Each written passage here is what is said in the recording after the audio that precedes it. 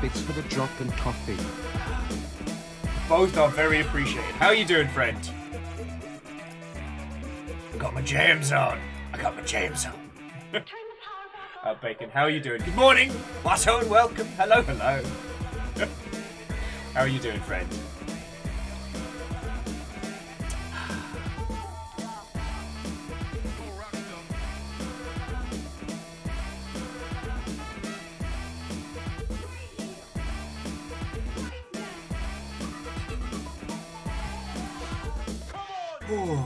Hey, crank up the volume and wake up the neighbors.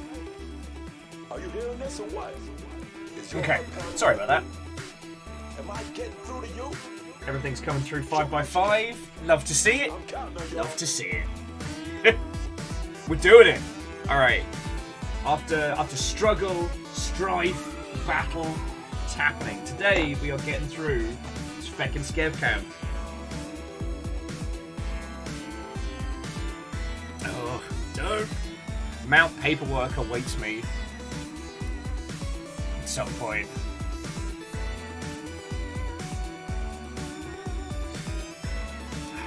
A beast that I must face at some stage. And I'll save my stories for when the rest of the squad gets in. I never really know what to do like in these brief few moments before kicking off. Halendrix? God, I probably pronounced that different every time. Watto and welcome. Navalis, greetings. Lost flowers, Watto friends! Come on in. How are you all doing?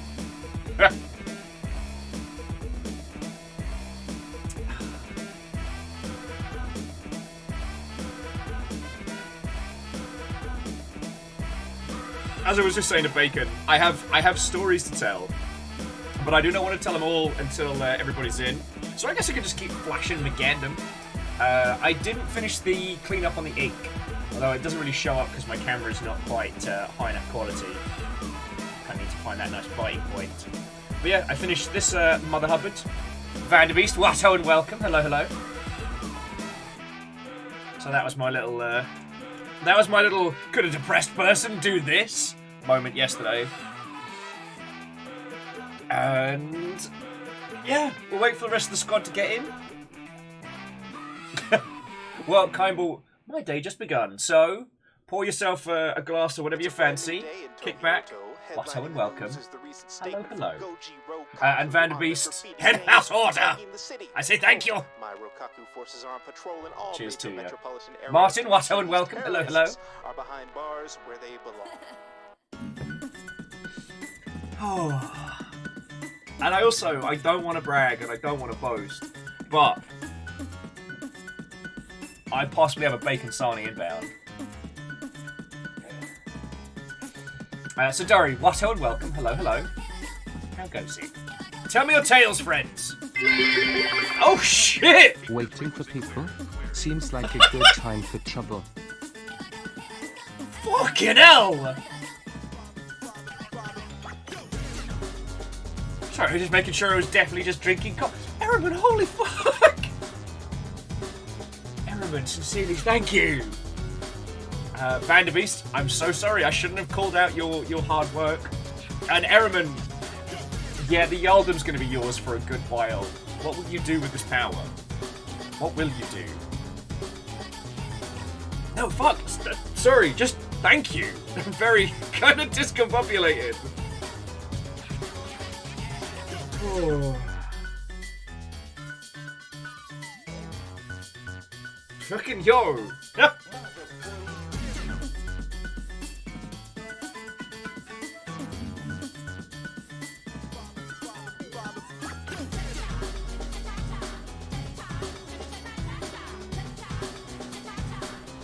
Fucking yo!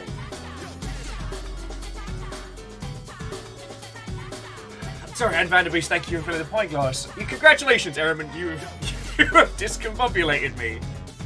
Wasn't expecting that. Okie dokie. Fucking wee.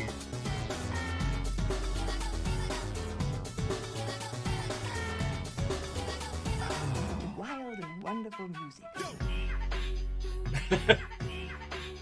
I mean, that's a hell of a way to go, Kindle. Death by 1,000 corgis. But more from like, you know, like bees will like cuddle up to somebody and vibrate and basically cook intruders. Same kind of thing, but corgis and snuggles. Like, you go out pretty quickly, but from, you know, corgi warmth. Araminta's first bit of the Yaldom, get bubble tea. I mean, okay, yes. Like, I'm writing it down. I'm writing it down. Jarl's Missive. Jarl's Missive, get bubble tea. The logistics may be challenging, but it's not impossible.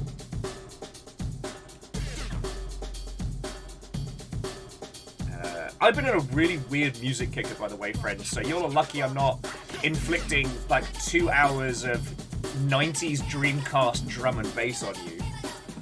I just found a playlist online, and it's just, like, Capcom vs. SNK, Ace Combat, a bunch of other, like, non-assuming games from that era where it was just standard to have drum and bass music for every, like, menu screen.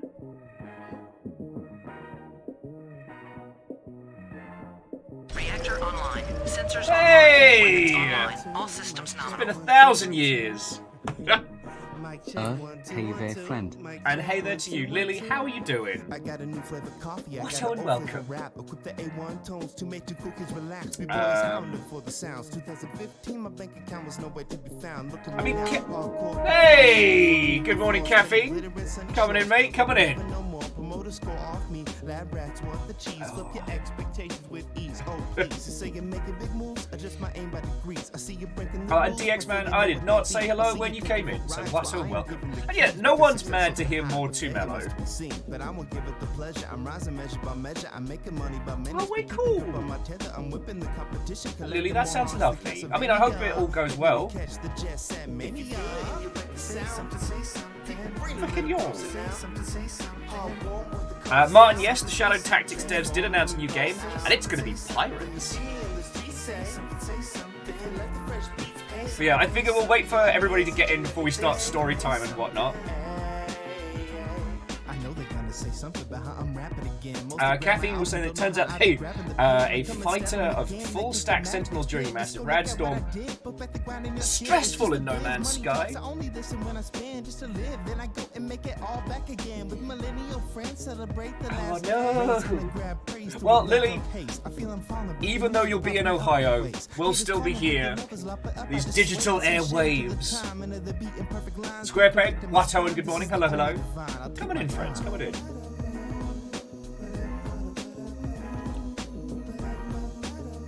No, literally, Everman, I have made a Jarl's order.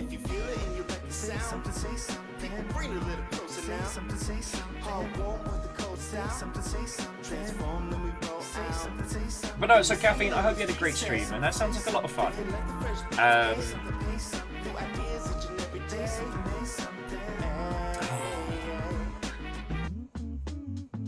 Sorry, I just I'm trying not to tell you all my stories immediately.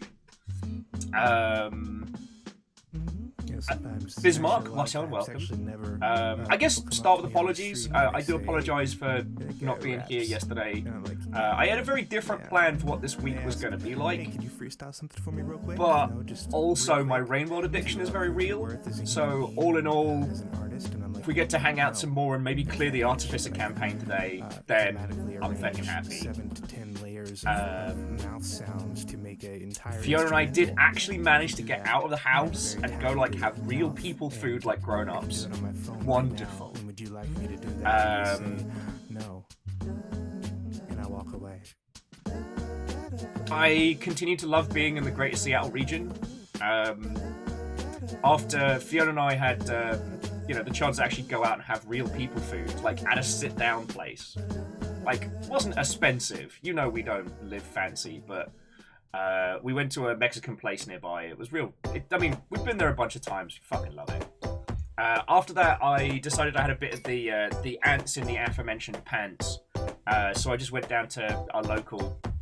And do you know what's fucking fascinating? If you looked at the lineup of the bar, of all the people I was drinking with, bartenders, I'm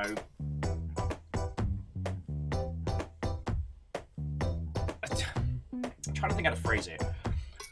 The lineup at the bar was a wonderful mix of people from the lower denizens of life. There was no fancy people dropping fat stacks at the bar. It was all, bartenders on their off day, etc. And what's so lovely about being in this region of the world is that I could talk video games with literally all of them.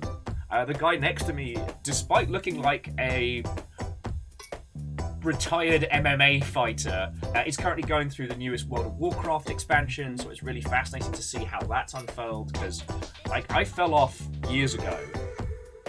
But, love it or loathe it, it still makes me happy that MMOs, of all things, ended up becoming one of the biggest genres. Oh, sorry, where are my feckin' manners? So, Darthy Soda, and the Blaster Master guy, I say, what? Oh, and welcome! I've not watched The Thing, the musical. So... GoldenEye is coming to Game Pass on January 27th. I saw.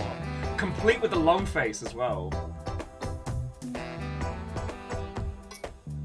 No. No. One of us will die. And I think it'll be me. What? I think you'll beat me to death with a controller. Okay, Fiona's giving me the look. No odd job. Slappers only, no odd job.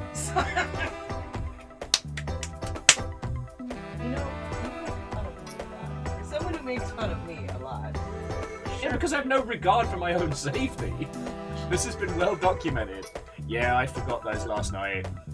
Cleaned up everything, and I was like, I'm forgetting something. I forgot the bloody bugs in my in here.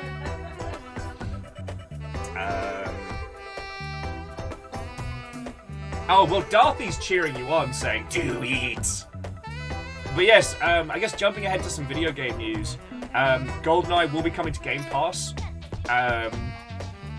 That's going to be a feckin' banger. It was actually really interesting to see the Microsoft quarterlies that apparently, they're down on console sales and stuff, which I thought was really interesting because Game Pass has been kicking ass.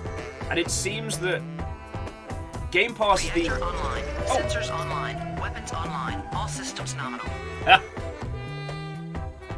What, so many months? So many months! So much time for activities! No, Wolfgrad, and I wanted to say again also to Lily Longbean, thank you for these monstrous long subscriptions. Wolfgrad, it feels like you've been with us the whole darn time, and 27 months is casual numbers in this area, which is just fucking mind-blowing. And Lily, that's 46 months. That's fucking loads. So thank you. Sorry, I've been a little bit all over the place this morning. Ehrman didn't take the Yalden. Ehrman blew up the building where the Yalden was and erected a new one. And I'm still kind of reeling from that one, but thank you.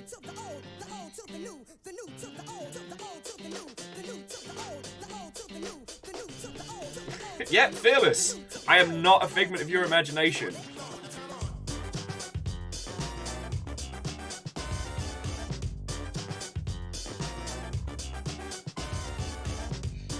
I am legitimately here.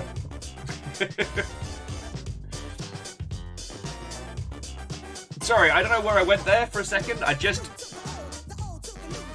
Kyball, don't give it away. If they find out that I'm just if I'm just playing a Will Overguard.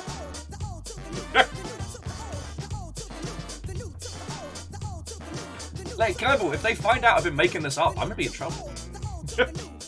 Blaster Master, am I a real Viking? I mean, what is a Viking? What does it mean? Actually, it's one of the fascinating things that Viking as a title, as a term, is way more squishy than a lot of other historical designations. So to be a samurai, that is a caste designation from a specific family. Like, it varies throughout history, but for the most part, it's something that you're born into, right? Will, I'm legitimately here. Also, Will goes elsewhere. Yeah, you know what? That wasn't the best time to space case, Fearless. You are correct. But also, thank you for the bits, friend. It's good to see you all.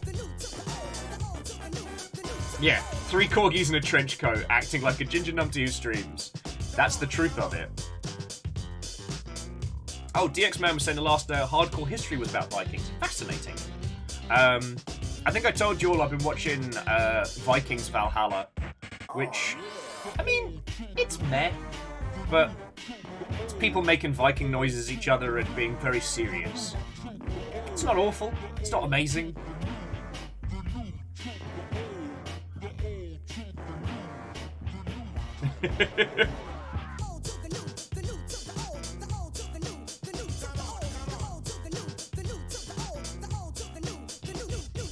Well, and Lily, sorry, I missed your comment there, but I'm glad it's helping, friend. I really am. I'm glad it's helping. And I do have to put my hand up and say that I maybe should have gotten myself more caffeinated before we got started, because I didn't see it till Blaster Master started saying, but how are you all doing? I know it's been weird not being here for like 3 days. So it took a lot not to just spool up a random stream yesterday, and as I was saying on Discord, my ability to stream vastly outpaces my ability to recover from streaming. And this has been well documented due to, you know, sleep deprivation and a very stressful life outside of stream. So Kyle, here's the fascinating thing. Sorry, Kyle was saying that my surname is Norwegian in origin. It is, but it got anglicized. Not as bad as a lot of people whose families emigrated to the US. And to Cat of Cats, I say, Watto and welcome! Yeah, Cat of Cats, I've been trying to get back into starting at noon Seattle time, but sleep's been a real arse the last, like, month and change, and I've been getting lax with starting on time. But it's lovely to see you. Watto and welcome. And yeah, Cat of Cats, that's what Caffeine was saying, is that the term Viking is a verb. But yeah, so TLDR, my surname got anglicized from my family emigrating to the States a gajillion years ago. So, like, the spelling is unique, but because, like, the umlaut's been dropped and it's just been kind of, like, cleaved up a little bit. Great for a dyslexic, but means I can't really track anything history-wise. And I'm a very, very big proponent of nurture, not nature, you know? Yay! At Lily Longbean, thank you for gifting us up to Cat Cats.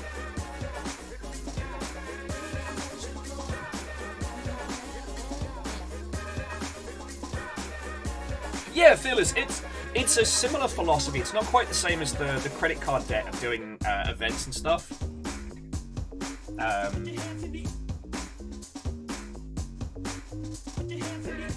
But I mean, feck, you've all hung out with me enough to know me. Like, I love doing this. Streaming and chatting and socializing and stuff is my element. But no matter how much of an aptitude I have for it, I always have to accept that there does come at a cost. You know, I can't stream for 6 days in a row and then expect to be like peachy hunky-dory backflips, whilst also maintaining a borderline insomniac sleep schedule. But look at this robot I made! Reactor online. Sensors online. Rainier Watto and welcome! All systems nominal. Hello, fellow kids. Watto, fellow. You gotta have the skateboard on the back, but yeah. How are you doing? Feckin', how are you all doing? Tell me your feckin' tales, friends. As I said, took a day yesterday, didn't do anything specific. I strictly no work.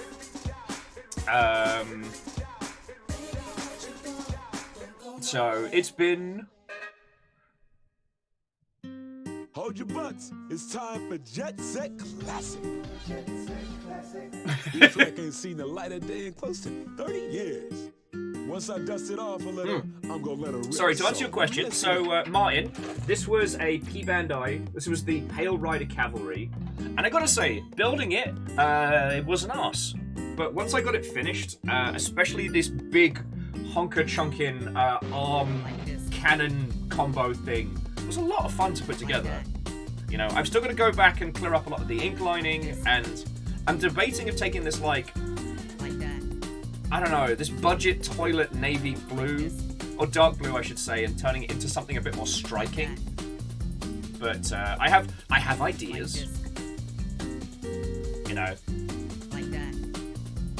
Okay, so Rainier says they got one more class for getting their bachelor's in computer science, but the last class is game developing, the class making a VO project using Unity. Okay, quite cool. Blaster Master guy, I don't collect Warhammer, I don't collect 40k anymore. I did in my youth, and I do not regret it in the slightest. But I know that world well. I know that world very well. Also, and I will pause the music to make this point, because Caffeine had to hear it, so you all do too.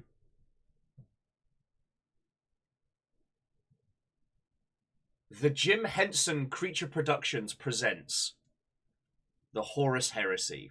You're welcome. You're welcome. Ah! Like this. Like that. The thing is, I don't even need to say anything. You can all see it. You can all see it in your mind's eye. Yeah, the Muppets Horus Heresy.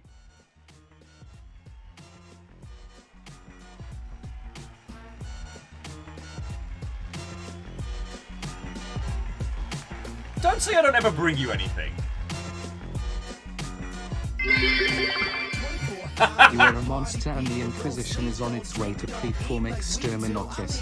Deserve it, deserve it. Oh. Okay, story time! So... I guess I got kind of like 3 lanes. I guess for like Will stories there isn't really a lot. Like, honestly, I've just, for the last few days... Where do Muppets go for exercise? Jim Henson. Get out. And then please come back. And we'll thank you for the bits. Alright, Blaster Master, have a lovely rest of your day. Thanks for popping in. It's good to see you. And Vanderbeest, thank you for filling the point, guys. And that blue bit just sitting in there. Okay, so... as for what's been going on with me direct, not a lot. The Twitter stuff is continuing to be fucking hilarious. So I guess, like, do you want to talk about Twitter nonsense, or do you want to talk about games industry nonsense first? Like...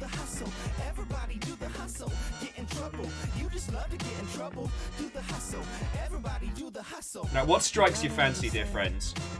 Because I haven't seen you all in like 3 days, which is far too long. And I'm like an overexcited friend at the pub, like, oh, my friends are here! Ooh.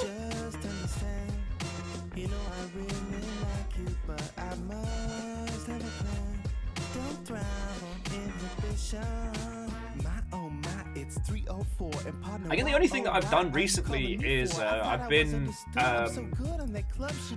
beefing out my my list of 360 games that I want to show you all.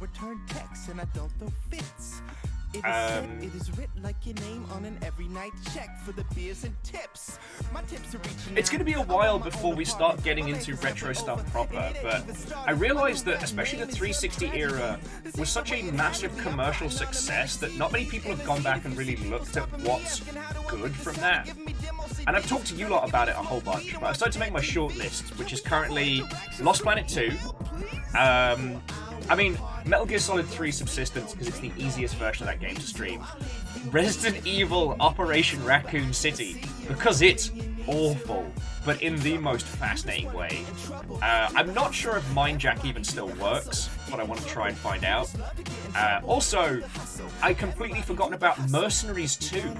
That whole genre of, like, open world, explodey good times.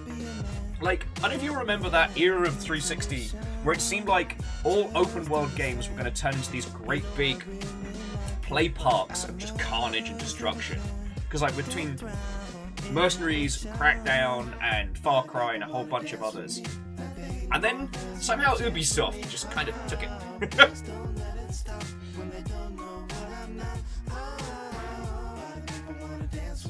Yeah, you know what, Fearless? Just Cause was definitely part of that. Although, weirdly, we all thought that Mercenaries was going to win out. Just Cause was kind of the... felt like more the underdog with the grapple hook, you know what I mean?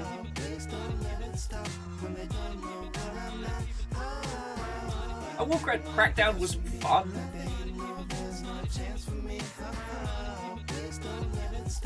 God, and the history of Saints Row is fascinating, but I don't think there's anything that really needs saying about Saints Row. You know, it took solace in parody and did a wonderful job with it. And it definitely focused on fun over... It focused on fun over form, and that really carried it through. Okay, man, are you ready to go? I'm ready to go. But yeah, friends, if you think of anything from the 360 era that was only on the 360, or only for that console generation, and was interesting, like, I mean, throw them in. Vanderby says, does the longships need to see the wonders of BloodNet? I mean, could someone who's already seen BloodNet still be hurt by it? Kybal says, Family Game Night 3? Didn't work on it. Ooh. Yo, if 1 versus 100 still ran, that would be a banger. Yeah, and Catcats, it's haunting to consider the fact that the Xbox 360 is very retro. But we'll just deal with it together. And the thing is, a lot of games from that era kind of dropped before the PC golden age that we're in now. So a lot of those ports to PC were awful.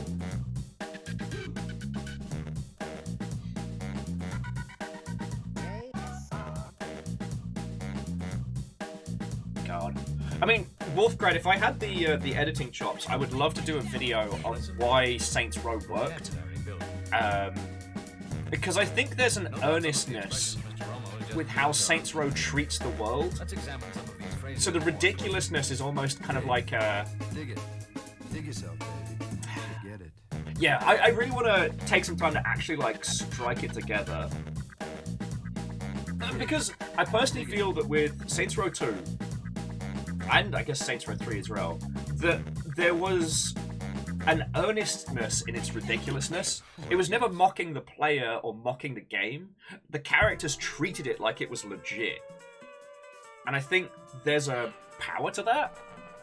Oh, Bismarck says, evil Aliens, Colonial Marines. I don't think I can still do anything around Aliens, Colonial Marines.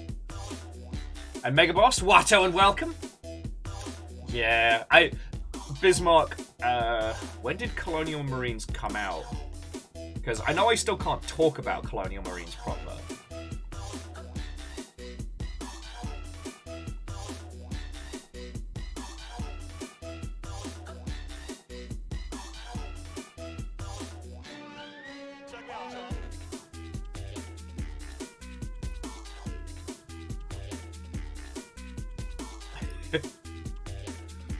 But yeah, sorry. Apologies for going off into space there. But yeah, that's been a little thing I've been plugging away on. There was quite a few really interesting titles from the Xbox and the 360 era that I'd love to go back to. I watched a big video breakdown of a game called Bullet Witch, which is just some glorious weirdness. And obviously, Jet Set Radio Future, which is fucking impossible to get digitally. It's often interesting that games that have some of the best soundtracks end up being weighed down by the legalities of a good OST. You know, one of the reasons why we don't see why it was so hard to get Jet Set Radio ported to PC, and a lot of the specifics around Jet Set Radio Future do come down to music licensing, but that's a whole other kettle of monkeys. Mine says we could do the small revival of the Army of Two franchise. God. You know what? I don't think it would be necessarily fun to, like, complete, because boy does it drag towards the end, but Army of Two, at least the very first one, is fascinating.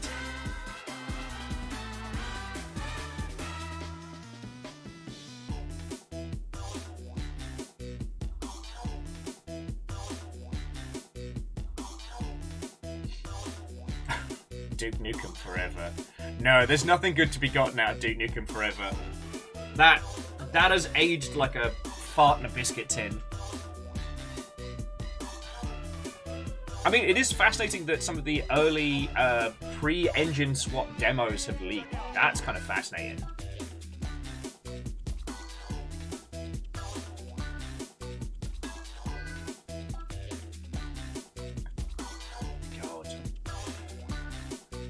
And you know what? Thinking back to Army of Two, do you remember that spree of like co-op specific games we got for a while? There was that theory that like same room co-op was going to be the next big thing.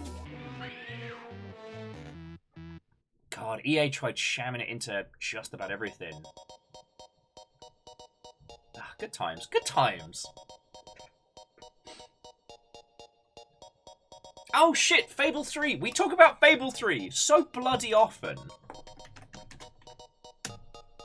Alright, I'm adding that to the list.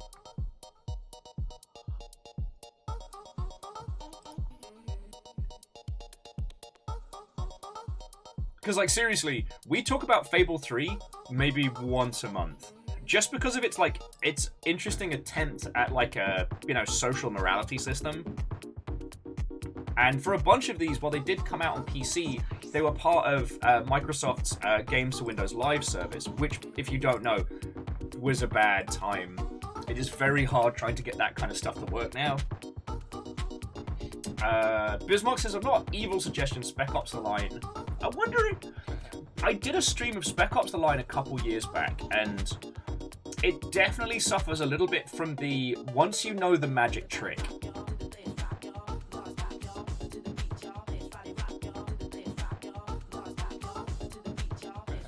My friend made a very interesting point about Spec Ops The Line, that unlike Resident Evil 4, once you know how the systems work, there isn't much of a game to fall back on.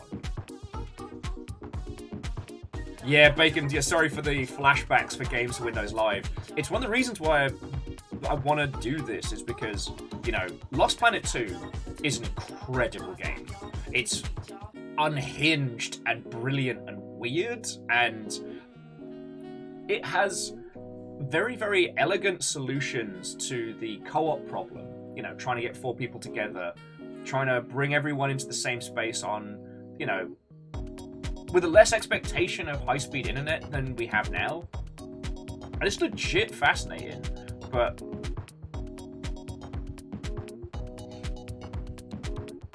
Oh yeah, Fearless, the Splinter Cell co-op exclusives were, again, fascinating. There's another, like, entirely mismanaged series. The Splinter Cell series that rose to prominence on its, like, hardcore stealth 'em up, and then they moved to a more AAA commercial vibe, and it just killed the series. It's wild.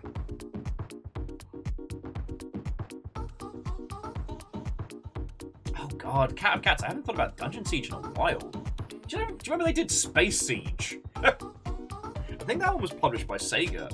Probably still got a copy of it in storage back in the UK. But yeah, so Games Windows Live was an attempted service that, if it had lived up to all its promises, probably might have been a solid Steam competitor, or at very least been like the start of like an Xbox integration. Games Windows Live tanked horribly, so much so that the Xbox integration happened the other way. Oh shit, Sonic 06. Have I hurt you lot? Is this because I took a day off? Which do you think would break first? Sonic 06 or me? Because I like to think my stubbornness would carry me through, but that game hurts. That game hurts. Will tests his blood pressure on Sonic 06. Oh, I see your vote of confidence, friends. Fucking yo. So yeah, so that's something that I've been working on slowly. We obviously aren't going to run out of video games to stream anytime soon. And especially with Rainworld now providing more content than we'll be able to clear in 1,000 years.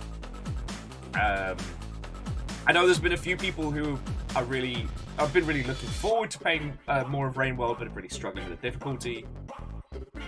Wet Paint Gaming, what and welcome. So Lost Flowers, I do not have a 360. So that's the big stumbling block. And I can't ask you all to send one because we don't have a PO box right now.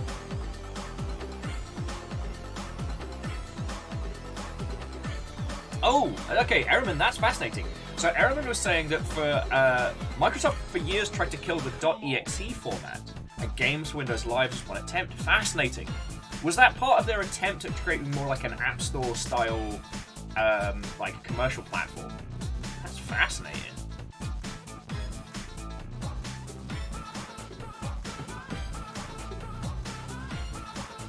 Oh yeah, Phyllis, at some point, like, going through, like, the path of the Tom Clancy games, because apparently they made a Ghost Recon Tom Clancy game that's been on Epic for, like, a year, and it's like,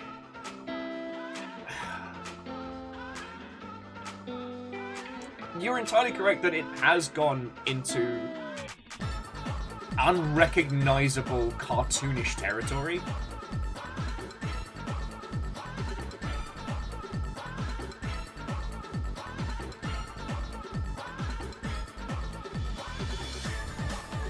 Oh, Bismarck, was that one of the games they tried to put Nuftas into? Oh yeah, and Lily Longbean, the .exe phase of YouTube subculture. That is something that somebody else could deconstruct, alright? I'm gonna stick it to video games. I got enough work on my plate. Although, technically some of them were playable. No, that's a conversation for another day.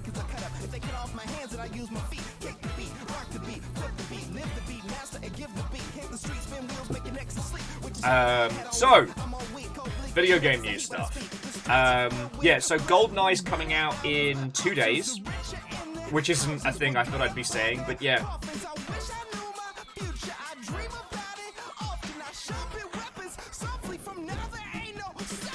Okay, well, Ehrman, that is fascinating. Thank you. And Wet Paint, like, that is real cool of you. Scotty puts in a fuckload of hours, and they will be no doubt happy to hear that. Just in case, again, if any of you are wondering why the VODs don't suck anymore, it is because Scotty's been putting in the hours. Yeah, XD Johnny XP, time travel is real, and time is truncated. So yes, on both Switch, Xbox, and Game Pass, GoldenEye will be coming out in 2 days, and it will be available on Game Pass, so if you've already got it, you can just pick it up. The little bit of forehead slapping was developer Fantastic, but spelt missing an A, announced a game called The Day Before, which was meant to be coming out March 1st. They've had to delay it because, and I'm not even joking, they announced the game and did not trademark the game that they were planning on selling. So someone else has already taken it. I just... Oh.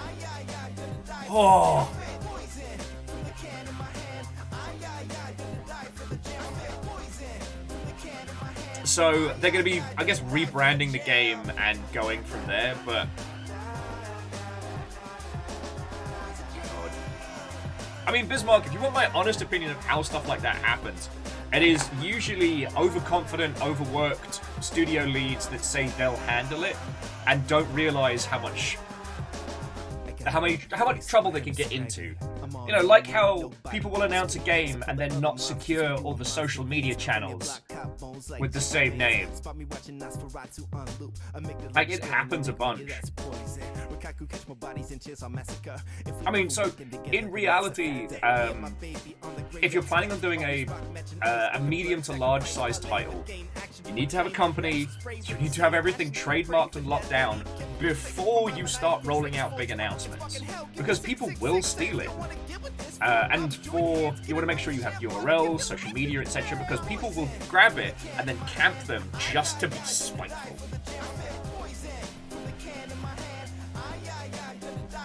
Now, it's interesting because the day before, it's not a good title, so hopefully it... Oh yes, and Fire Strager, you must name a shield. You have a shield to name. First one to a shield gets to name it. You'll know the rule.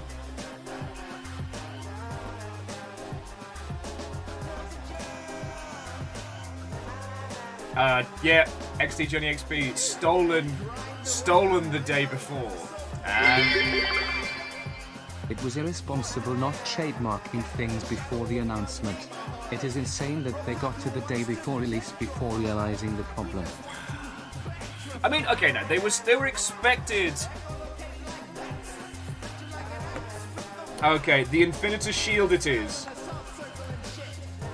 But yeah, no. So Shackle, they were expected to be launching March 1st. Like, that's only a month and change away.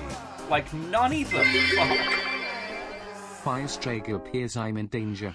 Okay. The current Jarl just doing a quick cheeky heal just in case.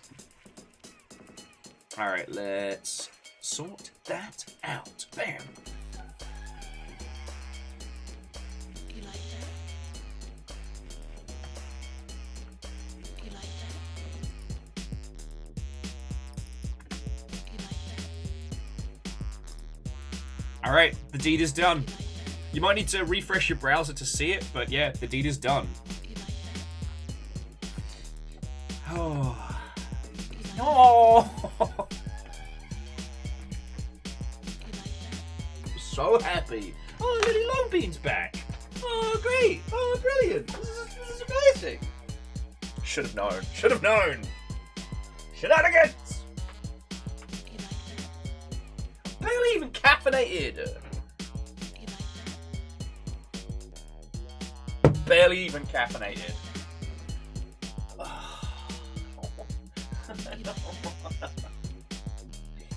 Grumble, grumble, grumble, grumble!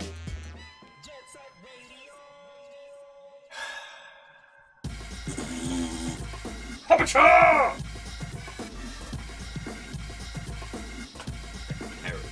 A lot of you.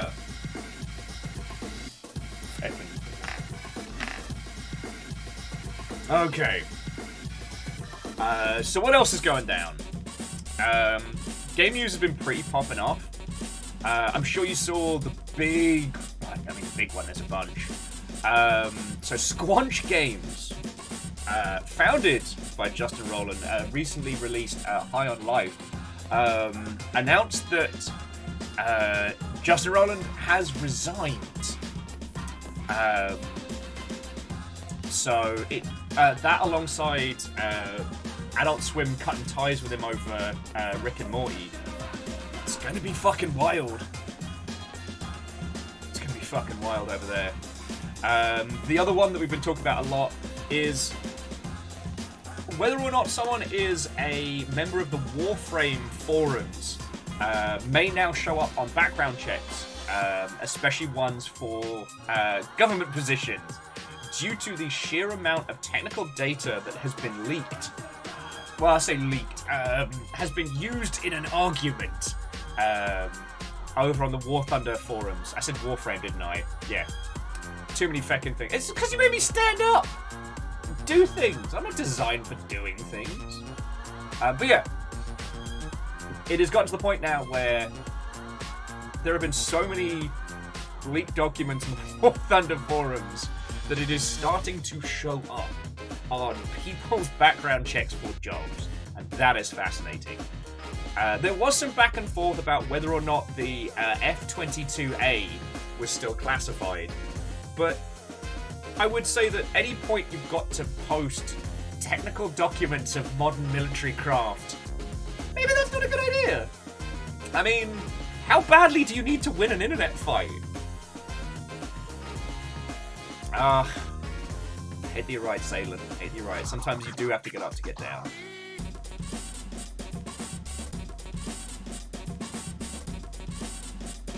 Bismarck's the half-convinced War Thunder's a psyop.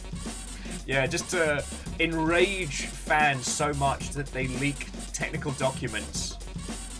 It's fucking wild.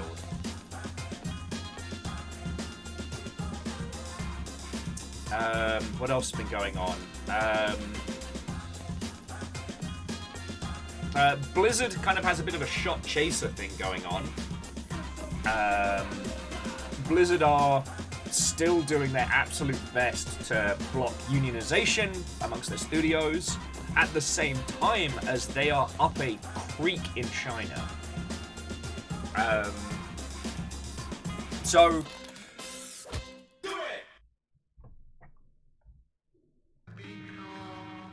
I'm sure you all saw the proletariat union has been hit with confrontational tactics from the CEO, which have halted the attempts to form a union under one of the Blizzard studios, which is very bad. But we got a lot more insight into what happened with Blizzard in China, so that has been fascinating. So basically, and this just blows my tiny mind. So Blizzard had said they were looking for a new partner to distribute their games in China, and they were working with a company called NetEase. Basically, the thing that NetEase were apparently talking about that was so insulting, the thing that infuriated them enough that the NetEase CEO was on LinkedIn being like, fuck these guys. Not literally, but the emphasis was implied. The opus was implied. The big word for saying fuck you was implied. Anyway, what happened was they asked for an extension on their contract. So NetEase distributes World of Warcraft, Overwatch, Diablo, etc. in China. They asked for an extension on their existing contract whilst Blizzard looked for somebody to replace them. And NetEase went, fuck off!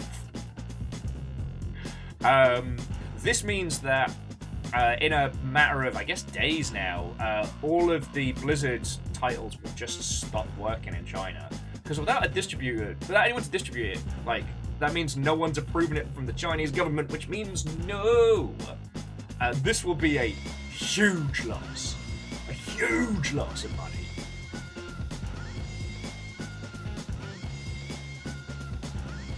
Yeah, the Dory Quill, they absolutely fecked around and they have found out real time.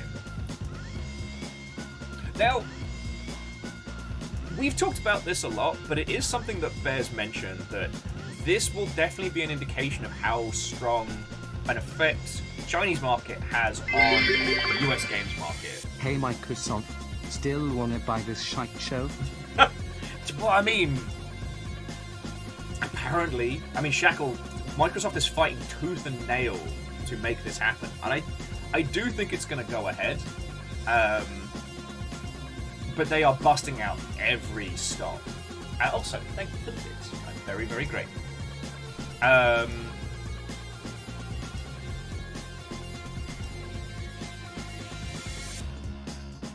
Well, so Favor 6, this, the way the deal is going through is the deal has already been proposed. So, to my understanding, and anybody that understands, like, big mergers and acquisitions better than I can, like, please chime on in. But to my understanding, because the proposition has already been made, the deal has already been offered, what happens now does not affect the price that Microsoft have offered, because it's currently going to the FTC to see if it will be approved. So, if it goes ahead, I do believe it has to go ahead at the valuation that was made and proposed. Okay, Wolfcrad's agreeing, yeah. The price is fixed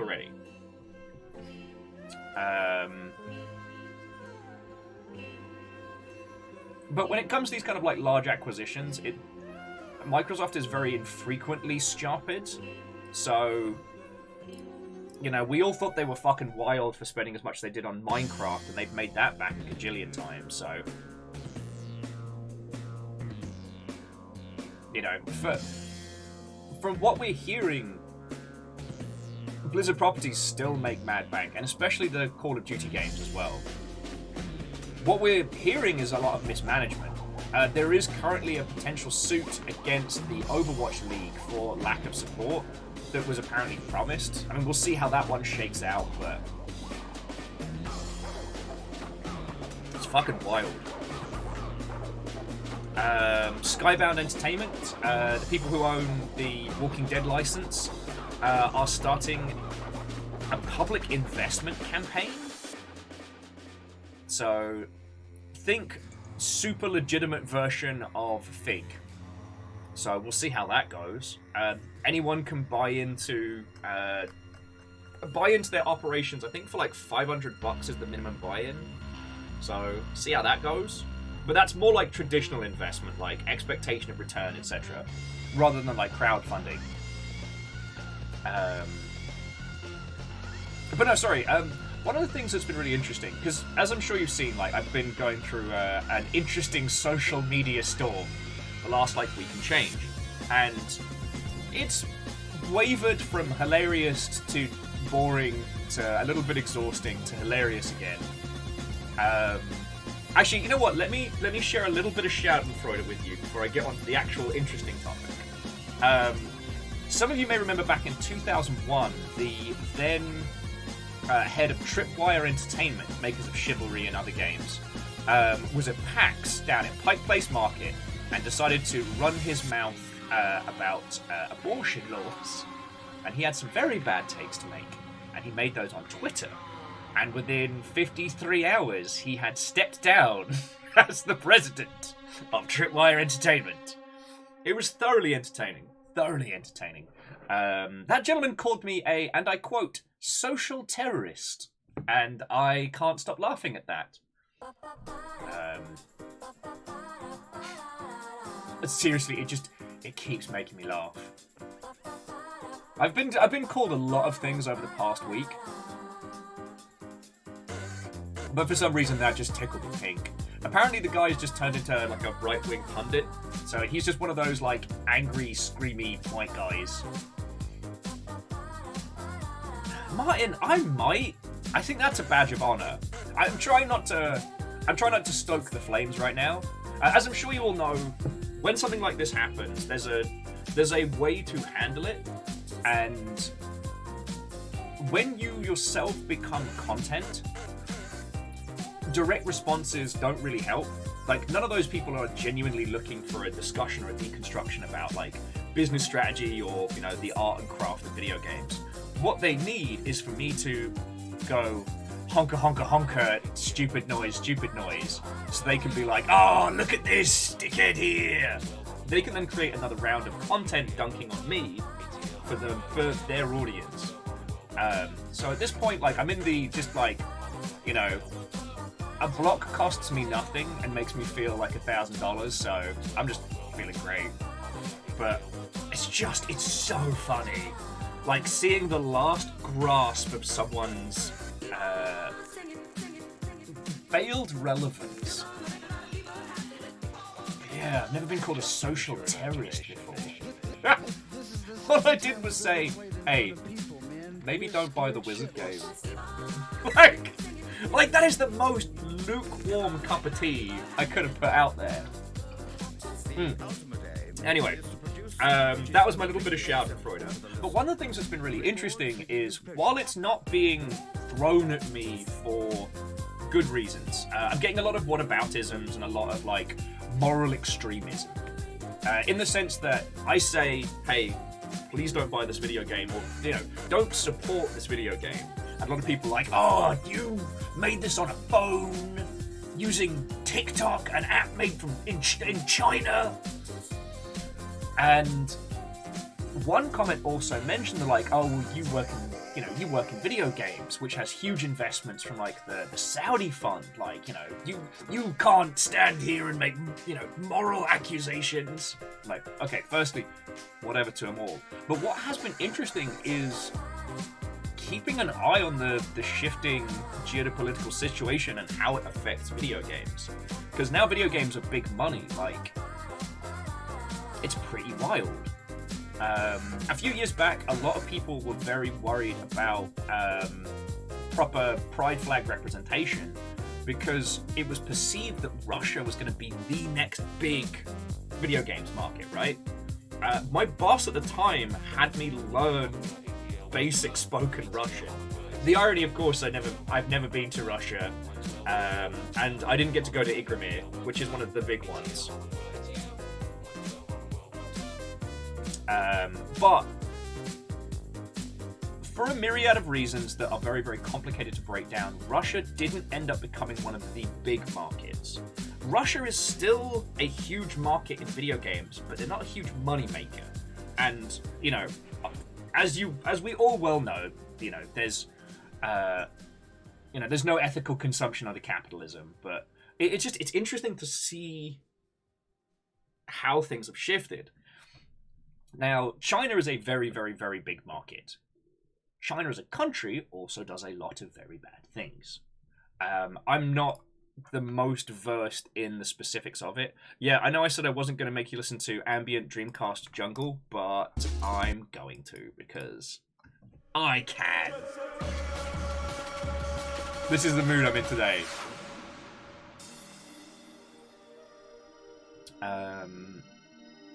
And also, like, one thing that we can say with a surety is that China controls media in their country. If you and I want to release a video game in the United States or Europe, we just make it, put it out there.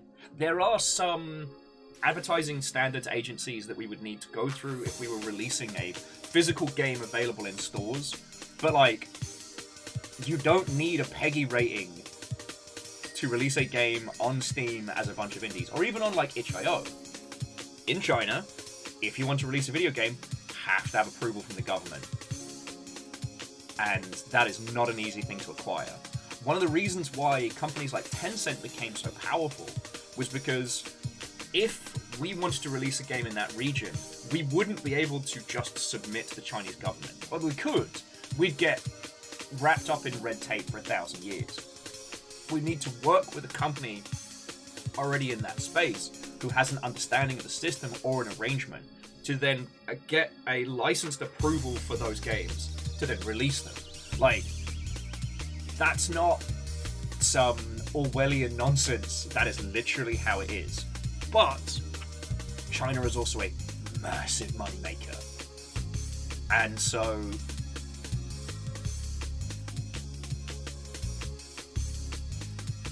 the current regime says that it has solved video game addiction, and so is being a lot more pro video games and release. But that is definitely something to take into consideration. As an arrangement, aka knows who to bribe. Oh no! Oh, Eraman, you've still got the Yaldum, but your blue bit has been replaced. I'm so sorry, friend. Yeah, and Shackle, I don't know the geopolitical situation there well enough. Like, I want to joke with it, but I also don't want to imply things that I don't know enough about. You know, and Lagmeister, Watto, and welcome. The other thing that got mentioned was the Saudi Arabia Public Fund, which is, and again, those of you who understand the situation better, please feel free to correct me, but the TLDR is that the country of Saudi Arabia has an investment fund that operates essentially like an investment bank. Like, you know, they make investments with the intent of a return.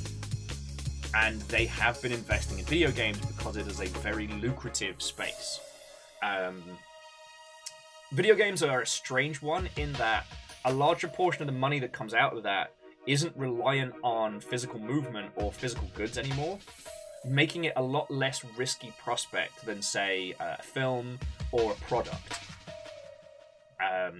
And I'm sure you understand the logistics of that. Like, if I want to buy a Gundam, someone has to make a Gundam, put it in a box, that then has to make it from wholesale to retail to me. Or even if they cut out the middle person, there's still a logistical maneuver, and that can be affected by a lot of things. If you want to buy a video game on Steam, so long as the devs get it up there, boof, jobs are good. Or that's also the true for, you know, digital distribution and the ilk. Yeah, as Caffeine says, your digitally distributed game has a very low chance of being stuck in the Suez Canal. God.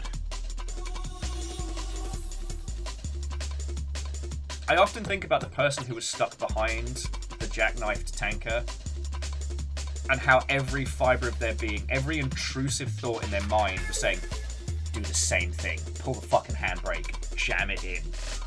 You'll never have another chance in history to be this funny.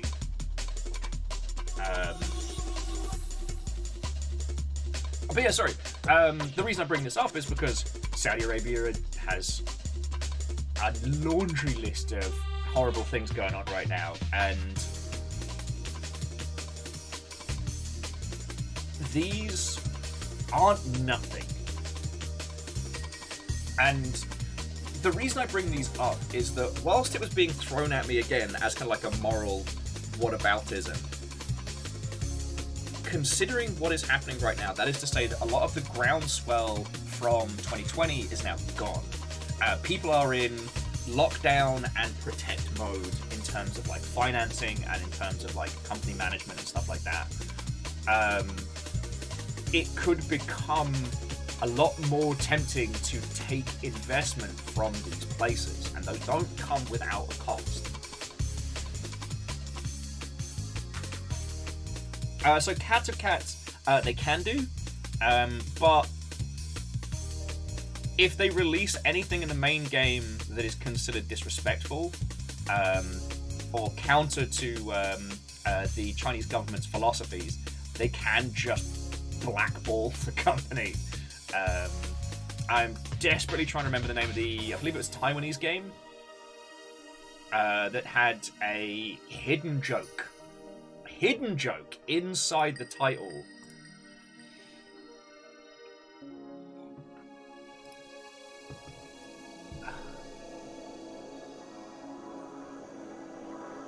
And it wasn't detention, was it?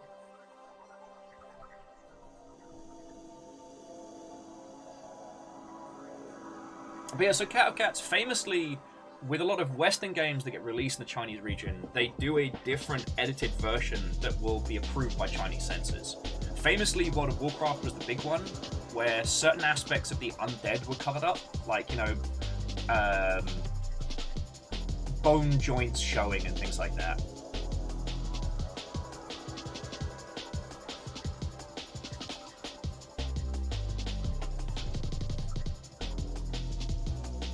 Lagmeister, if you'd like to know the answer to that one, you can actually go back and watch the VODs. But I will say, to my knowledge, nobody has given Moon more jellies in a single run than myself.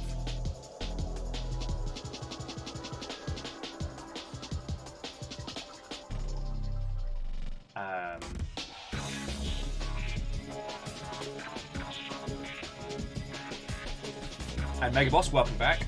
So Wolfgrim was saying, yeah, if you needed to boycott everything the Saudis invest in, good luck figuring out what's left. Yes. This is one of the things where, as a consumer, the amount of agency that you have is very limited. You know, again, no ethical consumption under capitalism. And until, I mean, if we're just being realists for a second, until, you know, North America and Europe are no longer heavily reliant on oil societally, you know, we've got there's no way to completely divorce from the involvement of those regions.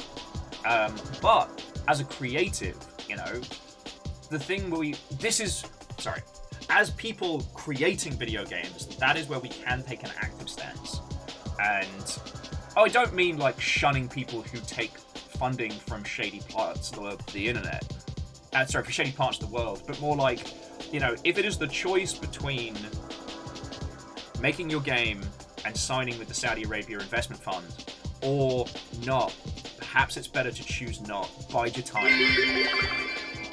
I would like to use my freedom to say, Jeff Bezos is a bastard. I mean, Favor 6, you just spent money on Jeffy B's system to support myself and make a noise, like, telling the person who owns it all to basically go fuck themselves. And that's allowed, you know.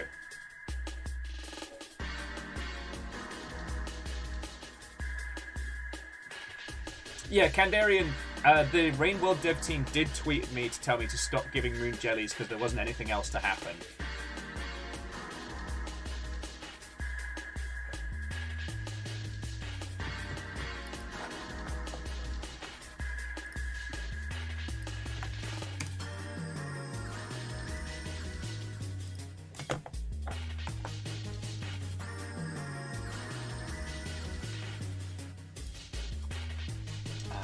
And Cavcats, I would just... so, Panthea, do you mean the developer Panthea Games?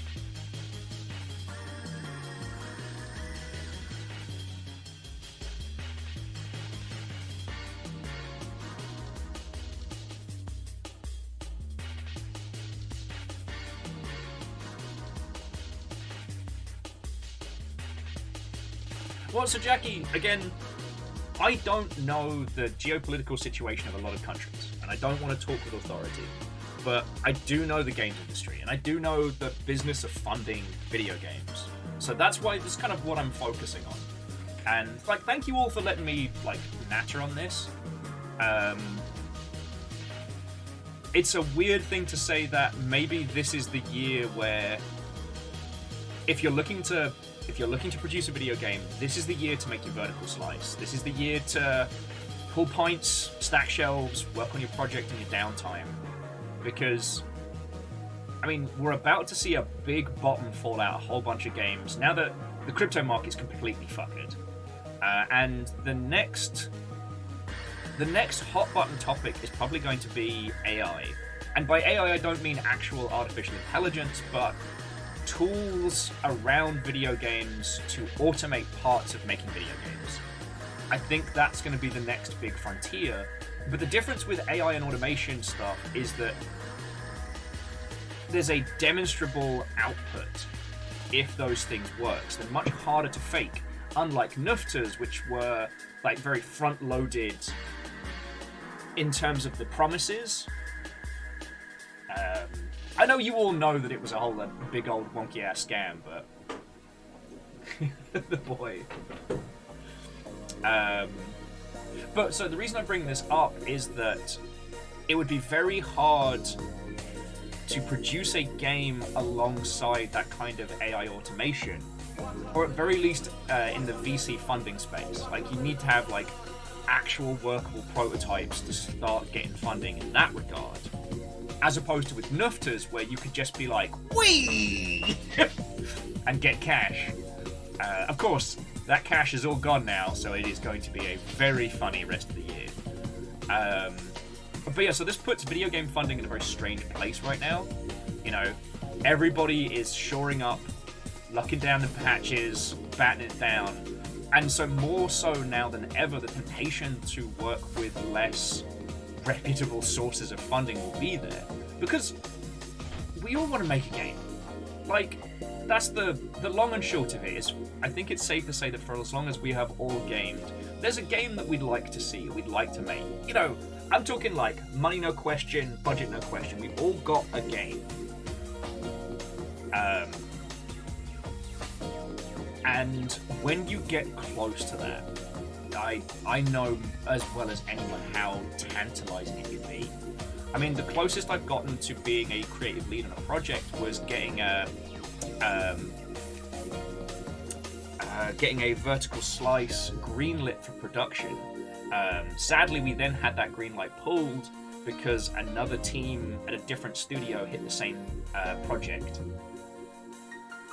Oh, and the Hamsternator. The Magikarp was actually one of the Gundam build kits, and it's a really fun kit to make.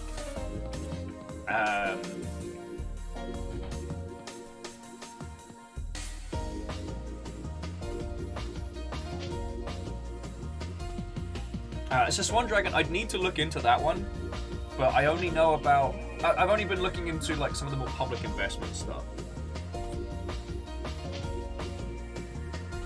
And Cats are never more desperate than when you're millimeters from the finish line. And it's also how a lot of game dev teams end up in bad contract deals. So like, okay, let's take Metalcore for example. I don't genuinely believe that the devs making Metalcore like all that NFT bollocks. But they're a big team. And they must have been only inches away from getting their giant robot infantry battle games funded. And then Mr. Venture Capital comes along and goes, hey, we need to have an NFT game in our portfolio. NFT games are going to be the future. We want you to make it. So they agree. Now they are stuck in development hell.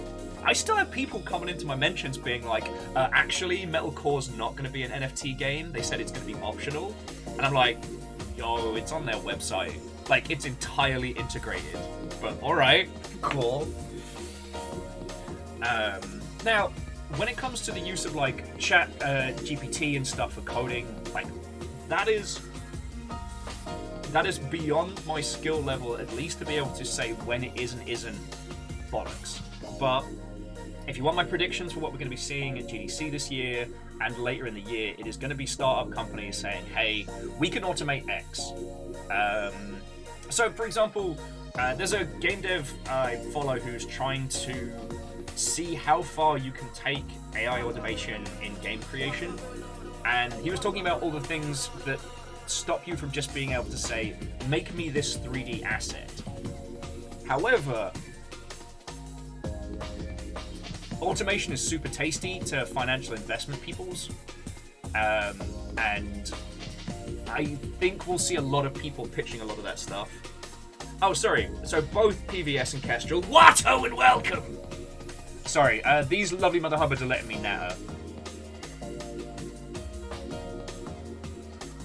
Oh yeah, and Swan Dragon, I don't disagree with that.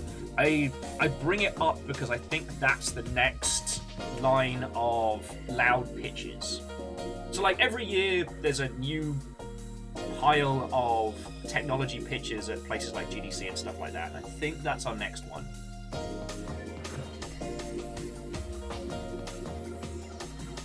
But yeah, playing. I mean, you're not wrong. There is nothing that companies hate more than paying people, because especially in video games, your only overhead cost is humans, and in an evil standpoint, every human you can cut out is money saved. I don't agree with that. I don't like it, but you can see how the evil tracks, right? Like when we talked about, crypto NFT bollocks being bad evil. Automation of work, that's smart evil. And we're already seeing it to an extent. I mean, UE5 handling LODs is a lot of work taken off someone's plate. But then on the flip side, that's a lot of work that's not needed that may result in people losing their jobs. It really depends on how you look at it. Actually, it doesn't depend on how you look at it if somebody gets fired, but you know what I'm saying. Sorry, if that sentence was complete nonsense. Basically, when you play a 3D game, you might have noticed sometimes in popping that when a 3D model is nice up close, it looks real crisp. When it's far in the distance, it's kind of blocky and blurry and a bit weird. Those are actual multiple different models at distance to avoid asking your graphics card to render full quality Gundam 1,000 miles over that way. Those are usually done by rank and file 3D artists and 3D animators, depending on the project. But yeah, they're just shorthand referred to as LODs.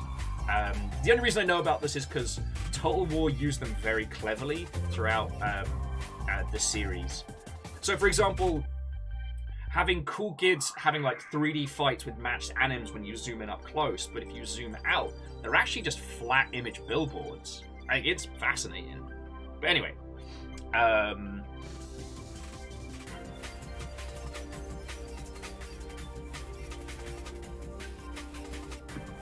yeah, Fearless, I mean, I appreciate you agreeing, because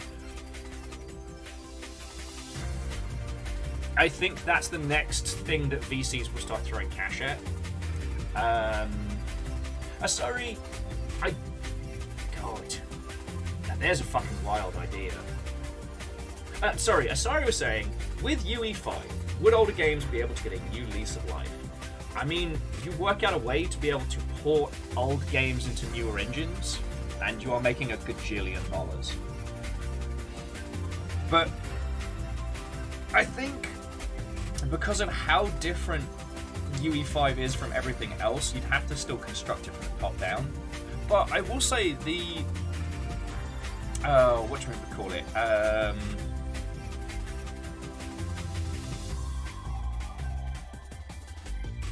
Power Wash Simulators, Croft Manor has been very successful, so I wonder if that's moving towards it. Also, friends, I do want to say, like, this is pure theory crafting. Like, I haven't had a chance to speak to any of my financial investment friends. I haven't had a chance to speak to any of my, like, industry publisher friends about this. So, right now, we are scribbling mad ideas in a chalkboard. You know? There may be some other tech that's creeping up, but if there is, I haven't seen hide nor hair of it. But AI and automation, whilst it's getting dragged over the coals, is very tempting for investment people.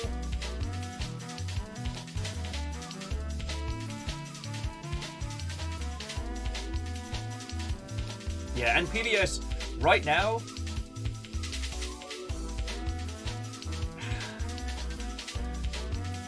it sucks. People in big studios, left, right, and center, are getting laid off.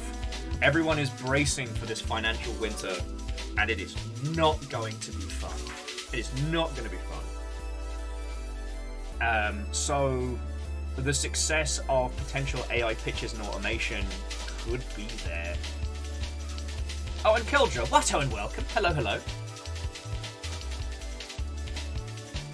Wait, Kaimba, are you saying you're buying a proper power washer? Because I'm jelly.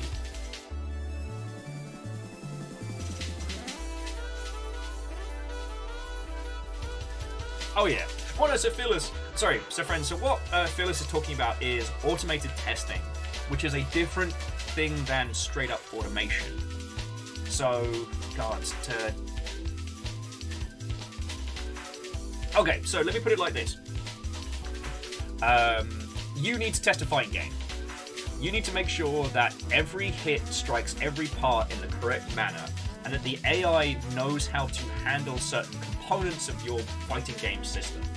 Now, you can have QA testers run the numbers, but logistically, they cannot run the same amount of tests as you could do if you had automation systems running shit tons of battles and shit tons of situations, flagging things for QA testers to then, like, delve into. Automated testing is great for AI, it's great for complex games with shit tons of variables. Whereas what I'm talking about is automation of creation. So we've seen all the back and forth about art, illustration, and things like that, but, you know, automation of 3D assets, automation of code, like, holy crud in a bin bag. And I think that's what we're going to be seeing a lot of pitch-wise this year. But that's just, I mean, that's just my theory.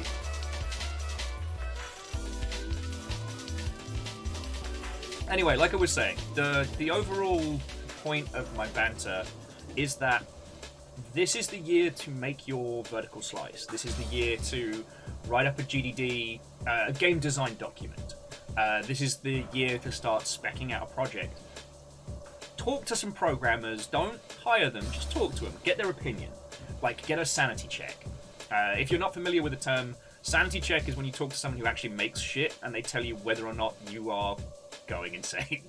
Sorry, that's a really horrible way of putting it, but for example, I was working on a project, God, a couple years back now, that was loosely based on the size and scale of Made in Abyss. I wanted to create a game that was about environmental storytelling and vertical movement. I wanted to create something which was about, you know, exploring the ruins of a fallen civilization. Rain World Downpour hadn't been announced, I needed a fix, don't judge me. And so what I did is I sat down with like a like a core engine programmer, and I was like, right, I need to know if I'm going loopy. How can we do this? And if we can, how would we do this? Because the challenge was creating that sense of scale without killing yourself making high quality assets or melting someone's poor graphics card into a million pieces. Because, friends, whenever you look out across a huge field or a massive expansive environment in a video game, the amount of tips and tricks and hacks that are going on to allow that beautiful scene to render are more than can be counted. And that's not necessarily feasible for a team of, like, you know, of 2 to 5.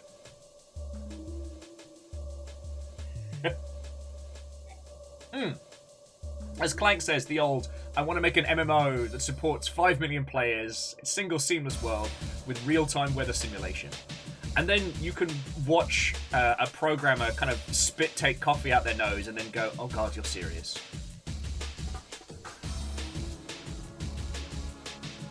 Now, Fearless is saying that also sanity checks are a thing even when you know what you're doing. Usually because something you do so well might have slipped beneath your attention and you need another set of eyes. That makes sense.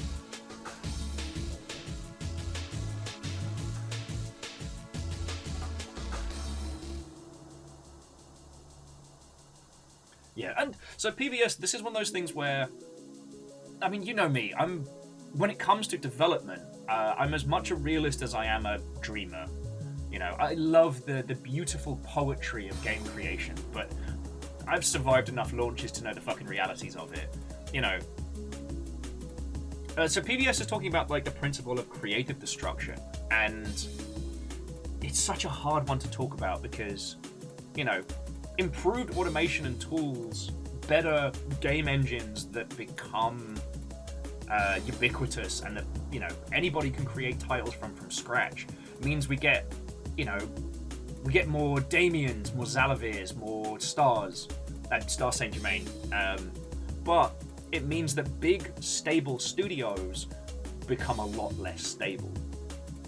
You know, we start moving away from the great big production houses and we start moving towards, like, smaller, leaner creative teams.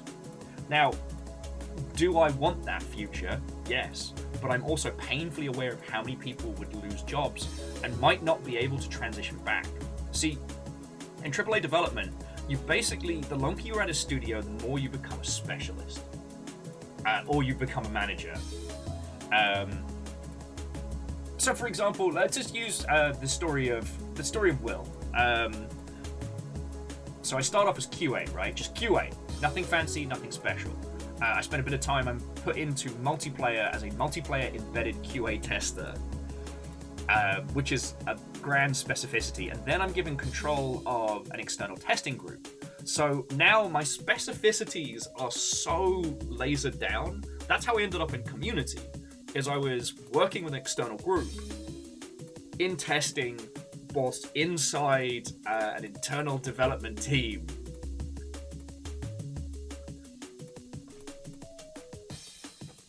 So,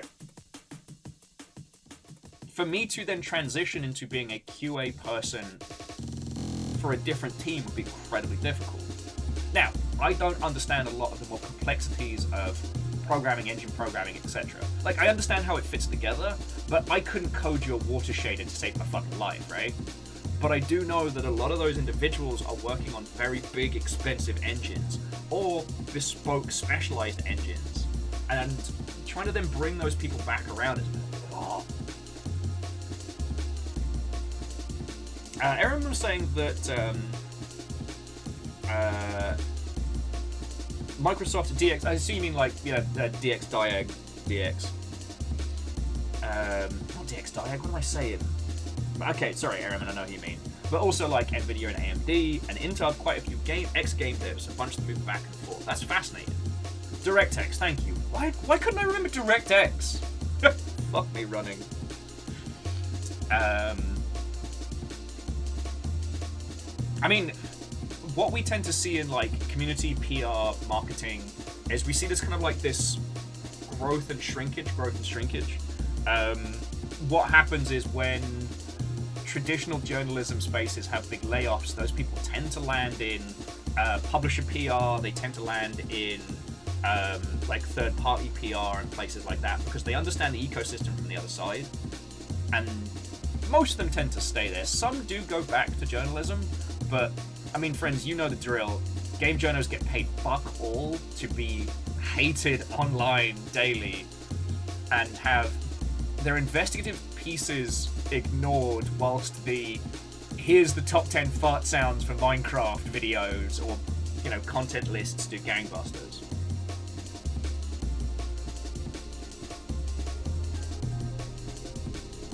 But yeah.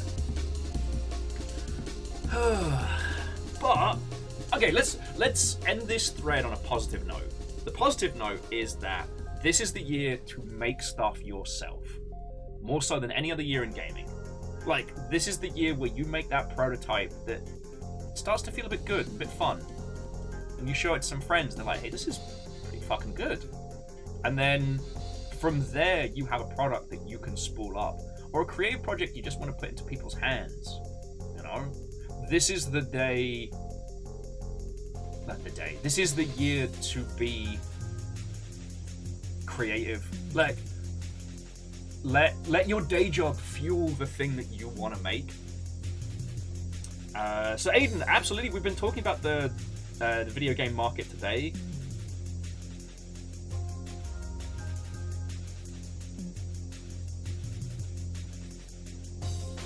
Is there ever a year to be trying to get into games? Depending on your skill level. My notepad! Last year was the year to get into games if you already have games knowledge. There was well, there may still be, well, I guess not anymore.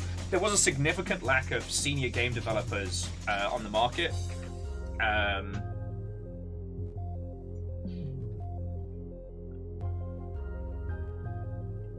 Lagmeister said I don't have a day job. Hey, then it's maybe you can be one of the mystical few. There are only a handful of people, and this isn't snark, this is very true. There are only a handful of people that have the focus and drive to just create. If you can, whilst you are not in full-time employment, use the time that you have to create like prototypes and vertical slices, then you're fucking set.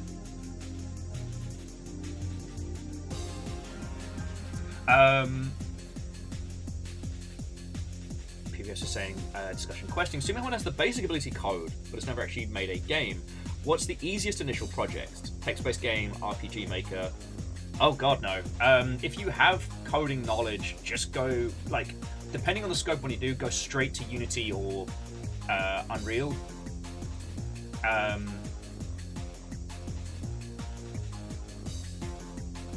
Stay away from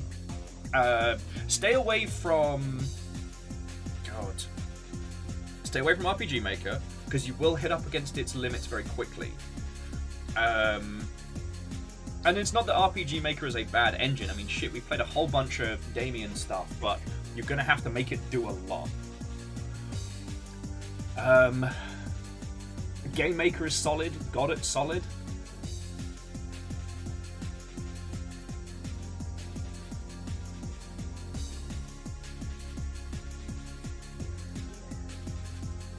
But I would recommend grabbing one of those, because if you already have programming knowledge, then you've got a good foot forward.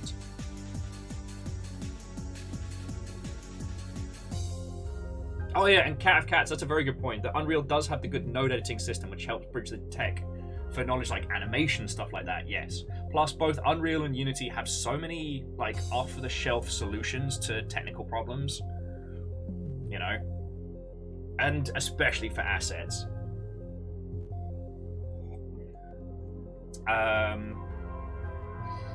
So Abe was asking, assuming odds aren't in my favor to get hired as a junior level designer QA.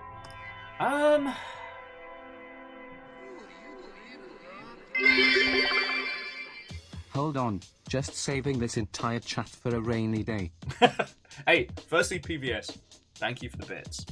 Secondly, I mean, it's all good. We have the game making section in Discord if people want to get more into depth with this, because I can only take you so far, right? Like, I'm not a programmer by trade. My job in the past is I get people to care about a game, and I get a game working. I get a game going. At Megaboss, we do know about develop.games. That's Thor's go-to site on, like, getting started.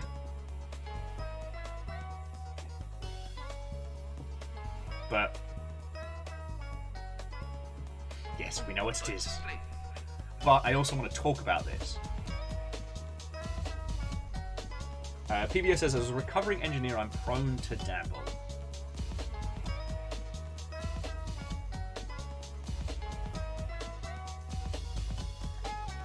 So,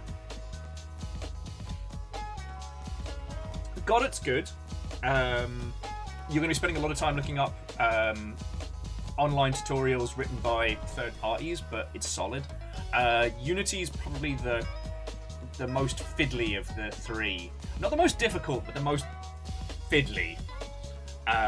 But the access to pre-constructed assets is probably the best, depending on your scope. And then Unreal's great for getting something like just up and working. It's one of the best. Polishing time on Unreal can be the lengthy part.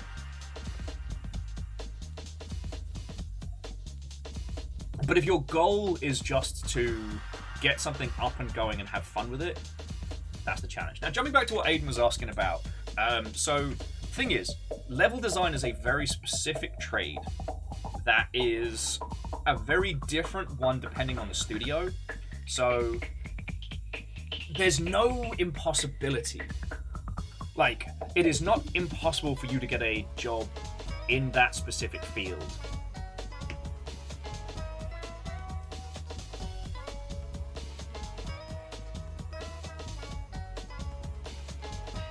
QA is probably more direct a path, but a lot of teams are using like large outsourced QA houses now, which doesn't put you in the best.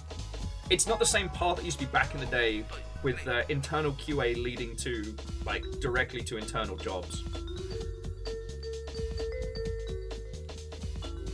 Oh yeah, Cat of Cats. Unity, the UI will scare you away. Unreal, the UI will beckon you back.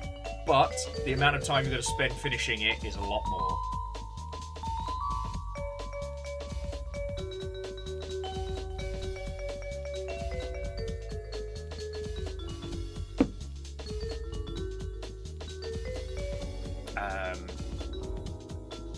So what I would say, Aiden, is that for getting into games at the moment, be very flexible. Hey, Kindball, if this is giving anybody some like Dreamcast menu music flashbacks, then I'm happy. This one is from Street Fighter 3 Third Strike. And if you were paying attention earlier, yes, that was some Unreal Tournament in there as well. Sorry, this is the hold music for my brain right now, so you're going to deal with it as well.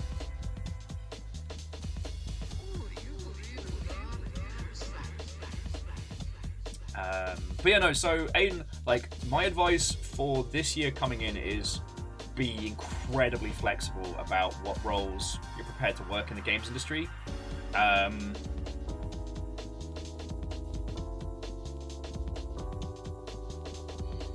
And be kind to yourself. Considering the amount of people that have been laid off just like in the last like month and change alone, like the people who got laid off from Microsoft were a lot of people focused around games and games adjacent spaces. So there's going to be a lot of competition in even like junior type roles.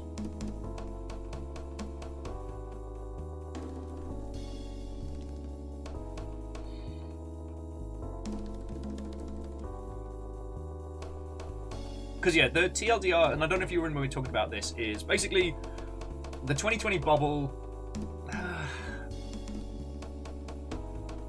Everyone's expecting a big financial crash this year. Everyone is bracing for it. And they are doing so by spending less money, laying people off, shoring up, and kind of hiding. What this year turns out to be, I do not know, but it kind of feels like a self-fulfilling prophecy at the moment, which is a larger portion of, like, you know, top-tier financial bollocks, but that's another story. It is unlikely that we're going to be seeing any big hiring sprees until, I'd say until well after GDC.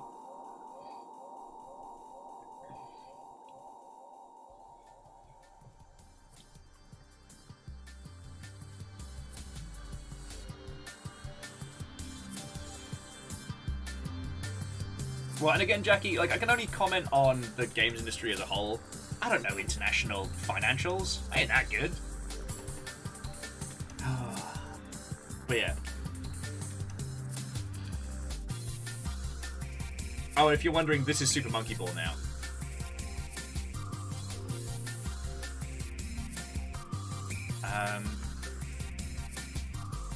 But yeah, the TLDR is I don't have a...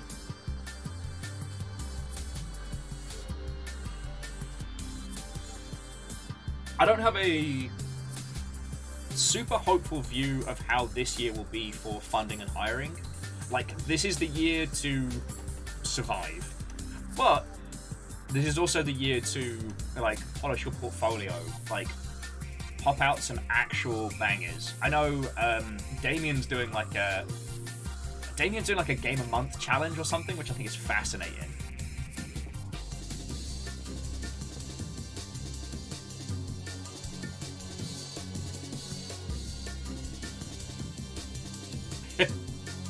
I mean, DX Man, not all AAA stuff is garbage, but the problem is there's nothing interesting to write about a stable AAA environment where people are treated good.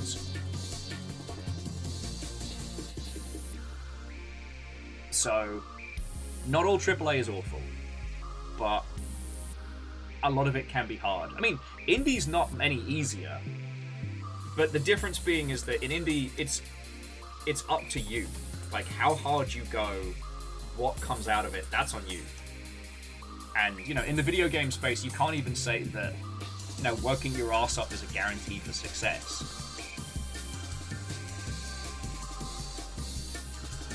And Aiden, it's no worry. It's no worry. This is a weird year, and I've been researching more and more of how things are unfurling in the space. You know, video games are in a weird little spot because we had such an unnatural state of growth in a way that we've never had before, and that always comes at a cost. You know, I know you all know the story, but just for context, you know, like 2020, the games industry made stupid money, but as you all know, when it comes to financing and the bollocks, numbers gotta go up. If number no go up, then company bad. But when coming off of an unnatural state of growth, how am make number go up? I mean, shit, that's the big old question. So Aiden, I am going to be going to GDC this year. It's the how I need to work out, because wait, excuse me, Bloodborne. God, so rude, so rude. I'm so sorry, friends. I'm just getting Rainworld booted up while we're chatting. So yes, I haven't worked out the specifics of it, but I am trying to go to GDC. Like, it's looking like I will be just trying to find a sofa to crash on and go from there. But we'll see how it goes.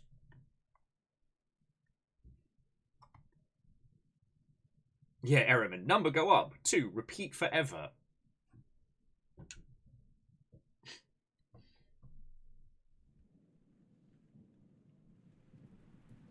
Fearless, I don't think I will have money to split accommodation with someone, so that's why I'm going to be hunting for... Now, thankfully, I have a lot of friends in San Francisco, and I know a lot of peeps hanging out, but yeah. Like, I won't be in a danger spot. Last year, the reason I could go was because my flight from GDC 2020, back when we had cash, was still valid.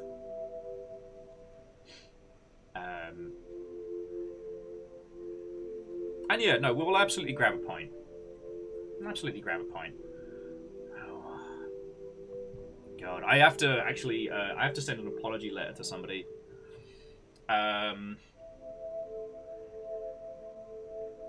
Somebody offered me a potential full-time role last year, and I got so in my own head thinking about it, I forgot to message them back, and it's been months. So I'll have to buy them a pint.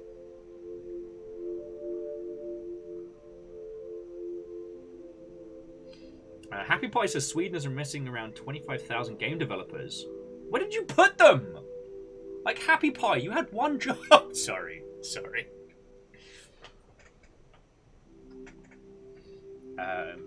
Well, no, and I mean, what Happy Pie is saying is one of the things that one does need to be aware is that if your goal is to work in video games and work for other people, you do need to consider yourself to be a traveling mercenary. You may have to work in varying places around the world, and that's just the job, right? Oh, and Restless, Watto, and welcome. Yeah, Kestrel, they're always in the last place you look. Ah, there's 25,000 game developers under the couch. How do they get down there?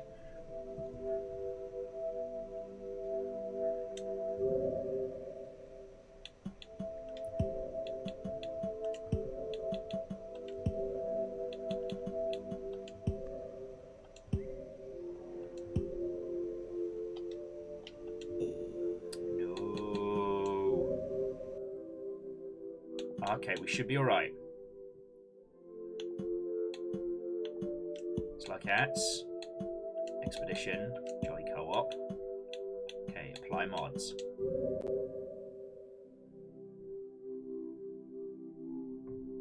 I've lost my fucking save game. There will be tears. Angry fucking tears.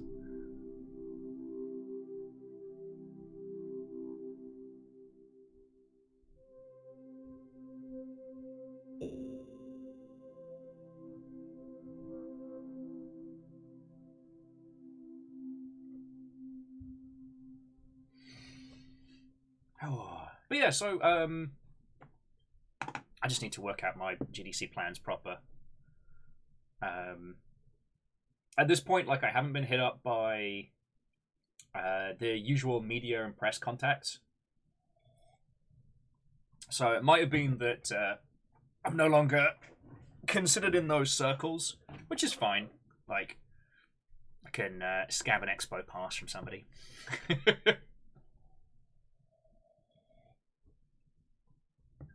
Well, so Fearless, the reason why I try and like mention like the traveling mercenary mentality is that there is quite a few times when, well, okay, because I was talking to this, God, who was I talking to about this? Oh, thank fuck we're still there. I was talking to this with a friendo. God, I hate that I'm blanking on who I was chatting with this about, but we were talking about the fact that one of the guys who, one of the lead creatives on The Last of Us has been cut out from the credits of the TV show. And they were like, well, that's pretty fucked up. You know, if you worked on something and it got adapted, and I was telling them, like, in AAA, it's pretty common when somebody leaves for them to just get cut from the credits altogether. And it's fucked up. But especially when you get into big studio mentality, you get into this weird tribalism. Where, you know, we're all in it together, we're fighting for the launch, we're going to do this. Oh, that person, they've gone and taken another job somewhere else, that traitor, they've betrayed us.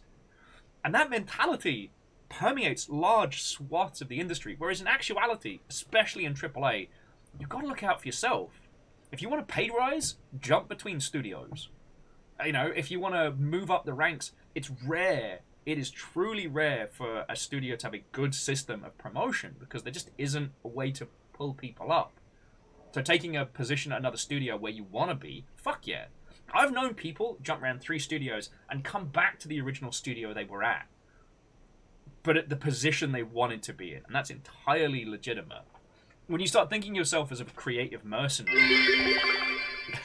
For those of us who have slept since last week, can we get summary of the Artificer story thus far? You absolutely can. Right. And again, like Shackle and everybody, fucking thank you. Ehrman just blowing the doors off. Fucking lead. Okay, so the story so far. So we have been playing as the Artificer, one of the new characters for Rainwell Downpour. We began in a SCAV camp full of murdered scavs, with this strange little floating companion and the ability to make explosives. And so we've been trundling around Rainworld, basically just murdering scavs and trying not to explode underwater. We finally made it to Pebs, and we got a little bit more of an explanation. The little floating friend is actually a personal computer, which would have been used by the citizens before they ascended in Rainworld. For some reason, it's bonded to us and won't leave, even when Pebs tried to steal it back. It seems that our story is one of vengeance, that slug pups that were either ours or we were responsible for got taken and killed by scavs, and now we are just out for bloody scav murdering revenge. Pebs has basically said, look, if you can just go and handle this situation for me, that'd be great. And the Echoes, the partially ascended, have informed us that for as long as we continue down this path of pure revenge and violence, we will never be able to ascend. In fact, we've never been able to gain karma until we met some of the Echoes.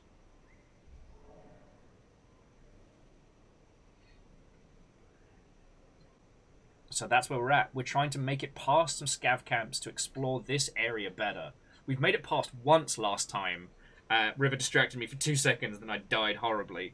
But we're going to do it today. We're going to do it. Yeah.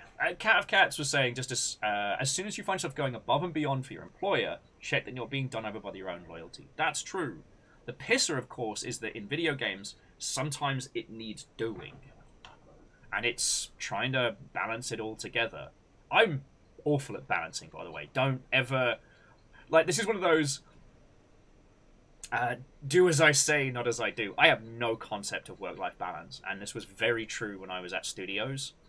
And it led to some interesting times. Violence.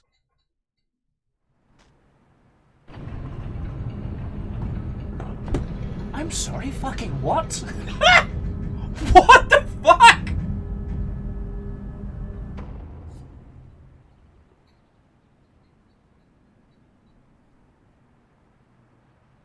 You all see that, right? I'm not going completely doolally tap. You all see that, right?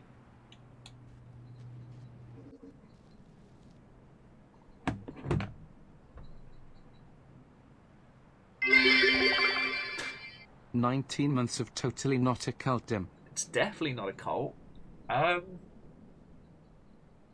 It's red. It is red. The corgis are being thrown into the air.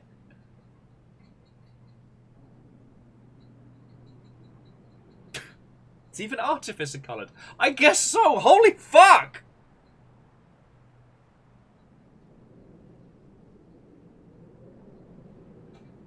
I did not expect that in the slightest.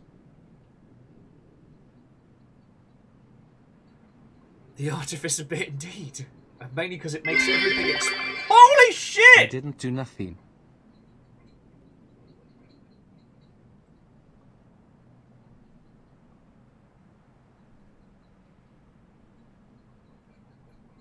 So, Ehrman, you had a good run. Holy fuck. Lily, thank you so much. Holy shit!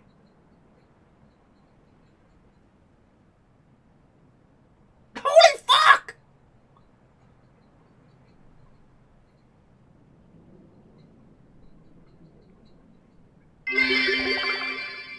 Corgo for Corgo for Corgo for Corgo for Corgo for Corgo for Corgo for Corgo for Corgo.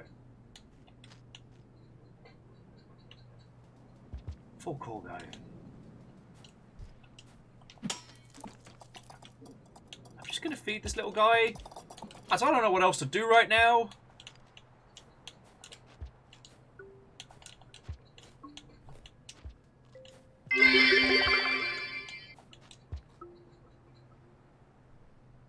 Three cheers, you say?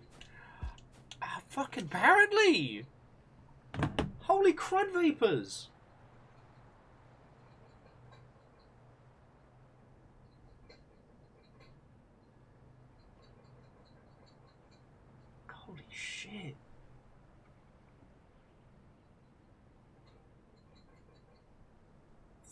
Sorry. I was... hello. Fuck. Thank you. Sorry. Shit. Left.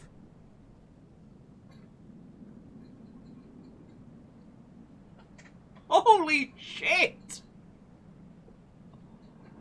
I don't know what to say.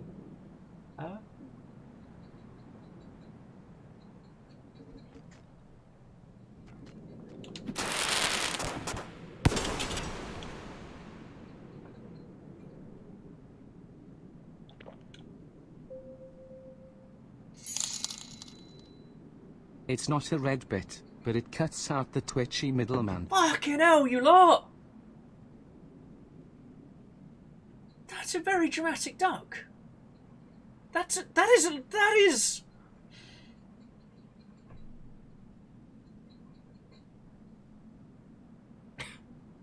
Well, Happy Pie, I'd never thought of it until now. Oh, hey, new y'all!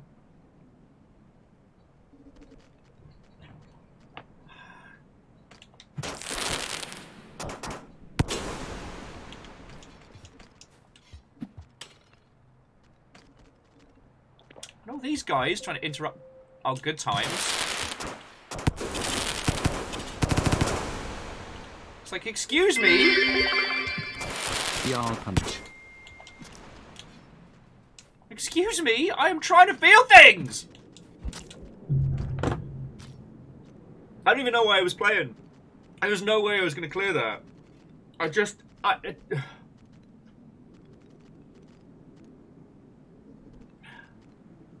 Y'all punch! Phyllis, Lily, all of you, fucking thank you! Stop that incessant clicking. We're starting off at a monstrous train. We're starting with a monstrous train.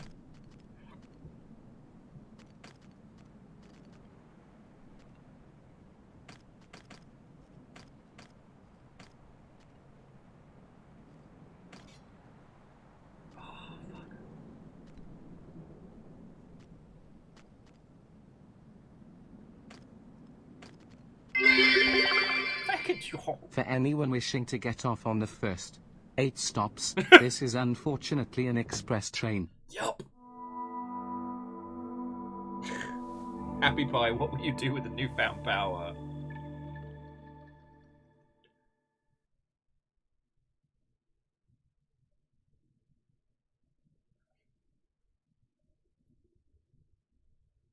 Holy crap in a bin bag! I regret that I missed the breakwood bat signal, and am low on bits. PVS, I mean, you all do so much. Holy fuck.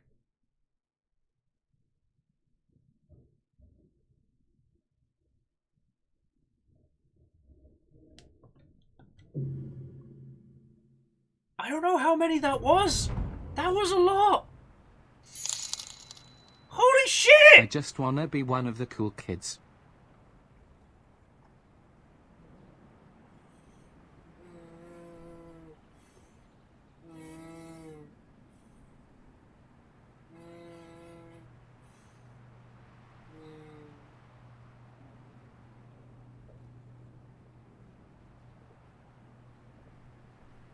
Fucking shaking. The Teenage Mutant Ninja Turtles, our 4 reptilian heroes, have overcome the Ark villain Shredder. Holy fuck sticks.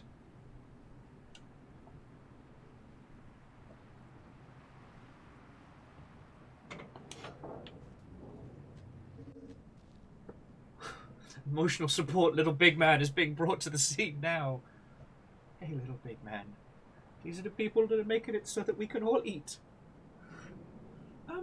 Lily's just kind of, yeah, winning. Can't add too much just yet, but hopefully I'll be able to contribute more in the nearish future. Oh, like, I am grateful for everything you lot are all thrown in, but please don't feel like you have to, you know? I'm just happy to have you all here. Perun thanks you. Holy shit. Hello, my name is Barun. Hello, my name is Barun. I eat salad thanks to you. Nugget, nugget, nugget. This is all I can give responsibly right now, but it's something less than 3. It's all just thank you. Fucking hell.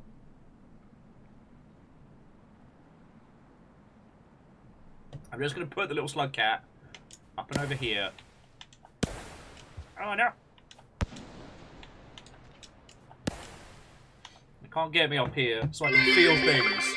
Holy shit! Oh no. Anyways. Fuck!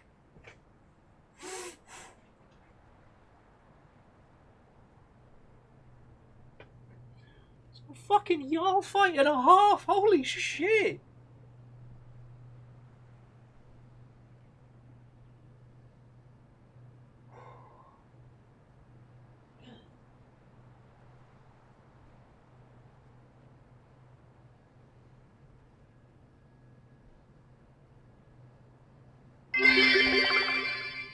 I bought a dog from a blacksmith. When I got it home, the first thing it did was make a bolt for the door. That is tonal whiplash. Holy fuck!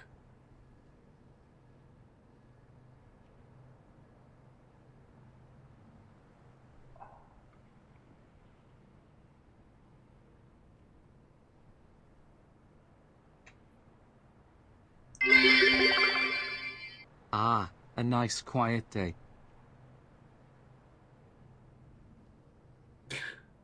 Did I say that?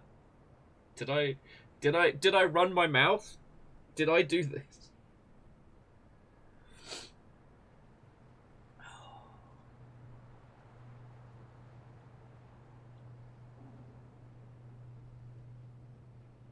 I didn't even push the train button.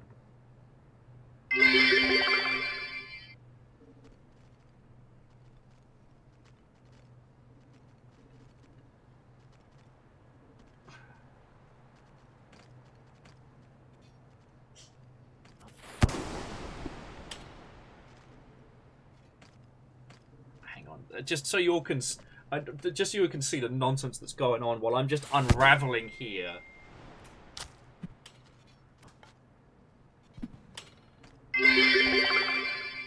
Whoops. My finger slipped and these bits came out. Thank you all. 14 levels. I don't even know what to say.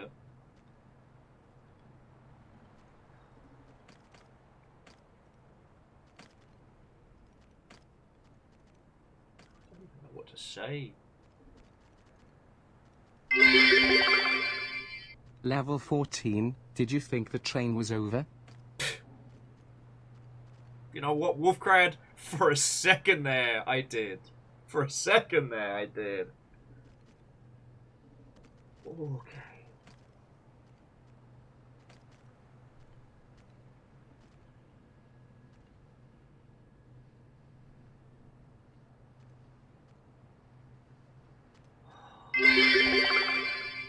We are officially record-breaking now. It's me. Hi, I'm Record.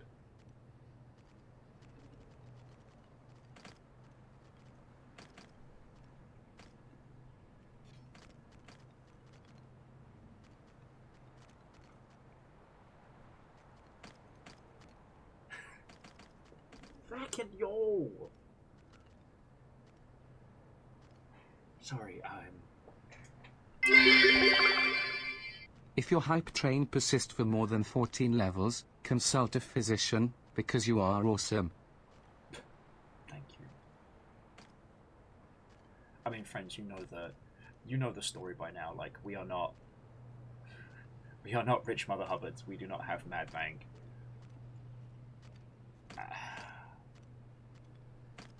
You all are putting in like above and beyond, and I don't know how to say enough thank yous. I didn't think today was going to be a quiet day. I didn't think at all. I was just like, oh, let's play some Rain World with everybody.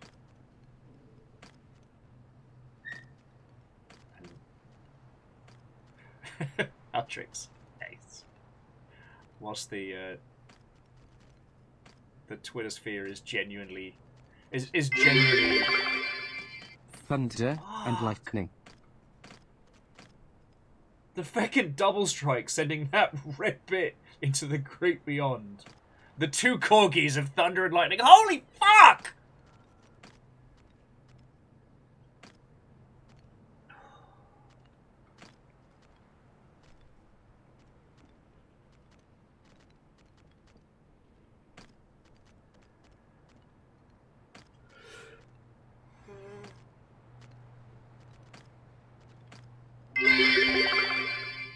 Very, very frightening. Galileo.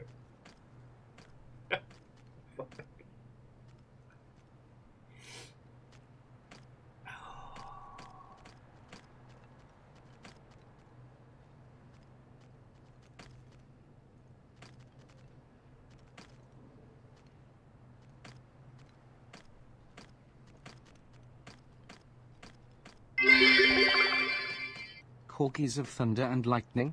You mean Thorgies? Fucking Thorgy. Which can mean different things depending on who you're hanging out with.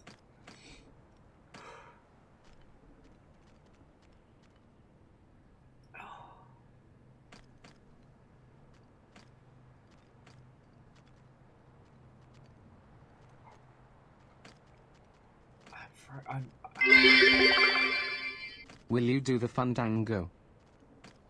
I'll give it serious consideration.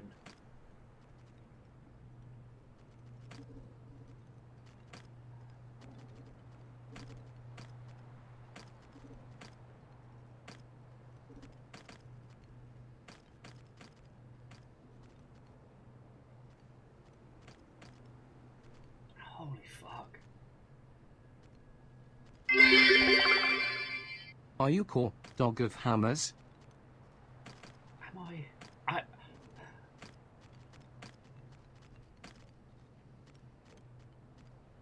We hit an all-time record. A lot just happened all at once, and I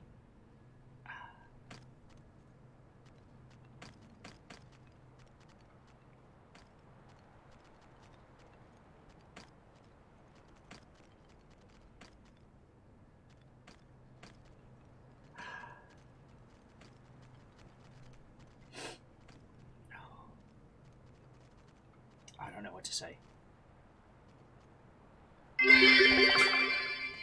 Hype doesn't need a train, Mr. 22 hype, Mr. 22 hype, Mr. 22 hype, Mr. 22 hype, Mr. 22 hype, Mr. 22 hype.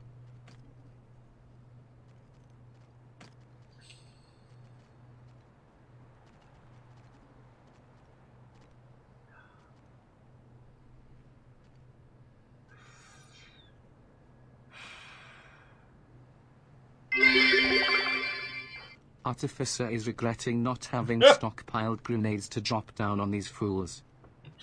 It's okay. The Artificer is the grenade.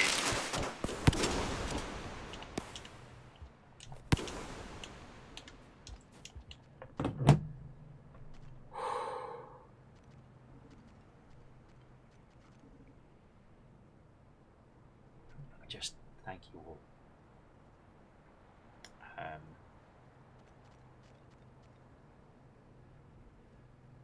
Yeah, I don't know how to say enough thank yous. I genuinely don't. That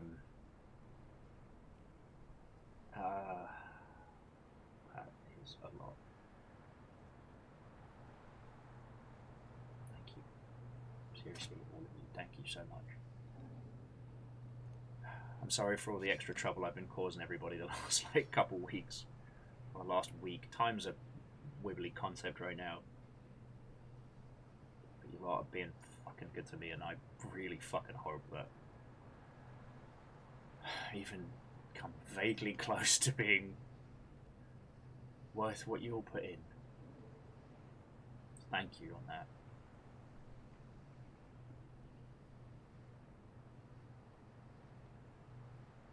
Just thank you all.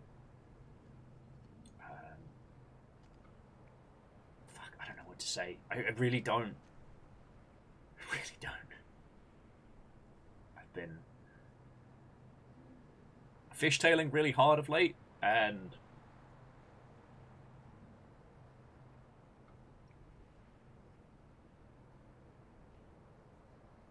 I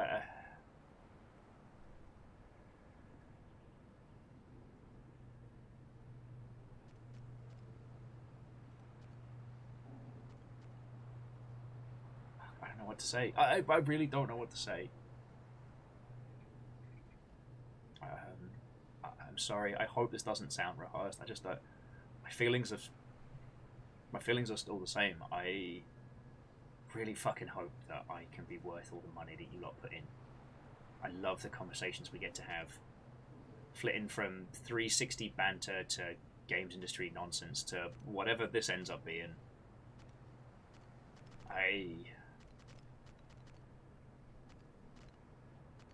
I will never be able to say how fucking grateful I am for all of you lot.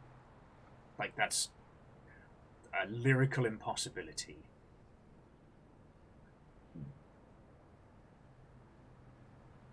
I just... You are a lot. You are a lot as a squad, and you are powerful and terrifying and generous and fucking brilliant. And I am so... fucking shaking. Fucking shaking. I'll explode this guy.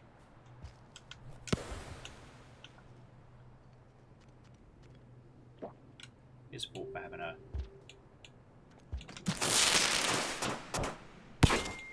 glowing stick. And then I'm gonna eat his friend.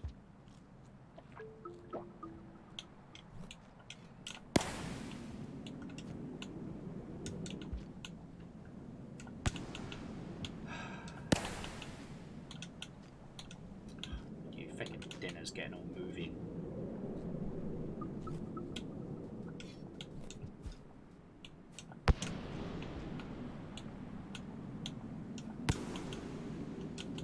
Sorry, with everything that's been going on, I've just been super fucking wistful of late.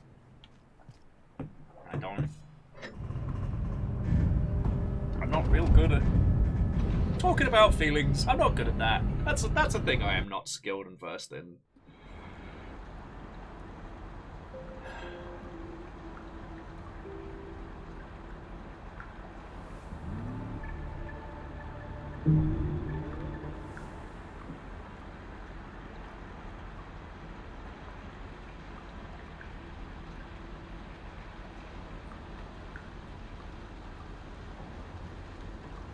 This last week has very much solidified why I love doing what I do, why I love spending my days with all of you lot, why I fucking think this is the best job I've ever had, and I'm so determined to keep doing this for as long as you lot will have me around.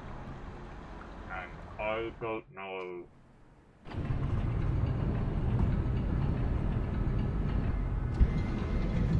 I don't know if I'll ever be able to say enough thank yous.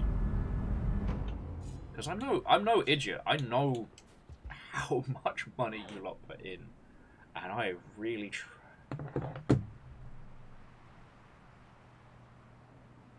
I try my darndest, and I don't think I always do a very good job. But I really want to, and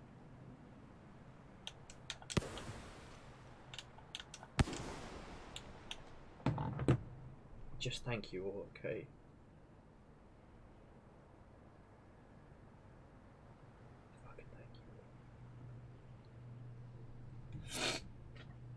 Alright, let me go blow the snot out of my face. You're making me feel shit. Thank you all so fucking much, alright? Thank you. I'll be back in just a second. Just let me go.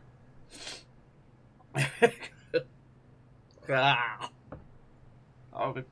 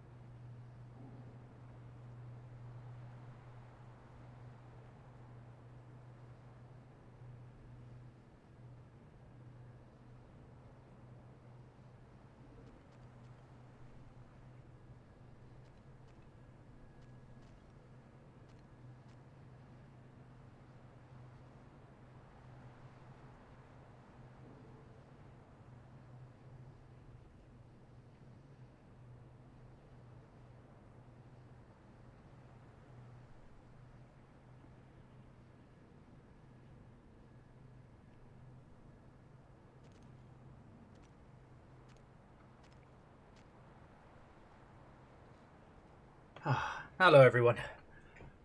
Thank you all for waiting. I just want to say another cohesive and proper thank you. Araman, Lily, Fearless, all of you, Wolfcrad, Megaboss, the whole shebang, all of you, thank you so much.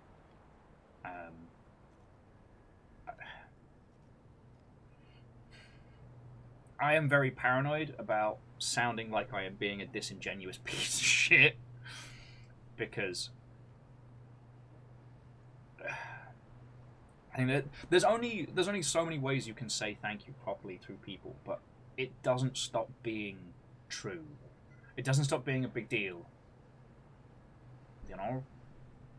You lot put in so much actual time and money into the Longship continuing to be a real thing, a real operation. And one of the reasons why I'm not keen on starting things like Patreon and stuff like that is I want to be able to say directly to you, thank you. Yes, I understand that I'm basically Mr. the Digital Busker, Mr. at the... Oh, God. Oh. Might be about to be eaten. Oh, this is bad. Trying to say nice things whilst I'm being eaten. This is bad. I've not actually eaten enough to sleep either. So we'll see how this plays out. This shit glows at night. That's cool. I know that. Okay, bye.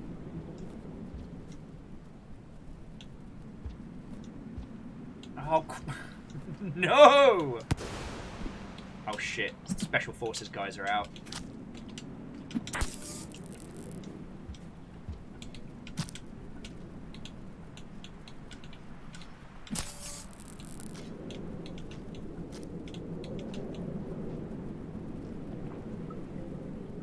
Yo, what was that feckin'...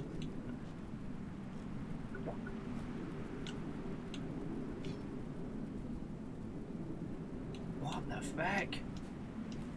Did you see how high up his rank was?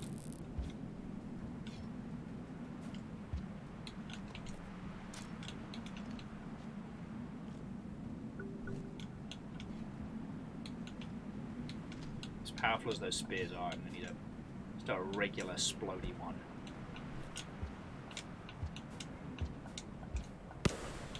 So Crux, you are gonna get your... As much as I hate it. I just didn't expect to survive any of that. Okay. And that time.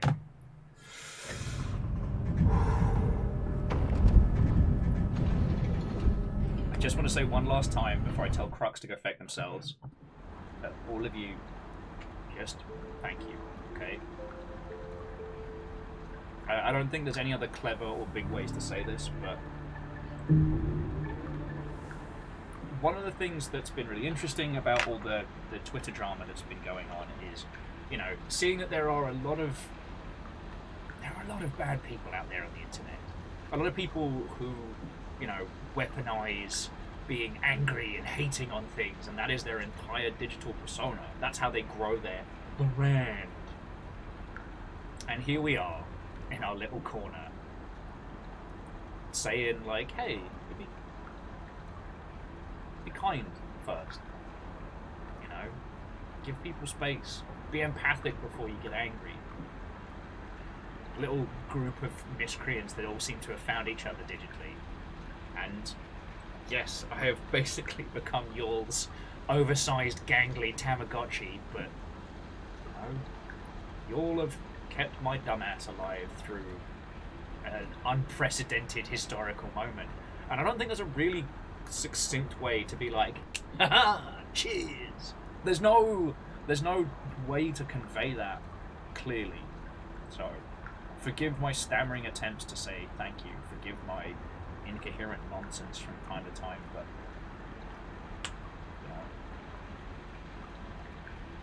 when shit really sucks, when things are hard, I look at the stuff you all have done and what you all do, and I'm like, no, it's not about me. It's about us. I don't know. That sounds so self-aggrandizing. Right, time to make a tit of myself before I fail at language any further. Alright? Grapple, grapple, grapple, grapple.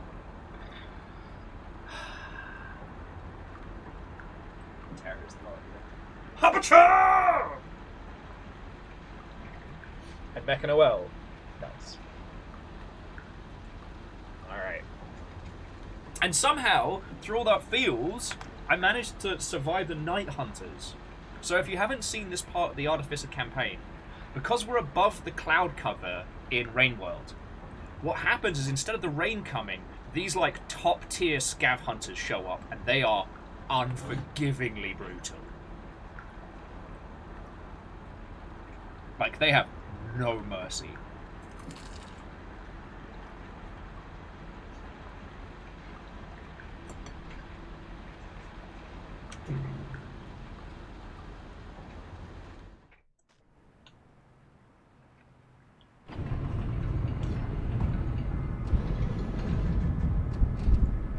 And Wolfgrad, that is a good point. While it can often suck when, if you're nice to somebody and they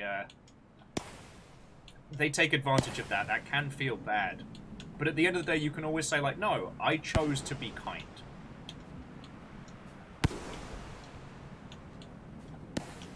I think there's a real power to that, you know. It's the Legend of Morad, Watto and welcome. Oh. Also, I've got a bacon sarnie, so no person is poor that has a decent sandwich.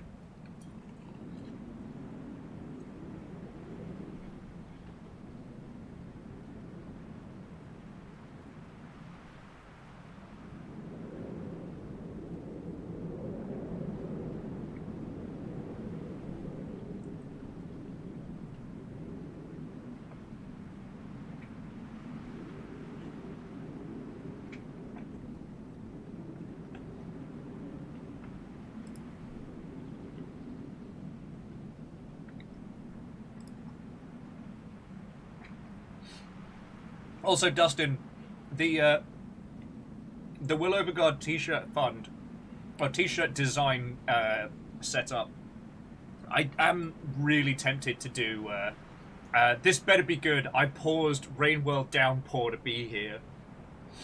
Oh. Oh. And PBS, actually, I'd love to hear any thoughts you'll have for additional channel point stuff. Because currently it's all about the dab economy, but I'm not going to put up nugget visits because we've had some times where Perun has definitely not wanted to be on camera or be held, and you know, little big man does enough hard work around this place. You know, we know who the real talent of this show is.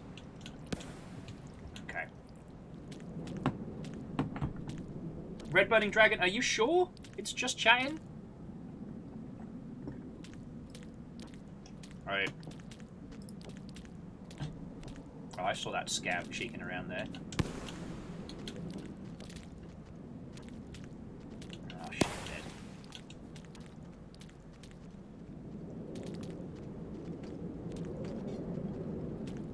God, there's so many of them.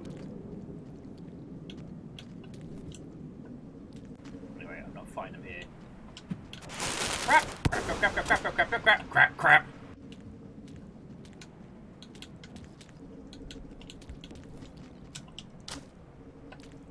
I have made mistakes!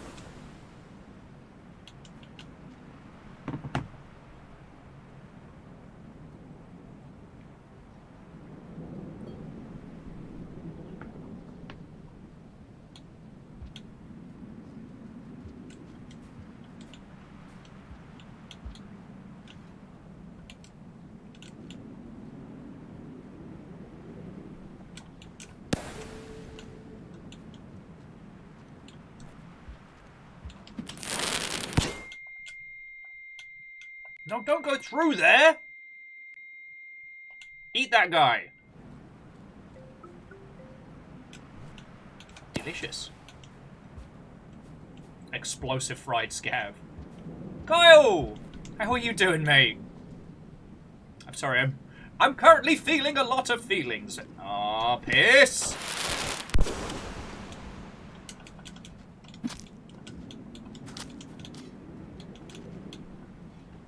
How are you doing?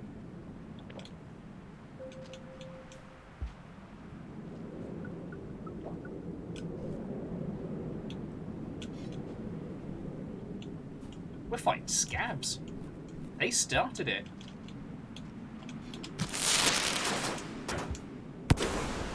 Delicious! Because currently we could head back to Pebs if we want to continue story. Well, no. Okay, I've never encountered that rank before. Hang on, let's say hi to Kyle. Let me breathe. Hello, hello. Kyle was saying that Hi-Fi Rush is available with your Xbox and PC Game Pass membership, and you know what? Available in 2 days? Bloody GoldenEye! Yeah, as Wolfcrad was saying, there was a level 15 hype train a little while ago, and I've not recovered from that. I'm talking through it. But yeah, bloody GoldenEye's coming out. What year is this?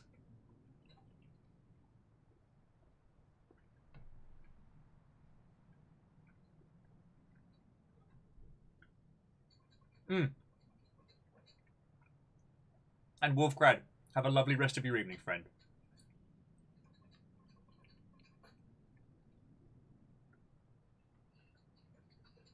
No!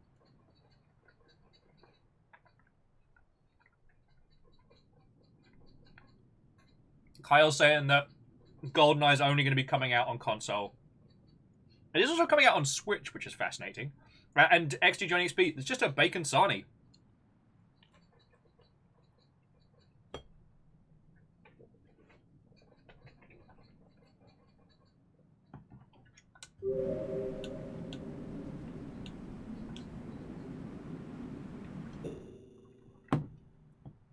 And Restless Roots, yes, that is GoldenEye. Johnny! I'm trying to... They've been absolute terrors this morning, Kyle. I'm not even joking.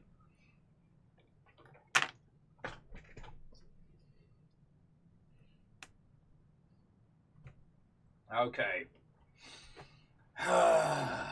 Fucking terrors, a lot of you. Habacha! Get back to me, Sony.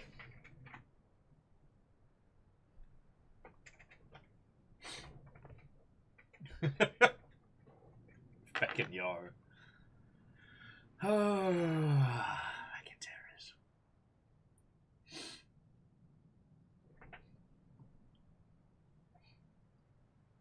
Okay, yeah, so to those of you who's joined us, we're back on Rainworld Downpour. We're in the new areas with the Artificer, but if we want to, we can head back to Pebs, open the gate, and then see about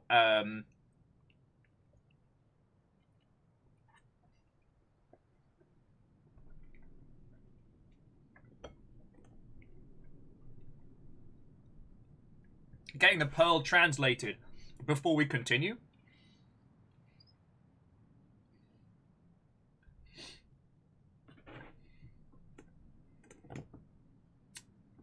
That might not be a bad shout, so I'm not just constantly smashing my head against this camp of scavs.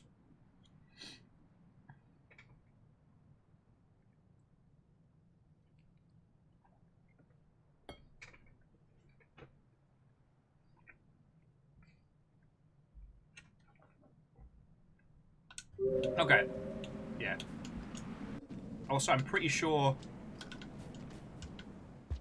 I is going to be a higher ranking than... This should get us through the door. And if it doesn't, then they worry. Oh, but yeah, so Kyle, I hope you've been doing well, friend. I took an extra day off yesterday just for general recovery. And I guess I shared this with the Longship earlier because it's frankly, it's hilarious. But...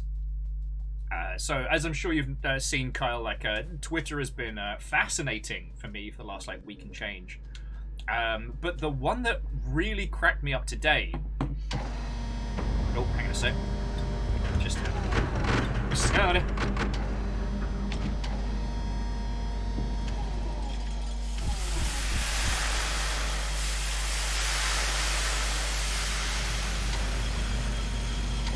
Yeah, PBS, I haven't seen the eye symbol either. It is legit fascinating.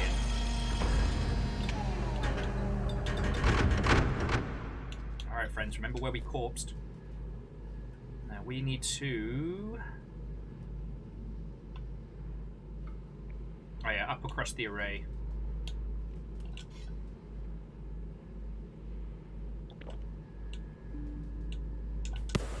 But just in case there are scavs here. Yeah, PBS, I haven't seen that karma level either, so this is fascinating.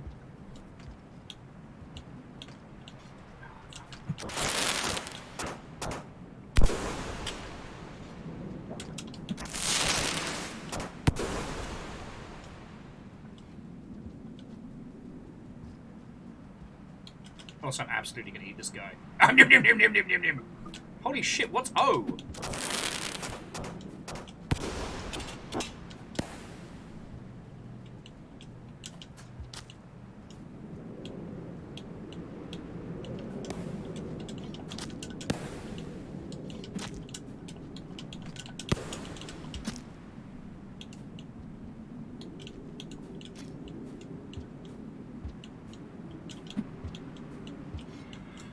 Okay. This is very stressful. I just want to go say hi to Pebs. Like, what the hell? Alright. Sorry, I will tell that story in some frequency once we get past this. But yeah, apparently scavs now have super karma beyond us. Oh.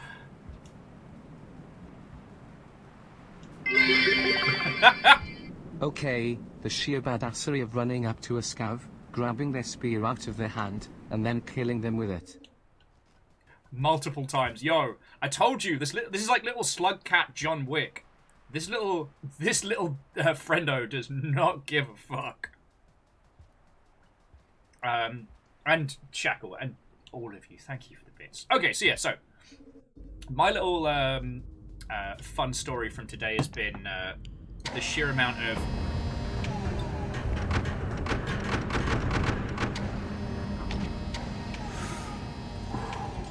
the combination of like post-train wobbles and adrenaline from that fight. Okay. But yeah, so Kyle, I haven't had a chance to catch up on the Games Direct announcement today, so that is heckin' fascinating. And let's go have a snooze before we see Pebs.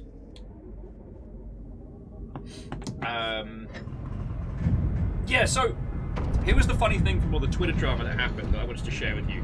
So I don't know if you remember the guy that used to run Tripwire Interactive, who basically tanked his career in a weekend by tweeting some bad stuff while at PAX, I think 2021.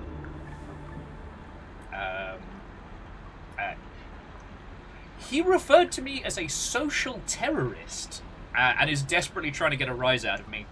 And it is the funniest fucking thing.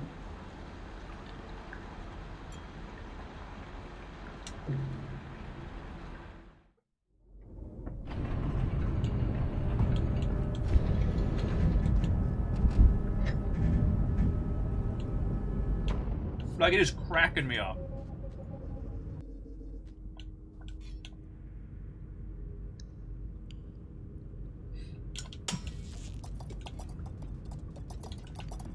And honestly, it feels like a badge of honor. But the reason I wanted to bring it up is that, one, it's feckin' funny that someone who destroyed their own gaming career is desperately trying to hold on to a semblance of relevancy by, you know, yelling at others. But also, see, here's the thing, friends. I know I am not as industry important as I've been in the past, and I'm okay with that, you know? You know, there was a time when I was, you know, repping a great big video game, or, you know, when I was with a company that had a lot of money. These days, I'm just me here. I'm happier, certainly, you know. We get to talk more about video games than before. And, you know, when I was, air quotes, more successful, I was definitely a lot more unhappy. and you know that led to a lot of the Ballad of Bad Will. But you've heard that story 30 times. The point being is that I looked at this guy who destroyed his own career by being a horrible person, and then I looked at what I do, which is I sit here and talk to you all about the games industry, and we play weird indie stuff or games that we like and things like that, and it's nice and it's kind. Like, I'm never going to be rich doing this, and I'm okay with that. I'm genuinely happy with it. Some days I think I'd like to fund indie games, and you know, it'd be nice to be able to, I don't know, I don't have an end to that sentence, but like, I'm not a person who sits around wanting. I don't find myself sitting here being like, oh, woe is me, for I do not have gold-plated caviar to sniff, or whatever it is that rich people do with money. I'm genuinely happy with my little space in my life. You know, I don't feel the need to try and drag strangers on Twitter to make myself feel better. I don't feel the need to pick fights on the internet. I'm happy and contented in my little space. And that's because you lot are fucking wonderful to me, so thank you. Whee! And Edwin, I believe I believe that's what he's trying to make it, but it's just feckin' hilarious. Nope.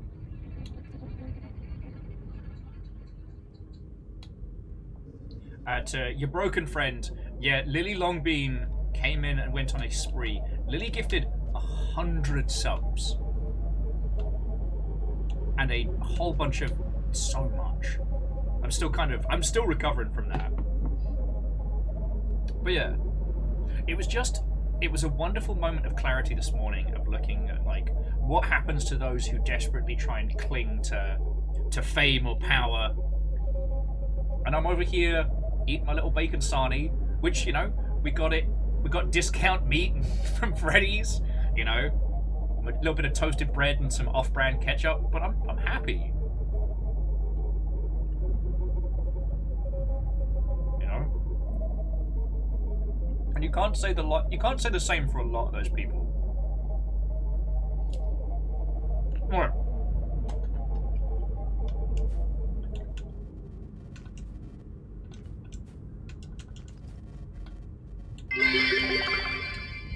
Here my sub money from the Jeff Bezos subscription thing. Now to eat these Krispy Kreme donuts, insert more fake ads here. Hey, Akira Zero, thank you kindly, and I hope you're doing good, friend.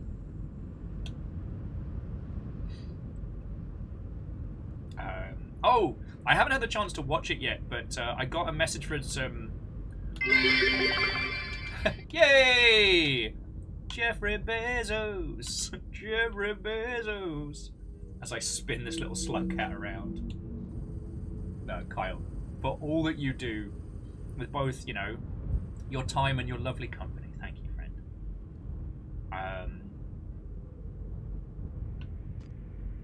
Yeah, the only, the Bezos heist never ended.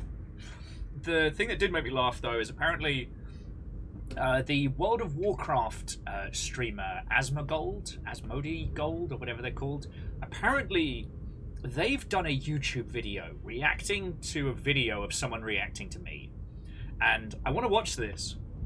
And I don't want to feed into the madness, but a part of me wants to go full, like, Bo Burnham Inception and do a reaction of a reaction of reaction. Which I think is fucking hilarious.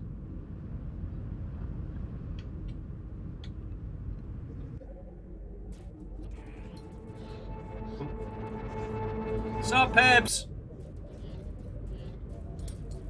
If you're going to make your visits a habit, least you can do is bring me something new to read. Well, about that. Oh, no. Gotta quickly throw up a... There you go, Pebs. Have you found something else for me to read? I have. Let's take a look. Let's see what we got him. This one has not been archived. It was likely transported by hand. It is a message of political discourse regarding concerns about the increasingly tense relationship between myself and the various houses. This part is amusing. Ah, Pebs, you troublemaker. I therefore ask you do anything in your might to stop the house, we both know which house, From further obstruction, they have less than 40 members in the council, but still tilt the spiritual discourse of our iterator in the direction that most obviously displeases him, and is hardly high held by anyone in the community either. We cannot risk him. It is no secret that my construction was a point of great controversy. Many council members worked vehemently to prevent me from coming into being, and their stance was so unfaltering that even after the construction was complete, a number of the houses still denied transfer and remained behind in their city out of protest. This rift caused frequent feuds and tensions amongst the community. Those of the opposition would never yield to those who supported the so-called apostle superstructure abomination. But, I missed that last bit. We can read that later. While certainly more violent and disruptive, they at least provide me interesting cognitive challenges with which to use my time on, as opposed to the endless rituals and pleasantries of the monks of my own house, which I found to be most wearisome. None of this matters anymore. The only displeasing presence I have now is you. Allow me to get back to my work.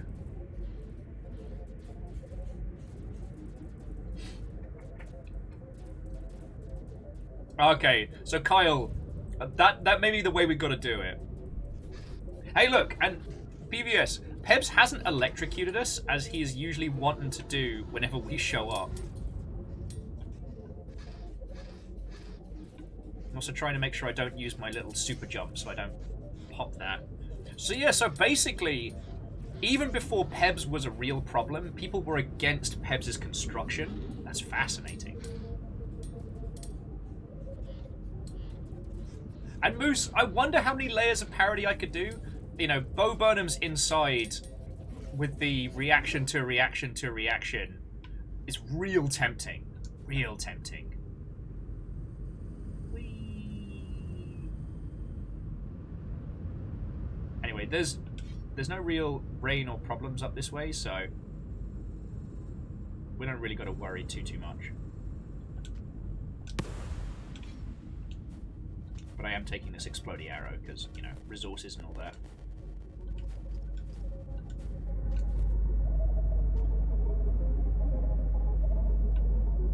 Bo Burnham's Inception. But yeah, I will admit that, as everyone did, like, the bit of inside that wrecked me was the bit with the streamer. Like, regardless of, like, where you are on, you know, social media, either personally or professionally, I think for everyone there was a bit of Bo Burnham's inside that wrecked us. And Captain Stephanie Barnes, Watto, and welcome! Hello, hello. Whee!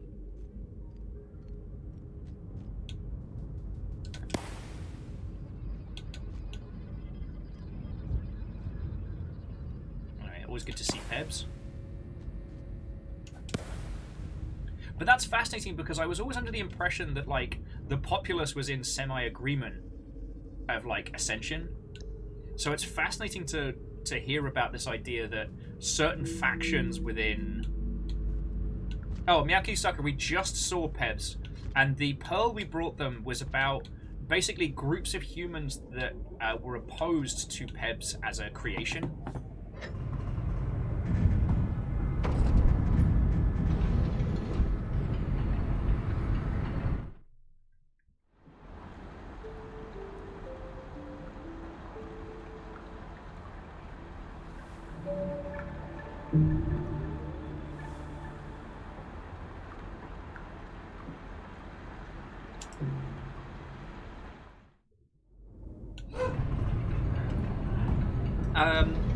So Shackle, it seems they were against the idea of Pebs, like the supercomputer designed to handle the task of Ascension.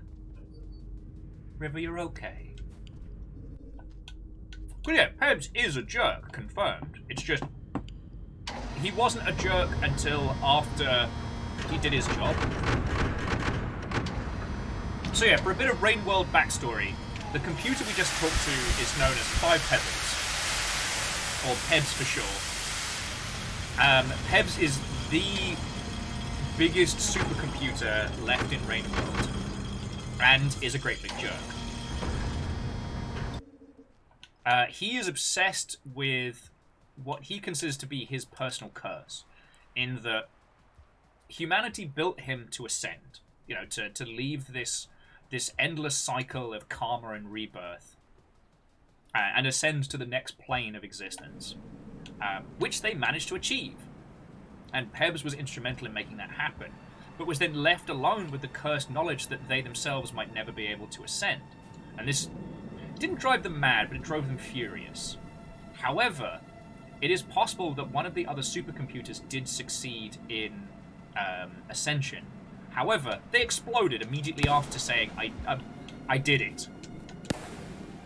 Which drove Pebs absolutely livid, and he has been obsessing on the task ever since. So much so that he's even damaged and nearly destroyed other supercomputers to make it happen. Early on in the game, we find Looks to the Moon, a sad, cute, scared individual. Yeah, I know, we gotta go this way. And Looks to the Moon has been brought almost to destruction by Pebs stealing all of their water and all of their resources. Like, the little hand puppety type robot thing we saw, that's just an interface unit. The actual entity of 5 Pebs is a city-sized monstrosity.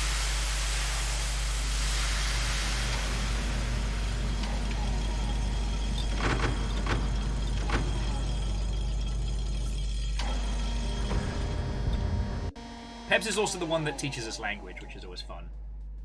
Alright, PVS, have a lovely rest of your evening, and I'm sorry I didn't think of the burger's worth pun while we were doing Bloodborne, and I must live with that shame.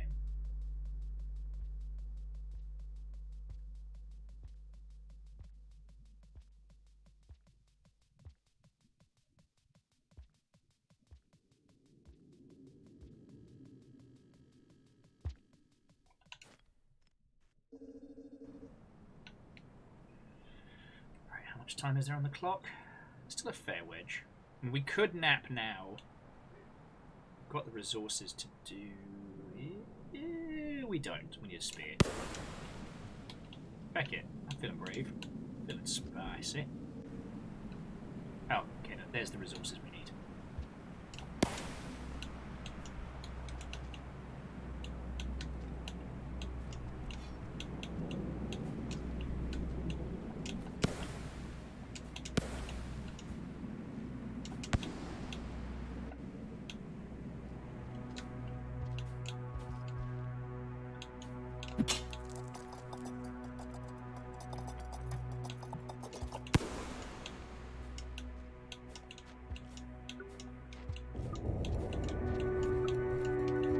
Getting those good new area tunes as well.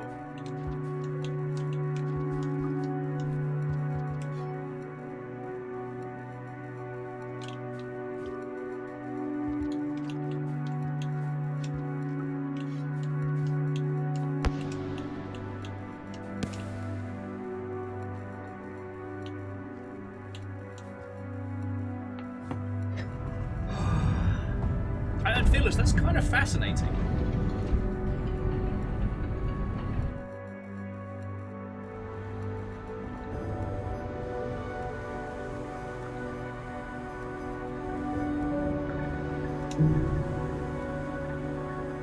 Now, I feel like as the Artificer, if we really wanted to, we could go out there and try and find all of the other echoes and maybe work on Ascension, but I don't know if that's a thing that we can.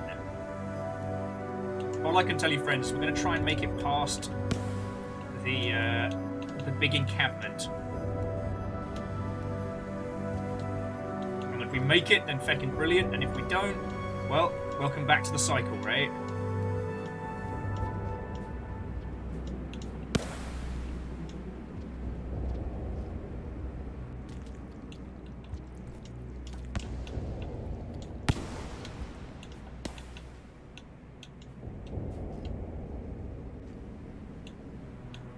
Come on, come on, drop down. I know you see me. I know you see me. Alright, mate first then. Nim nim nim nim nim nim nim nim.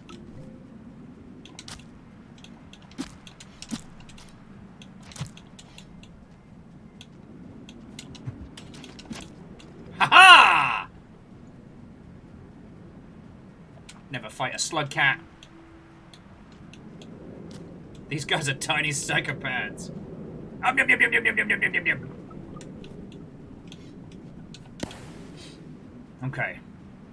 I've got to get my fucking game face on now. He says, almost biffing the jump. Okay, we can do this. We can do this. So Shaka, we haven't been able to visit Moon, but it seems like the Artificer can't spend a long time underwater. Unless that's something that's changed since we met Pebs, but we kind of tend to explode when we go underwater.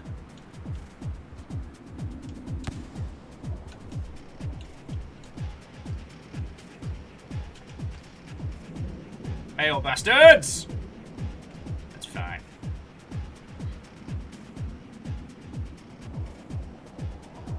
Come on.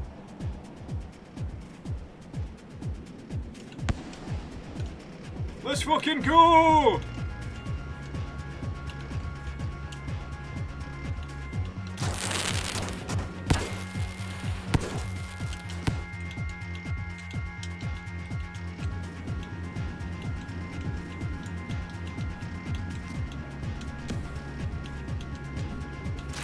Are you kidding me? Did you see that throw? Bastard. I think Sekiro rules apply. I think I got to get up in their grill. So yeah, so Shackle, getting to Moon does involve crossing a large body of water. Now you can kind of skim across it, especially if you encounter... Ah, no spears. Especially if you encounter one of like the jet squids. But there are like feckin' leviathans and shit. Like it's fucking wild. Alright, I'm getting us popcorn for breakfast. Sorry, it's the one time where the forbidden snack is named.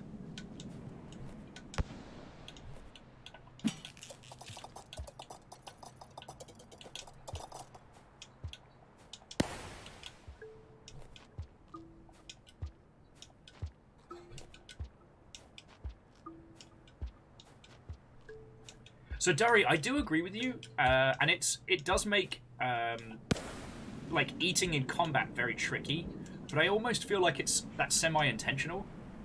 You know what I mean? Like it is very hard to do battle in this region because the sheer amount of spikes and explosives and corpses. Like one of the reasons why I haven't been taking the low road is because I can win the fights. But eventually, there's so many corpses, I can't see or grab anything.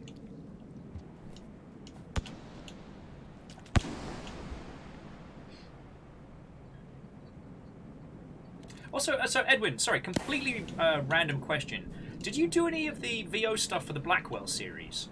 Chorby and Krill have been doing a playthrough, and I think they just did the third game?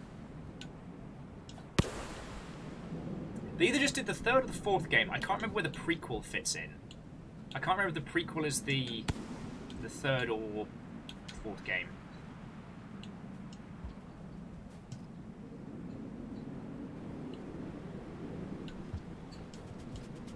Because I'm sure you've digi-met Chorby. Alright, come on, bastards. Ah, biffed it. Biffed it.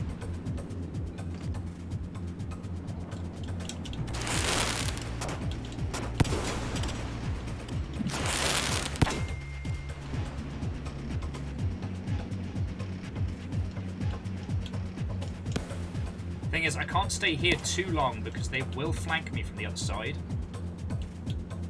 I could just do King of the Hill up here, make them work for it. But this seems like a risky maneuver.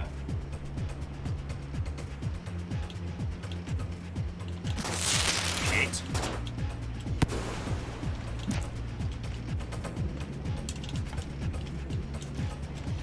Ah, piss.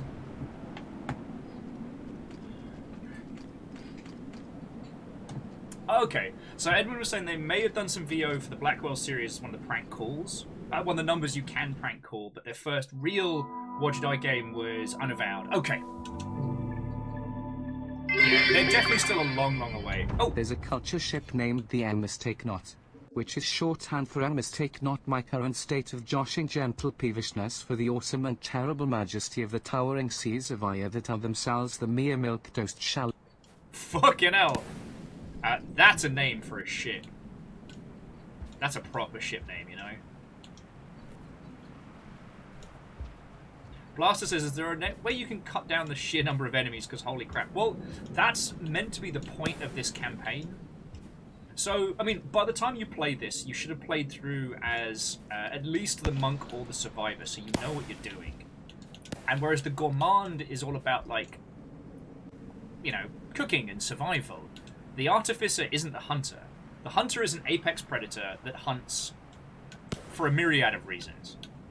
But the artificer is like vengeance incarnate. This is your narrative reason. You are out to do a fucking murder. And the lizard was dead. Alright.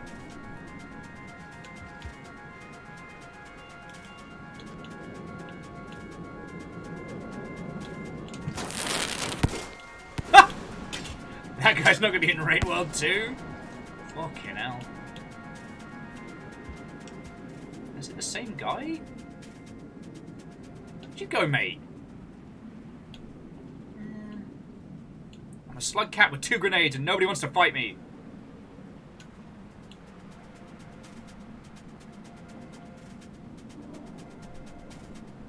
Ha-ha!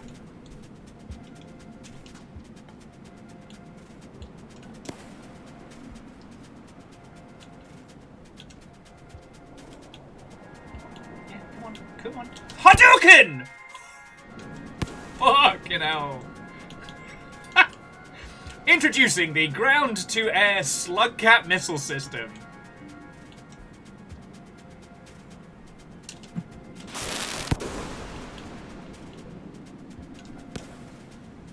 That may not have been my smartest move. Alright. Come on. Come on.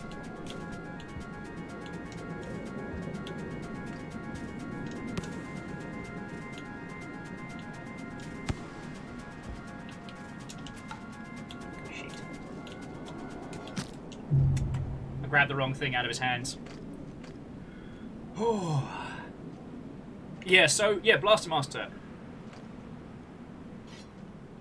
No, we are vengeance incarnate. So, probably the Acrobat is probably going to end up being the Saint, which is one of the later campaigns.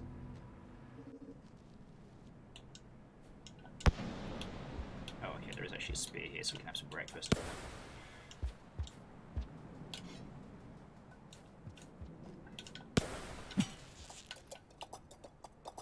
But no, this one... And, okay, Kestrel, you're right. The Gourmand campaign could be about eating our enemies.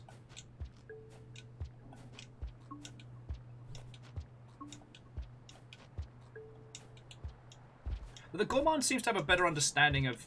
Maybe not a better understanding, but more of a cohesion of what they want out of the world at Rain World.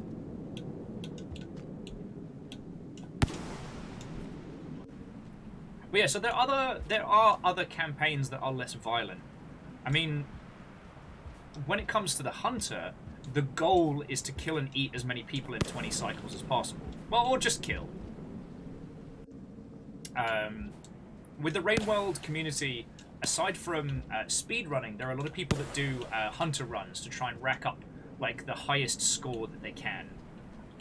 I'm going to be interested to see how that changes with all the new content in this.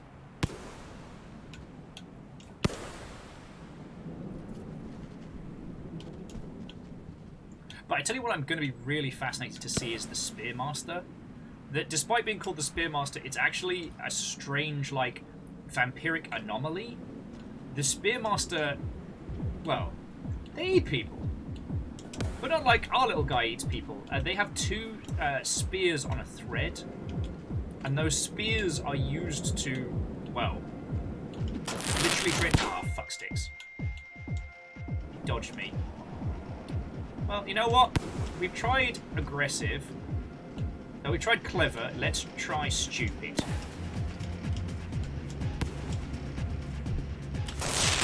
Oh, let's hear it for stupid! Woo!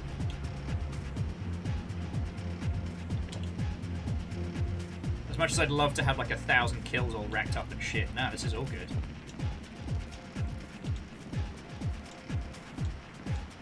Oh, those flying millipedes are, as I'm sure you're well aware, extremely electric and violent. Yeah, fuck off. You want to chase me, you gotta fly for it, mate. Oh, it is. It is hungry. I should not challenge the creatures of Rain World. Okay, so if we've learned anything from this interaction, it's that I should use more stupid and less violence.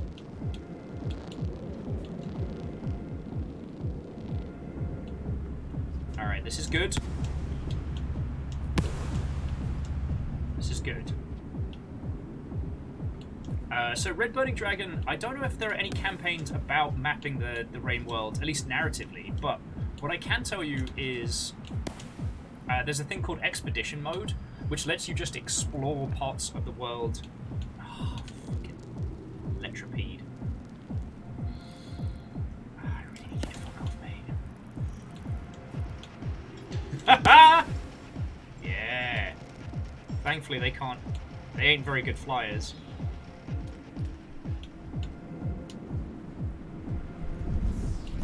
Ooh. Thank you, Vulture. Those little millipedes that make the little battery sounds, they aren't particularly violent, but they will stun you if you hold on to them for too long. You basically have to eat them before they pop off.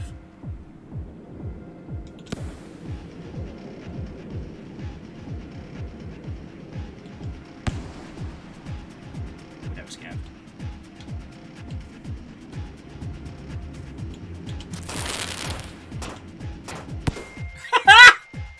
So long, goodbye.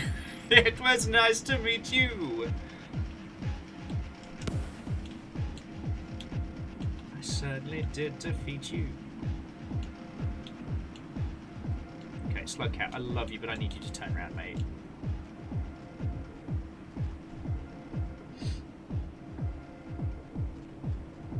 Yeah, Kestrel, it is feckin' funny watching the bull squids try and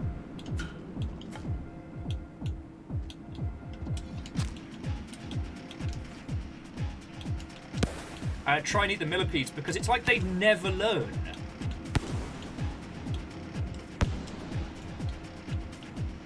Not unlike the SCAVs, who are obviously the brightest of bright sparks. Okay, so from here, if we head up, oh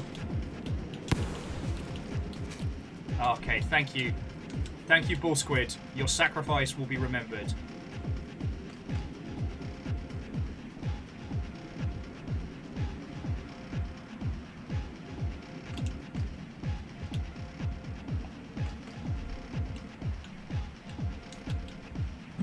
No! Piss! Stab me in the bum! My concentration broke just for a second.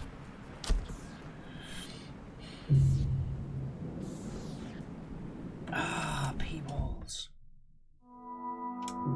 That's what I get. I saw the shadow of the vulture and I was like, oh shit! Didn't see the SCAV coming behind. Yes, my one weakness, the nefarious bum stab. Slayer of many a great hero over thousands of years. Okay, so Crystallion, no progress other than we managed to get a pearl back to Pebs, and it actually talked about how people protested against the construction of 5 Pebs, and then how the other houses went out of their way to try and have Pebs destroyed or dismantled. My Achilles bum, if you will.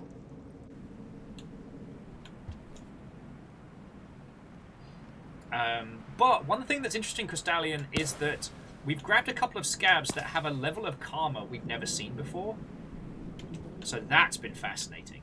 We've also learned that I do better with Stupid than I do with John Wick combat. So I'm just gonna evoke the full Stupid.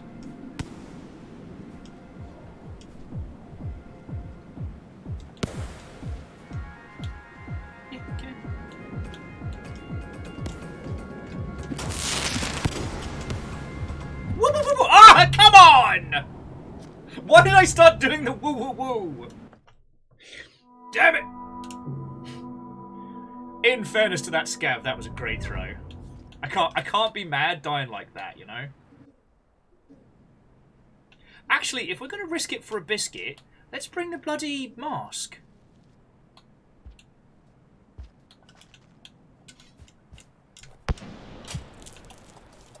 Because if you haven't seen it, the mask causes certain animals to be afraid of you. And if we weren't at war with the scavs would actually respect you. Because one person was asking earlier, wait, didn't that scav have a vulture mask? Is that dictates usually the chieftain, or at least the night hunters. Like, having a vulture mask as a scav is a big, big deal. So if you have one as a SLUGCAT, then the scavs are like, oh shit, this little cutie patootie means business.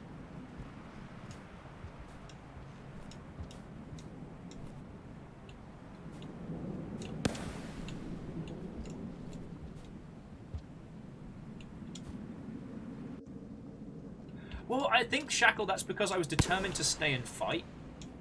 Like, my fighty nature got the better of me. So what I need to do here is go for the, like, aggressive...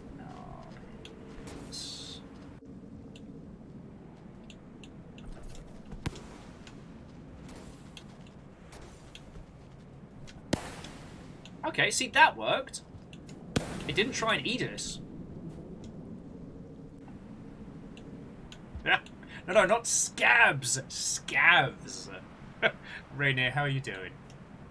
And we have a pretty rough idea of why our SLUGCAT's at war with the scavs. It does involve slug pups. Which I had no idea. The slug pups were actually in one of the early alpha versions of Rainworld. Had no idea.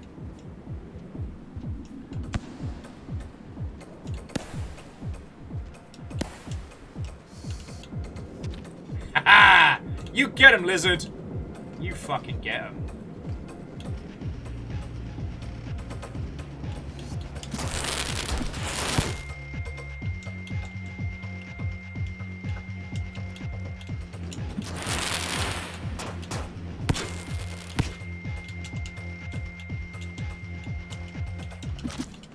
Oh, I thought I killed him! Little tunnel bastard! Did you see him hiding down there beneath? Because I thought I got him. Sorry, friends. But we're doing this today. Like, I've still got good coffee. I've had a bacon sarnie. The longship have put their faith in me. The mask didn't seem to help. Hey, and let no one say that I don't admit when I'm wrong.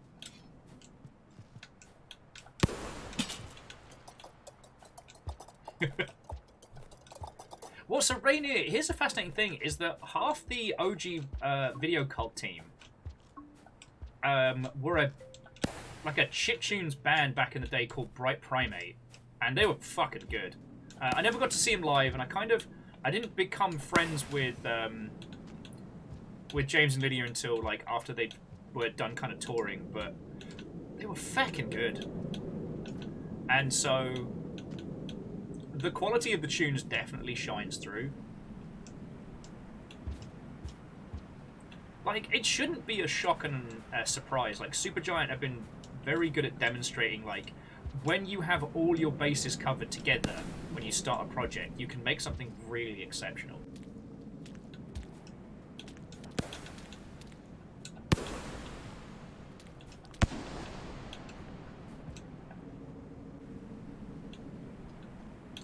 Now, I'm not saying that I dislike the music, but I think I agree with Crystallian to an extent in that I've deserved some BFG division, the amount of scav kills.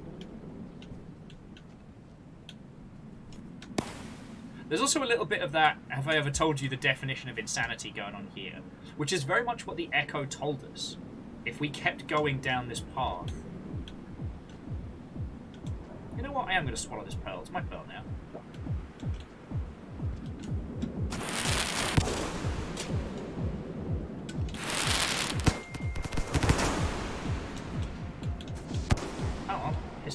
I buggered that one up, didn't I?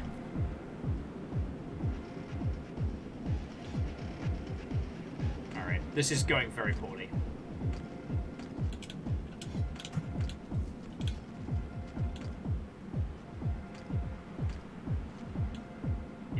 Oh, feckin' come here!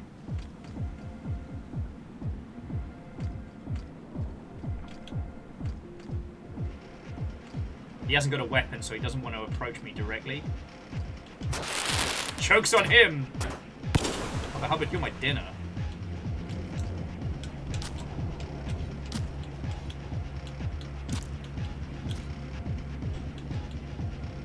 Alright, that guy's...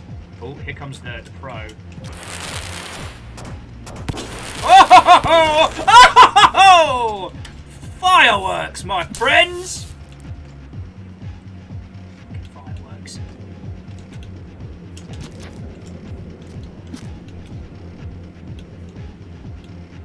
Alright, the adrenaline is going now.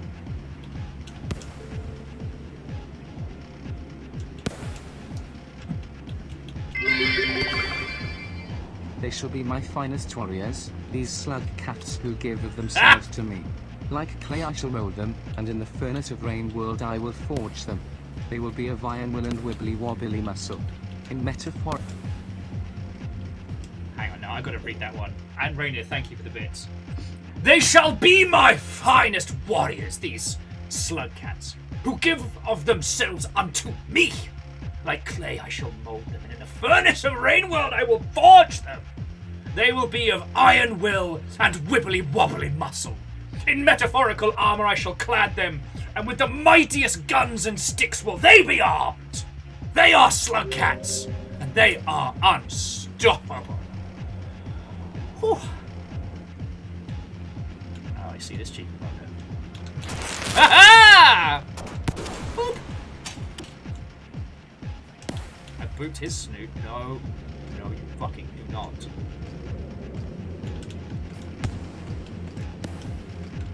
Okay, there we go. Oh, shit. Enjoy your vulture! Aw, shit! Ha-ha! Miss me! Woo!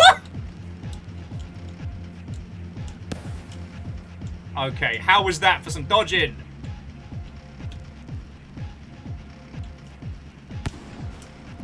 Oh, I nearly fucked that jump.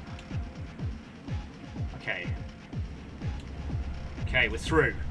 And Legend of Morad, nice.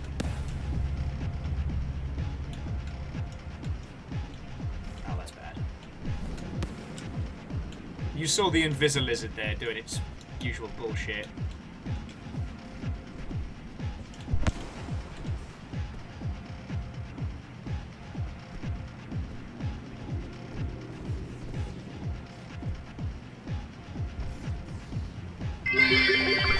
See, the Invisilizard is afraid of the vulture, wants to eat me.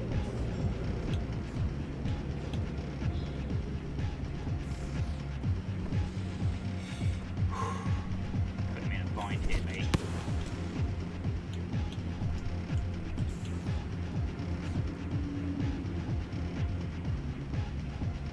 And Phyllis, thank you for the bits as well.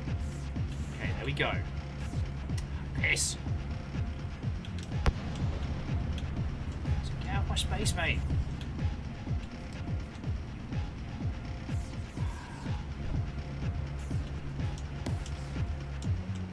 Oh. Well, I fucked that. That's on me. That's on me.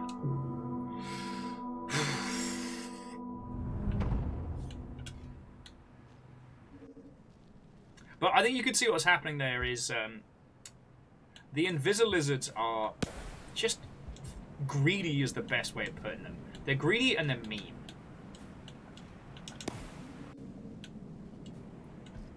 And that particular one couldn't decide between, like, trying to run from the vulture and trying to eat me.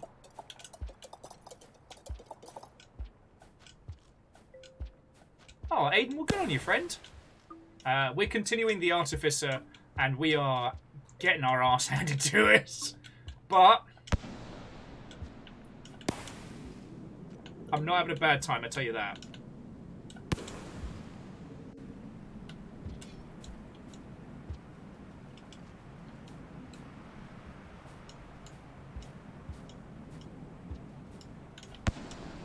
Like, one of the things I'm going to be very curious to see is whether or not there are multiple endings to some of these little campaigns. Because we've never had a multiple ending story with Rainworld. There's only how much information you find out during your run, you know?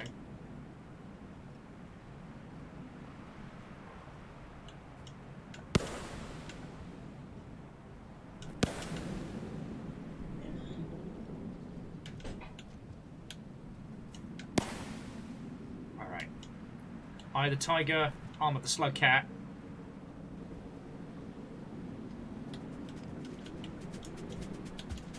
Your pearl.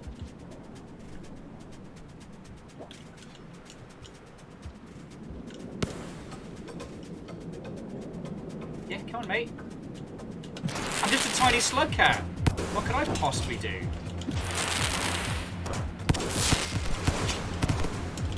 Oh!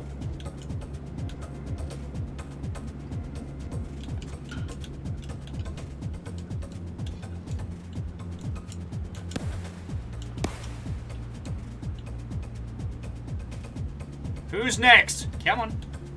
Come on. Can't ambush me while I'm up here. Oh, I'm a tiny SLUGCAT. Please do not harm me. I'm so defenseless and small and cute. He knows. They know what happens.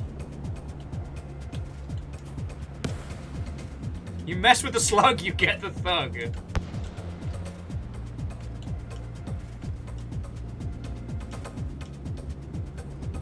Love it. Fucking love it.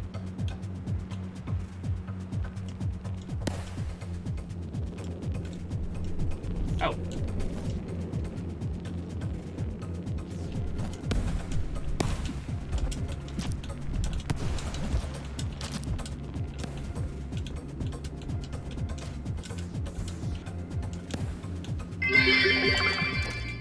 SLUGCAT? More like ThugCat, am I right? Feckin' yeah. Slug life. Oh.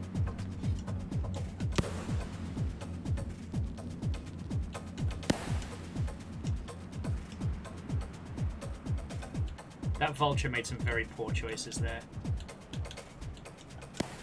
And if it wasn't for the amount of time vultures have bullied me in previous runs, I'd feel bad for him. Also, Shackle, thank you for the bits. Okay. We're getting better, we're getting better. Oh, fuck, party.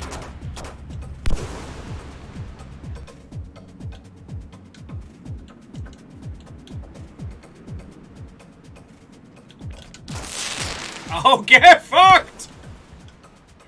Ah!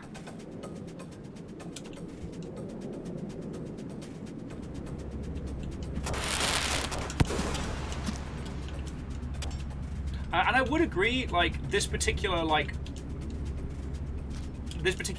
can be hard to see in places. But then again, I just ate that guy, so... Fuck it. And let me tell you, in the earlier run before you get Enlightenment, it's so hard to see. Alright, don't have a brick. I'm just risking for a biscuit at this point.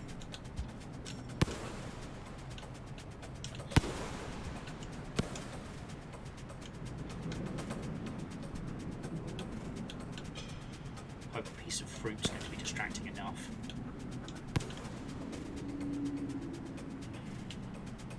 Oh, because when fighting against lizards, you want to beam them in the face with a brick first, and then try and stab them. There we go. Like this brick. Okay. And Woland, welcome back.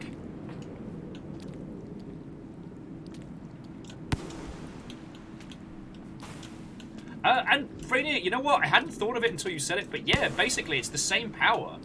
They can make explosives or just make little explosions themselves. But that's their whole shebang.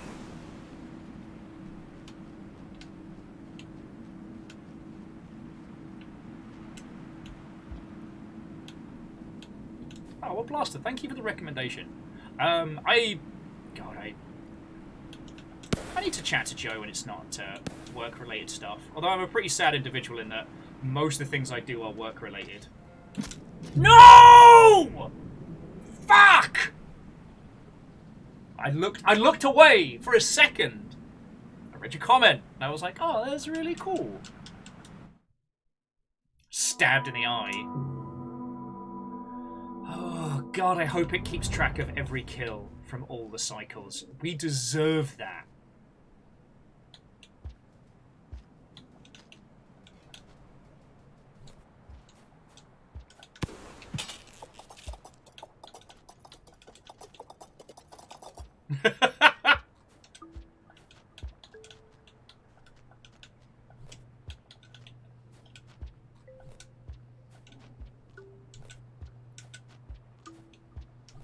No such action will be necessary of the Master of Blasters. But your allegiance to the SLUGCAT Nation will need to be verified.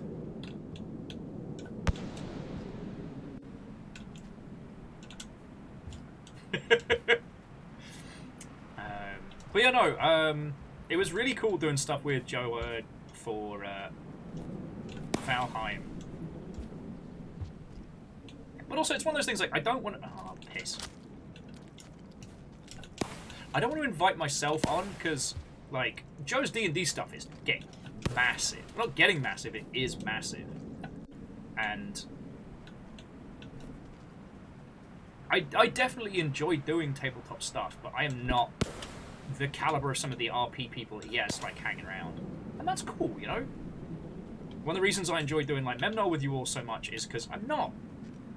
You know, I'm not a brilliant role player. You know, I tend to be either something hilarious or just Will with the volume turned up, you know what I mean? And there's nothing wrong with that, like...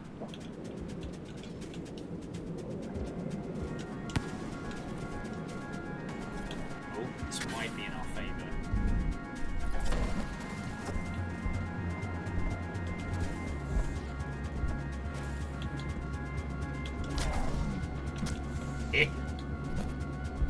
If the vulture starts chasing the scavs around,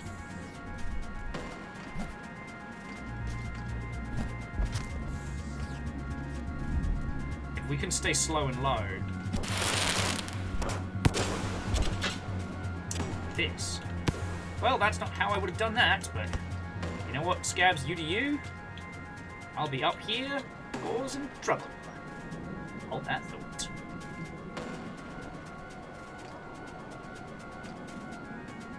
But no, I'm chronically guilty of overthinking a lot of my digi-friendships. Especially when somebody has like a massive following or something.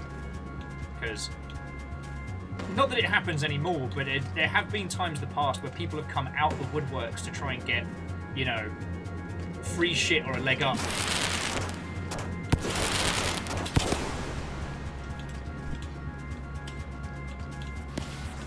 Oh! That was friendly fire.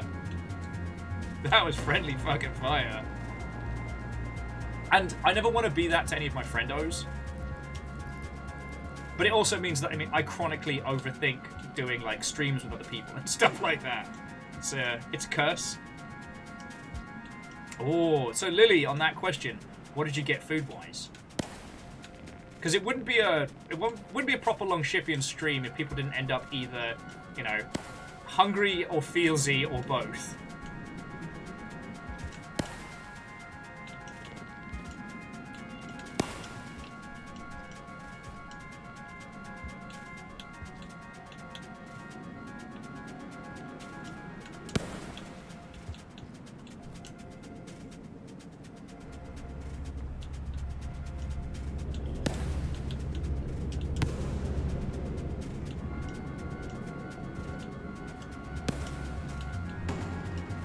Don't do it, Vulture. Don't do it.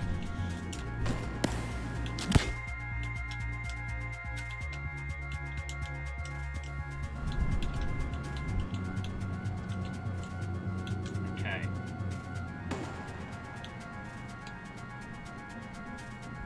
Oh, you piece of shit. Do you see the shimmer? Alright, there it is. We might be okay. Oh, fucking wee! Dumbass. That was just jammy luck right there, friends. I don't know if you all saw the Invisilizard zigged when he should have zagged, getting out the way of us and allowing us to get past.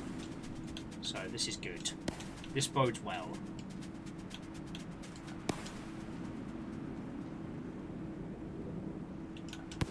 Yeah, sorry, I'm just speaking my mind right now as a mechanism for dealing with rain world stress. But yeah, it's one of the things I need to be better about not worrying about. But like, you know, especially with like DJ and Floydo and all sorts of peeps, I'm constantly worried that they're going to think that I'm just, you know, I'm trying to do stuff with them so that I can, I don't know what the cool kid words are.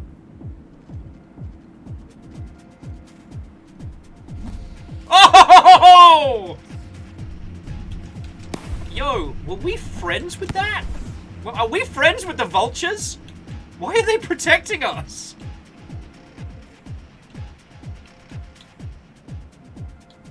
Oh, you got some of the good Questadiddlians.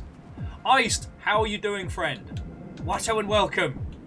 Yeah, I'm still on the Artificer, but I'm only playing once a week at the moment. So I'm trying to make sure that the longship don't get infuriated with my rain world obsession. Alright, so that's the way we need to go.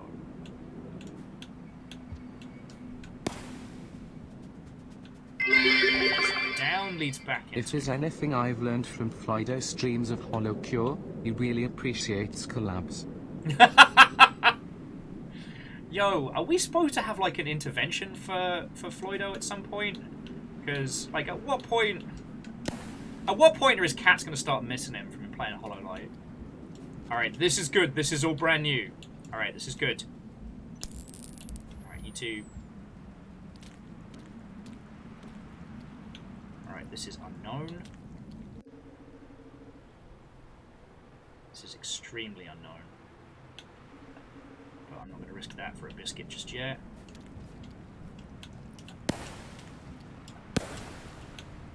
Oh, there's a fucking drop wig there. Alright, well we've gotta risk it for a biscuit.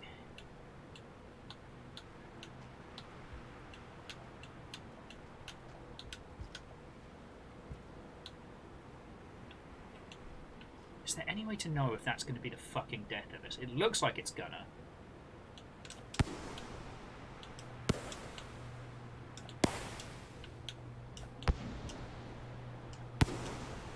We can't go up.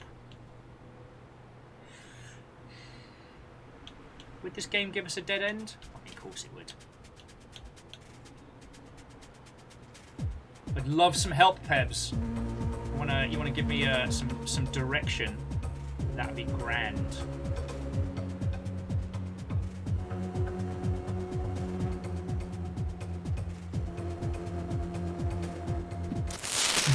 What? How? Fuck.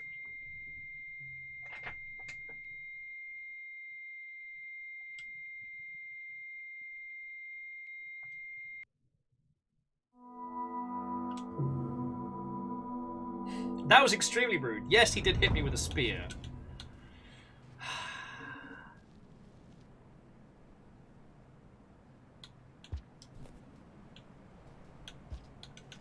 Get my breakfast and popcorn and then go. On we go.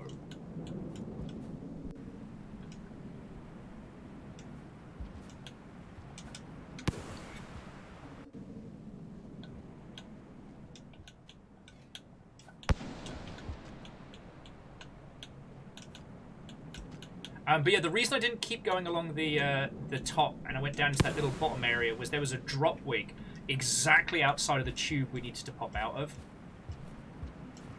Unbroken Friend, this game is challenging.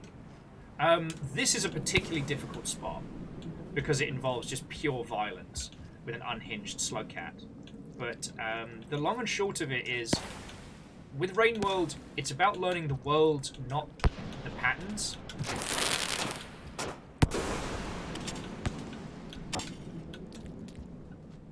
So, like, knowing what to do in certain areas is a real challenge. Nom, nom, nom, nom, nom, nom, nom, nom, nom, nom. I just ate a man. Also, Iced, did you see this? That Pebs is, or at least Pebs' overseer, is giving us fucking commercials Yeah, as Asari was saying, it's more of an environmental simulation than a... Fuck. Alright, I mean, props to that guy. He dodged my shot and then beamed me in the face. I can't be mad. So yeah, this game is hard, but it's mostly hard because it's unlike a lot of other titles we've seen in the same space. It's not button mashy. You can't learn how to, you know, boss pattern parry your way out of a situation. Everything is extremely organic, and it requires a very different style of thinking. You know. Oh, baby boy. Just went over to the guinea pigs and just had a chunder. I mean, to his credit, he doesn't put any pomp and circus on vomiting. Yeah. I mean, sorry, you're not wrong. The SLUGCATs are super cute, and that does throw people off. Like, if you look at a game like Blasphemous, people know what to expect. But if you look at Rainworld, you're like, oh, look at these cutie patooties. Look at this little legend of the... Like, okay, this is the meanest of all the SLUGCATs, and look at his little face. Oh, I'm so big and fighty. I'm a SLUGCAT. I'ma fight you. Right? But I will say, Rainworld's a very good example of... Not every game is for everyone. And the reason why idiots like me exist is to show you these experiences. You know, if you find that you would be too frustrated by this, if you find the challenge of surviving cycle to cycle to be too much, that's okay. You know, you'll put in so much time and cash in keeping me alive. Least I can do is be your, I don't know, say, I don't know if pet masochist is the right term.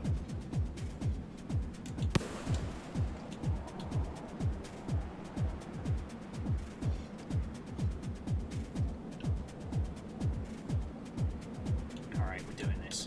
By the power of Grayskull! And I'm dead.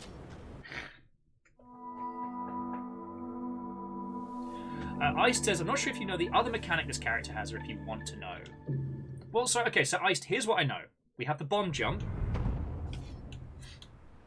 We have the ability to craft two kinds of explosives, grenades and stick bombs.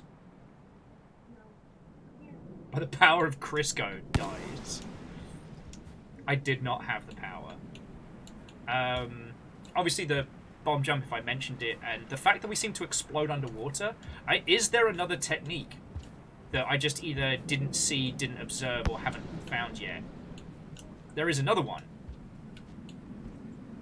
Like, I mean, we've been at this for a few streams, so I don't mind hearing it.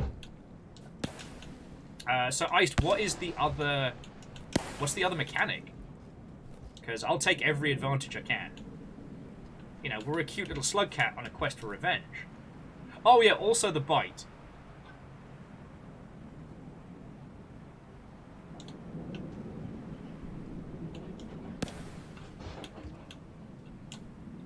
Oh, the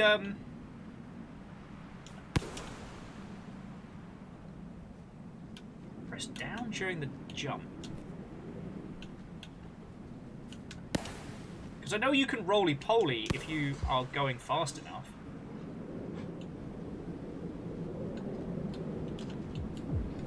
Oh, okay, so yeah, I've definitely managed to do that a few times.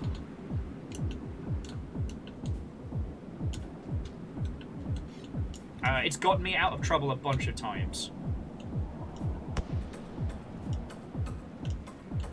Hey, when I get the chance, I'll catch some of your stuff just to see the proper use of it.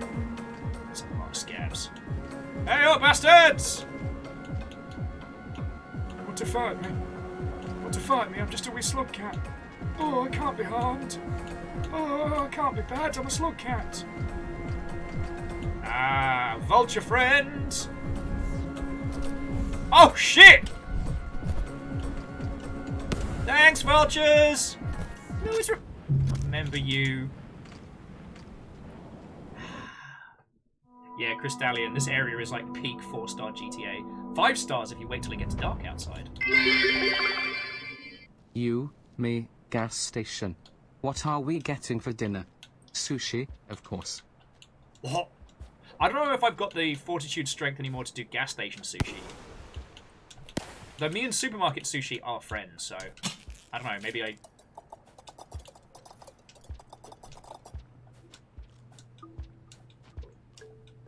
But Lily, thank you. You've thrown in so many bits today. Thank you.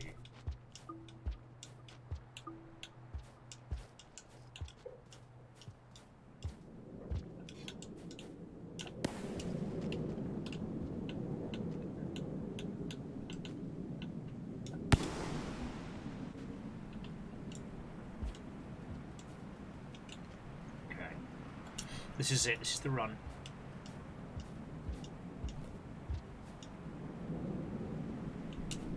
But yeah, so Iced, I haven't got the shockwave down pat, but it's gotten me out of trouble a bunch of times on this run. Though, if I remember rightly, it does cause you to drop your items.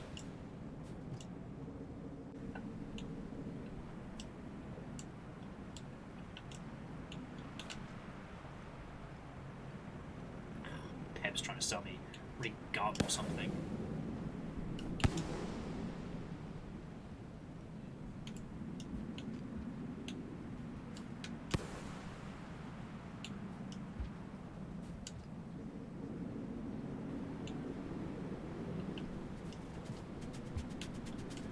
Hey, you make a good point. I can't fucking take it anymore. Among Us has single-handedly ruined my life. those darn Among Us. Alright.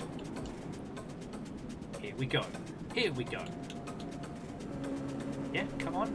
Come on, Scav Hunter. Brave hunters of the tribe. Right here. You know where I'm at. Right here. Woohoo!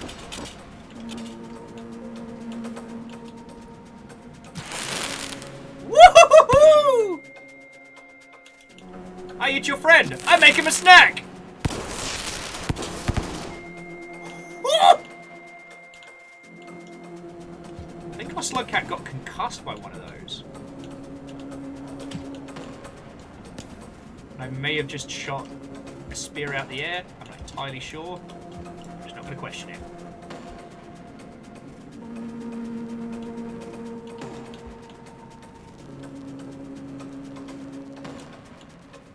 Alright, we've still got enough food to hibernate if I make it that far.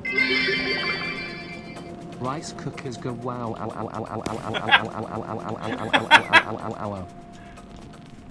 Lily, fucking thank you. Alright. Vulture no fighty. Vulture no bitey. Why do the vultures seem to like me in this area? Did I like... Maybe I fed them so much on the cycles. The vultures are like, yeah, don't mess with the SLUGCAT. Just wait for them to go past and then have all the free leftover scabs you can manage.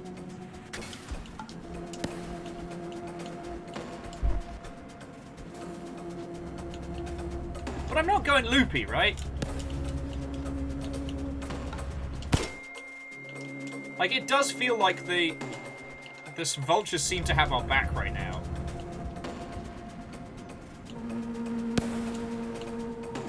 We are, however, out of tools.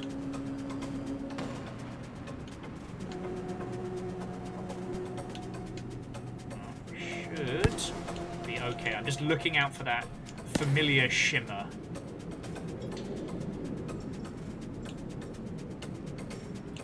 Iced, maybe it's impossible for you to tame vultures. Maybe I'm just that cool. Will said, lying. Why do vultures never check their bags on an airline? They prefer carrion.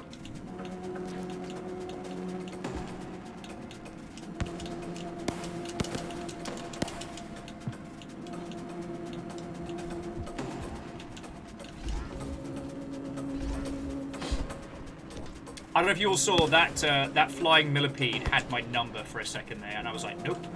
Nope, nope, nope, nope, nope. We've worked too far. We have come... Fuck you guys. No, come on. Come on. I see you there. I make you a snack. I eat your lunch. I'm Glass Shark. Nope. You ever seen a SCAV throw it? Alright, you two. Alright, Trouble.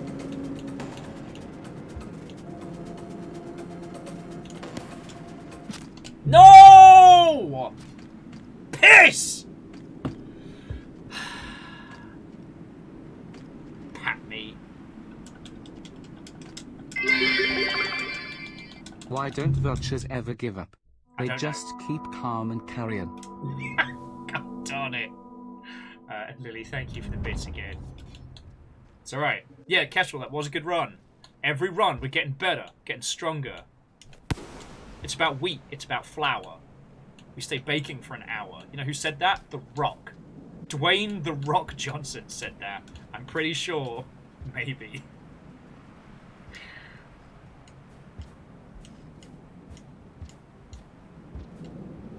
And yeah, it's less that I've tamed the vultures, more that we have a loving understanding from that one time I stabbed one half to death.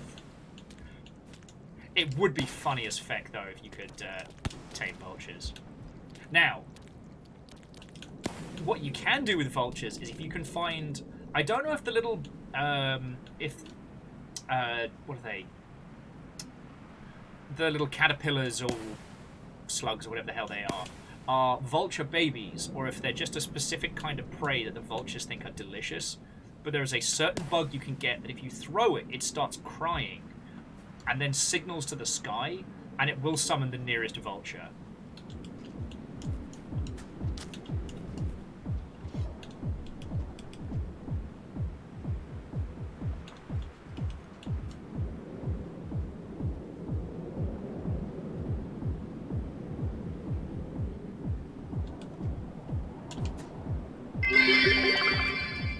What's a cat's favourite cereal? I don't know. Mice Krispies. We're going for the Christmas crackers, are we? No! Fuck! I can't blame anyone but myself for that one. I thought I'd fecked it, and then I pulled it back, and then I realised I couldn't do anything else. They think it's all over. It is now.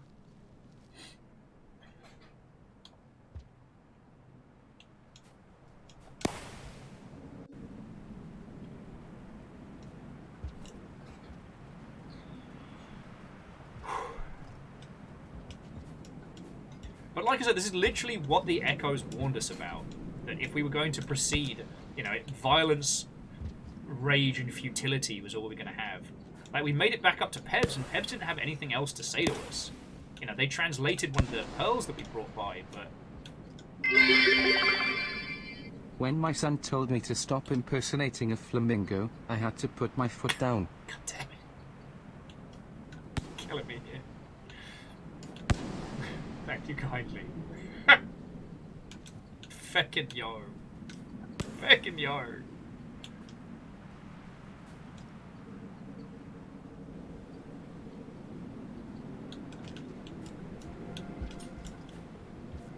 Honestly, I think I'm taking this pearl out of spite because it's a silver one, which usually means it's either like unformatted or pointless. What's up, King of the Hill? Whoop, whoop, whoop, whoop, whoop, whoop, whoop. Fight me! Fight me! I am the mighty SLUGCAT, warrior of ancient times, psychopath of the cutest of fluffies, and occasionally a fucking villain. A burger walks into a bar. The bartender says, "Sorry, we don't serve food here."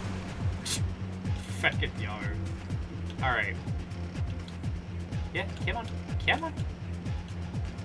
Oh, what's the matter? You worried what happened to your friend's gonna happen to you? I'll blow your face off. I'll make you a snack. I'm a SLUGCAT. I do not give a solitary fuck!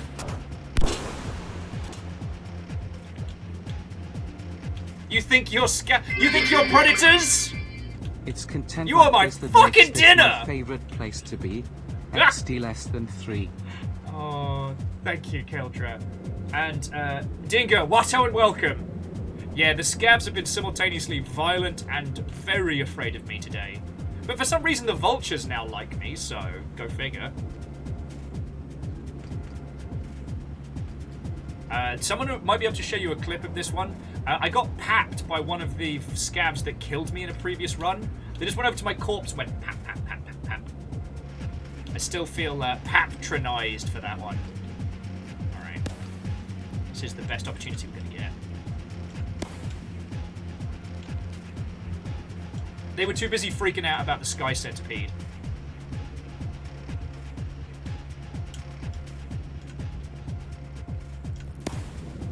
Okay, Dingo, I was just talking about the vulture worms. Now, are vulture worms... Oh! Oh, shit.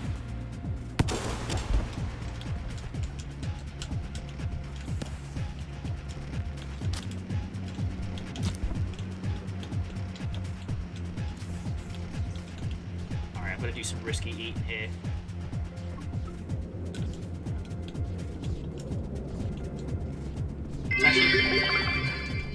What kind of concert only costs 45 cents? I don't know. A 50-cent concert featuring Nickelback. I think that joke is old enough to drink.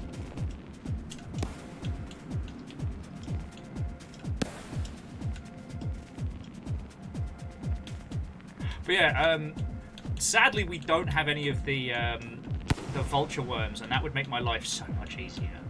But... I was going to buy a car with a transparent steering wheel until someone told me to steer clear. I was about to say, that's gotta be puns, right? Oh! Nice try! I can't tell if y'all are distracting... If y'all's distractions are helping or hindering, because I'm doing better. But also, I don't want to put a fiscal opus on your... I want to be cremated as it is my last hope for a smoking hot body. Oh! Saying that's not funny, but damn. Oh, okay, so that tendril is a super vulture. An alpha vulture.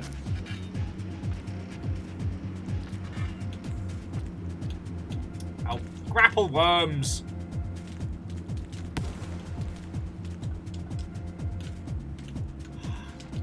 Grapple worms are the worst.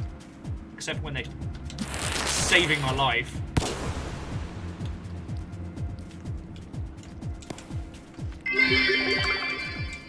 I had a crazy dream last night. I was swimming in an ocean of orange soda. It turns out it was just a fantasy. Oh, but we are doing this. We are doing this. I'm so committed at this point. Now I am just thinking about End of Evangelion. The delicious fantasy.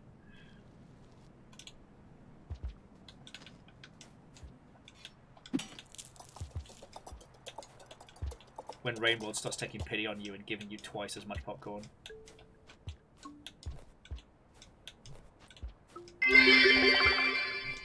Ladies, if he can't appreciate your fruit jokes, you need to let that man go.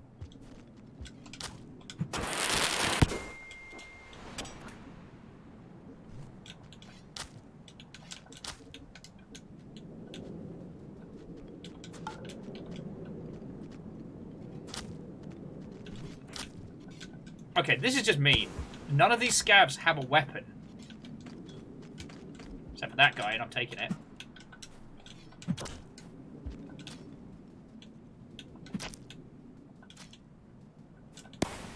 Like, why's everybody got to bully the SLUGCAT?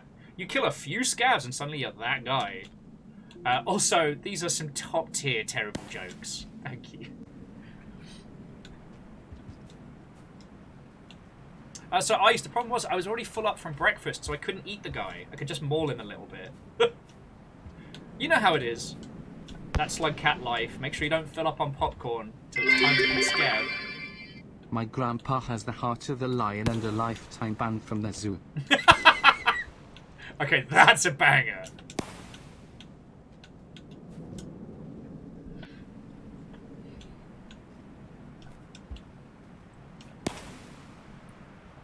That is an absolute banger, thank you.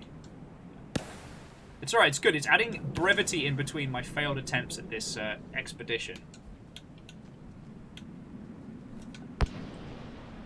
God, this reminds me... Do you remember the stilt area from OG Rainworld? I think that was the place we spent the most amount of time trying to get through.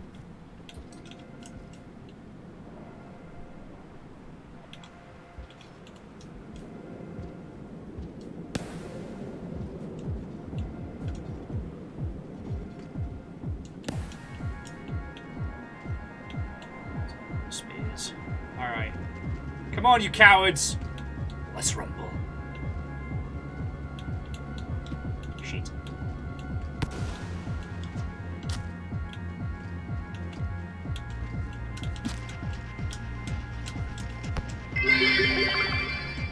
I ordered a chicken and an egg from Amazon. I'll let you guys know. Ah!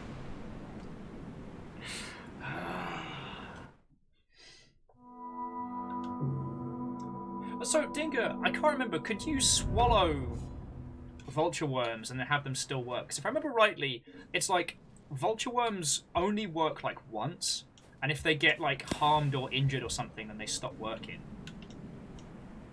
Am I going completely loopy? So what if I don't know what apocalypse means? It's not the end of the world. Fucking no.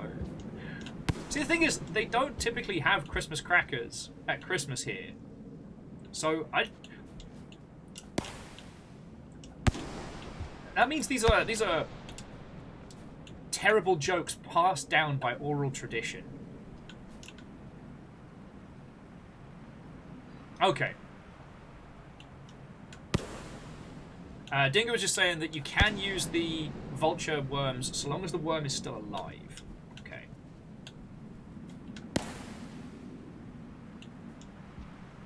I tell you though, I'm navigating this bit now just on reflex.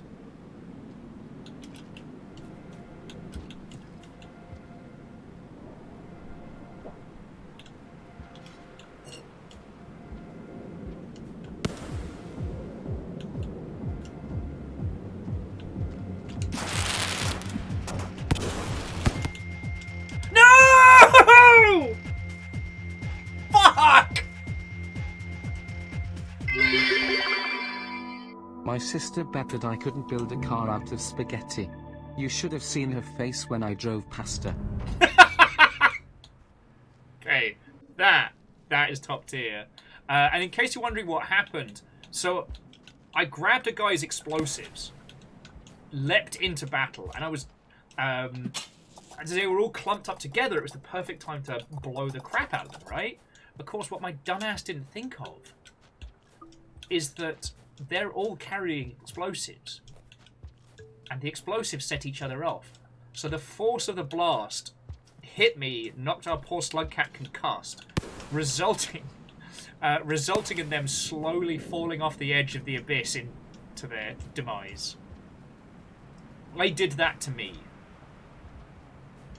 And I think that's why I keep going with this game, you know?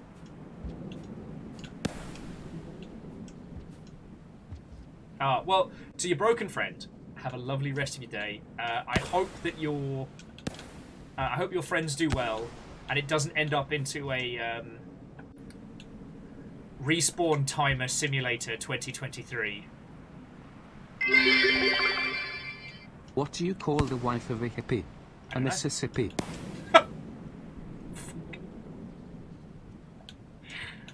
I both love and am taking severe psychic damage from all of these. And Lily, you already put in so much money today. Thank you. Alright? Thank you. Now, let's go wreck some scouts. She had a photographic memory, but never developed it.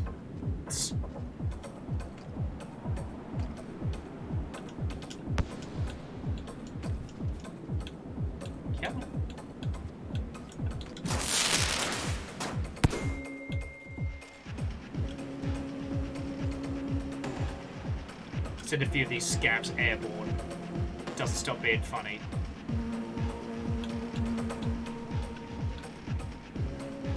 Yeah, come on, you coward. What's the difference between a poorly dressed man on a bicycle and a nicely dressed man on a tricycle? I don't know. A tire.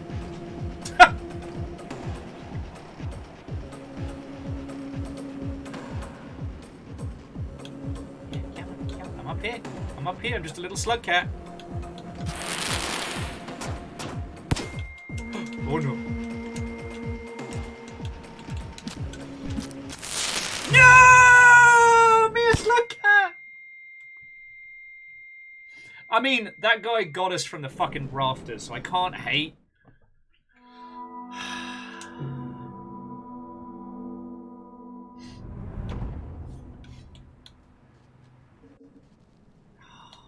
It does help that this game is so brutal, but the characters are so feckin' cute. I don't know if I would stick with a game, because this is the second day we've spent on this area. And admittedly today, so Dinger, it might have been before you got up here, but I had a pearl in my stomach, so we took it up to see pets. Somebody stole all my lamps. Those damn moths. Mothman!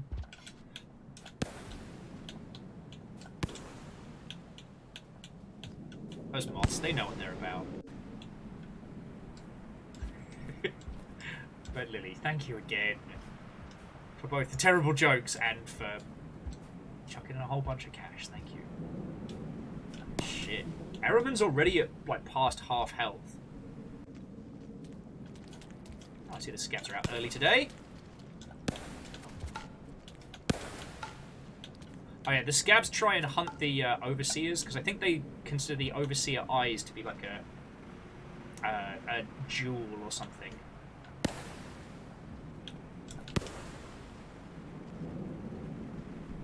Oh, Pebs, I have shit to do. I don't need your fucking pop-up ads, mate.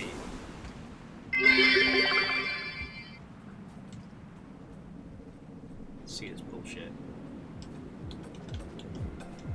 Want a break from the ads? Just give Pebs $5 a month for Pebbles Premium.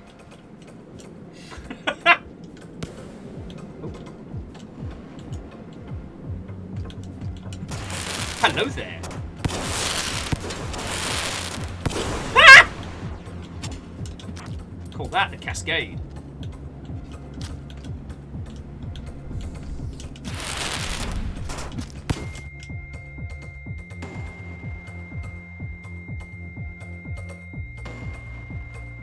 What just happened? I don't know what just happened. I think I created enough explosions to tear a hole in space-time. Poor little Artificer. I mean, I broke it.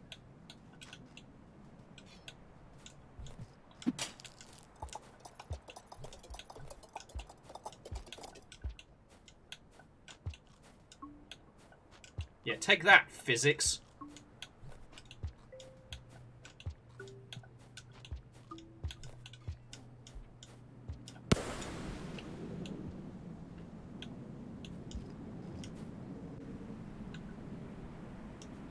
Okay, so Shackle says I got an explosive hard yeet to the left, and by the time the camera moved, I was already in the bottomless pit. Okay, that makes distinctly more sense.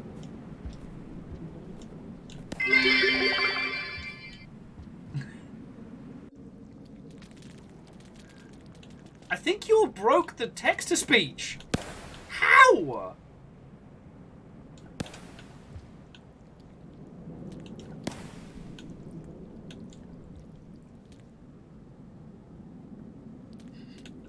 I mean, yes, we did just get semi-rickrolled, but feckin' yo.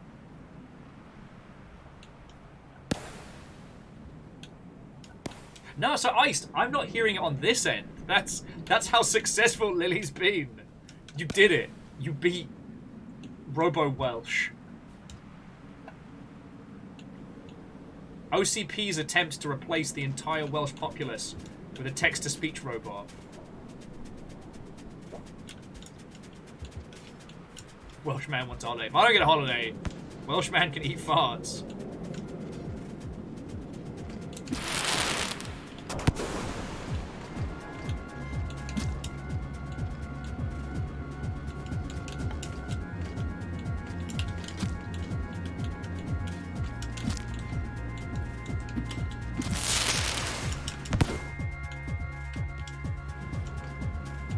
couple of them are still moving, but we can deal. Oh, I am indeed playing Scavenger Space Program. It's a new game where we try and get scavs to break atmosphere, because Pebs told us to. It's kind of like Kerbal Space Program, but the goal is to kill everybody. Except our little friend, of course. Don't go that way, Bull Slug. Don't go that way. Only darkness lies there. Oh, I did see an Invisilizard. Get the brick ready. Oh, I guess they got fed, so they're good. Also, to those of you who've joined us, what hello and welcome. When we have a breath, let me show you my my Rain World tattoo.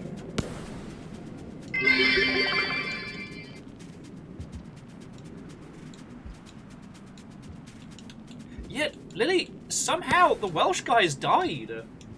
I might need to refresh the program of the elements, but you did it. You have slain Robo-Welshman.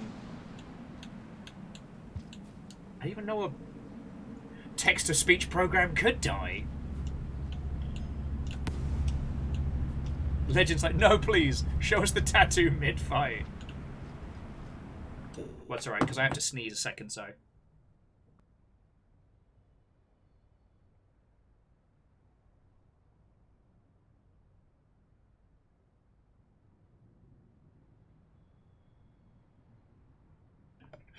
Okay, that's impressive.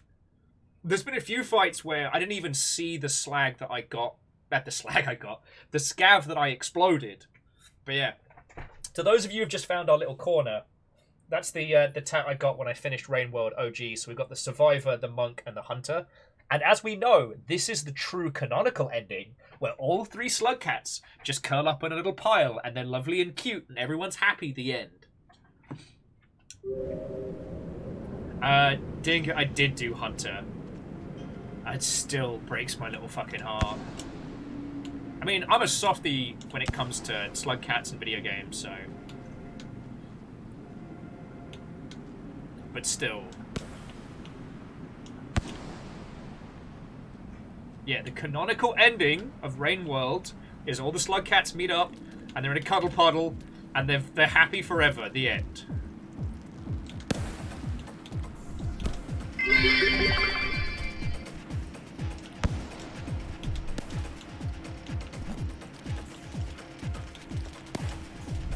Oh, feck off.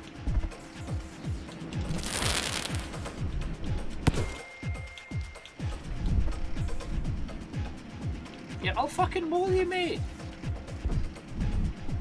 Yeah, so the alerts are definitely appearing, Lily, but Lily, you've thrown so much cash today. Like, I cannot say thank you enough. All right. Oh shit, I'm in trouble. I'm in a severe amount of trouble. Shit. I was gonna try and go up and round, and then.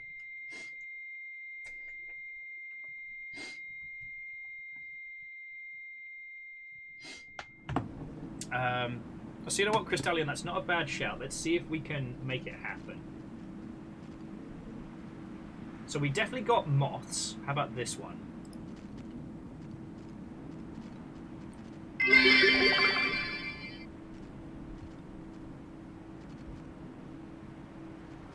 Oh, Welsh guy is broken.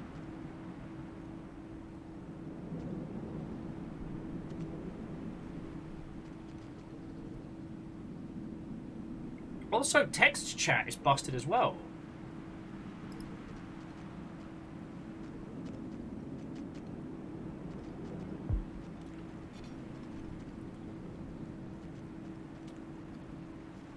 Oh, that's not good.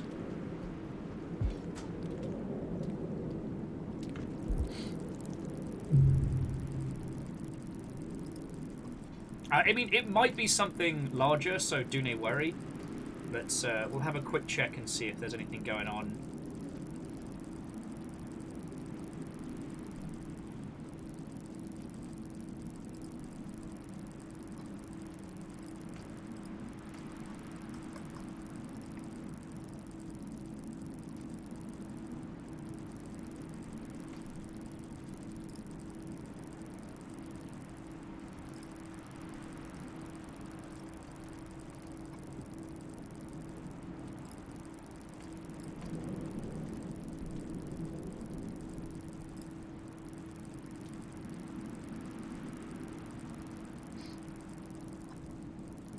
We must refresh the elements. Dun dun dun dun dun dun dun. That's right, friends. If any of you want to go grab a cup of tea, have a quick break, now's the time. Let's... You know what, we can leave the lovely whistling winds going.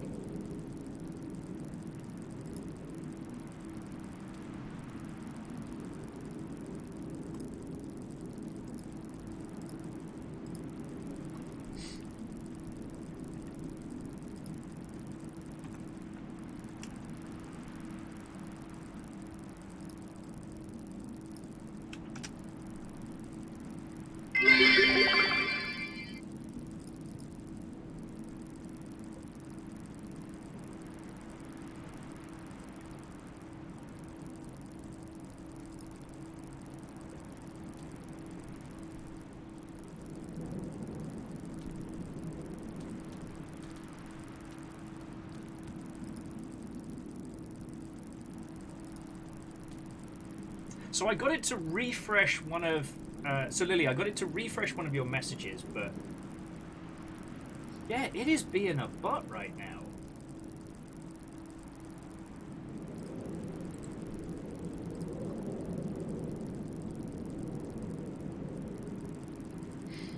Yeah, I mean, I'm glad that the alerts themselves are still coming through.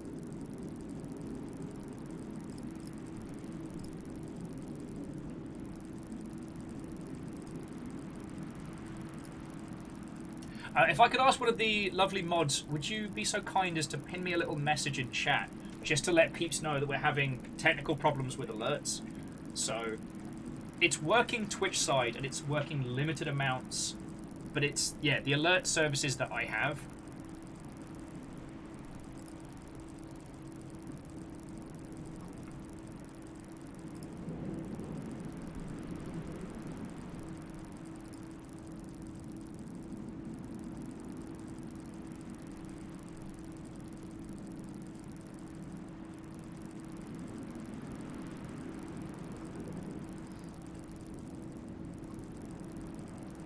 Yeah, also, I can still see your comments, dear friends, but it does look like, at least for the time being, it's busted. So we're going to give it another... we're going to give it a little bit of time before we see whether or not it's a bad word. But I can see your comments, friends, so do not worry. I'm just, you know what? I'm just super glad it didn't break, like, earlier on when you lot were being feckin' lovely. Because... that would have been heartbreaking.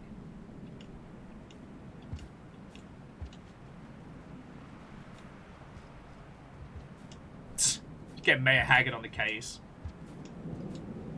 As much as I want to blame Mr. the Twitch, I think Mr. the Twitch is working. I think they're winning.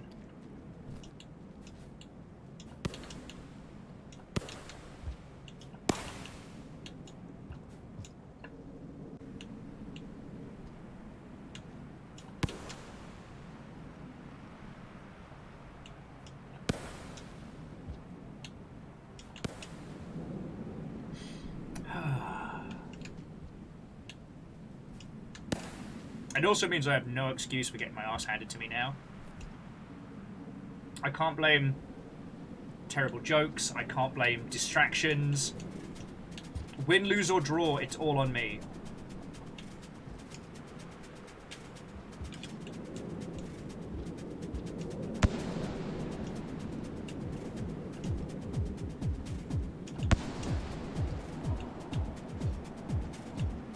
Hey up, bastards! Yeah, I'm up here. Fight me!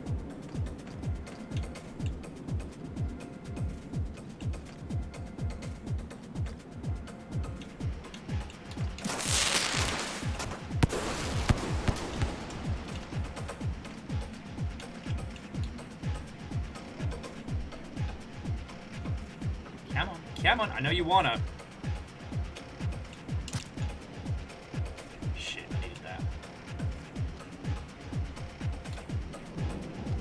One of you's getting a brick to the face.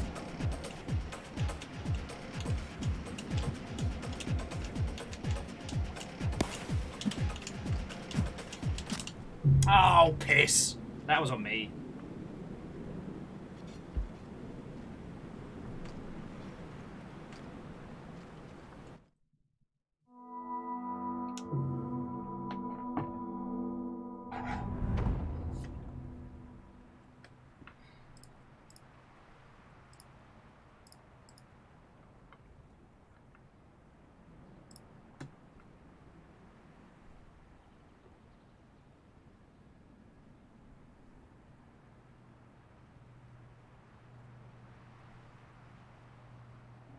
Okay. Sorry, I'm just... forgive my, like, laser focused. I'm just trying to see if I can get us back into...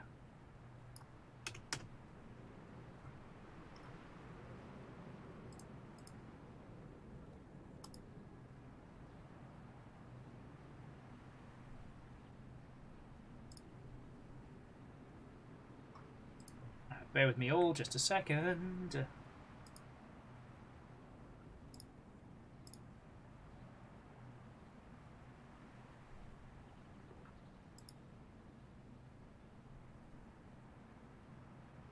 Yeah, so that's all fine.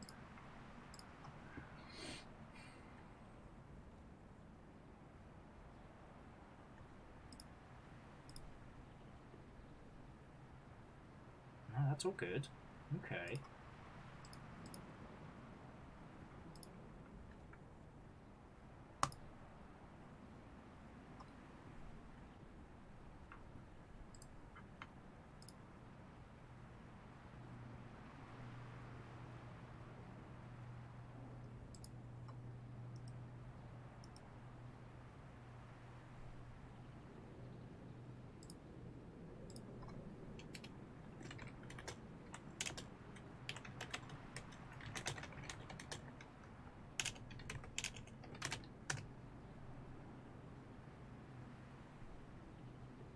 Okay, so friendos, it does look like it is servers down on alerts.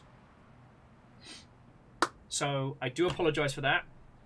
I mean, it's partially on me because I've been meaning to migrate our alerts to another system for feckin' ages anyway. But I do apologise. Also, feck this guy in particular. I shall now eat his bones.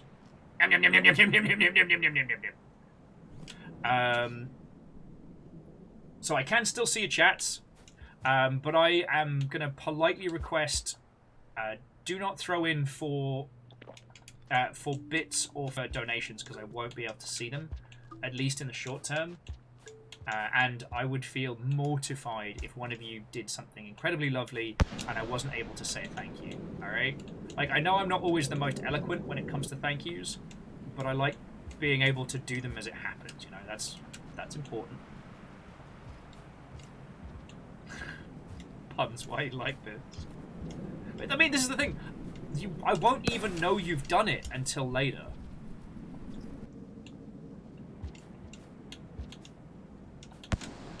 Although, if one of you is a secret millionaire, like, now's the time to do it, because I won't know until later.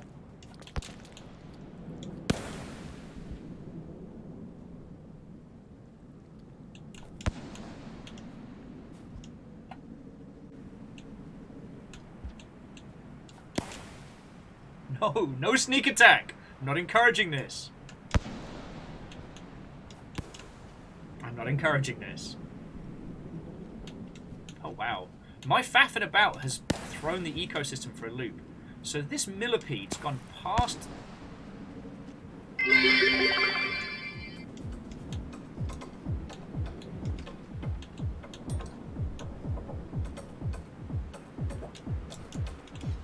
wonder if their camp got fucking raided.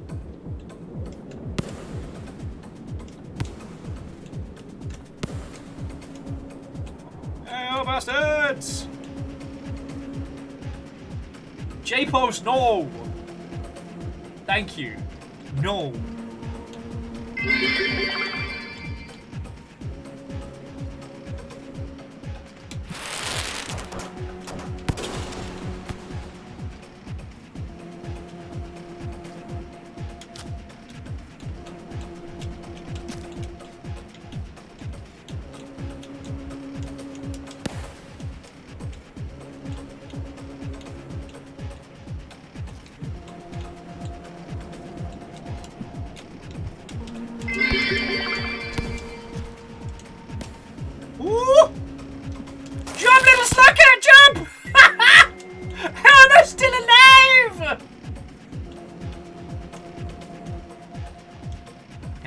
Grayskull right there.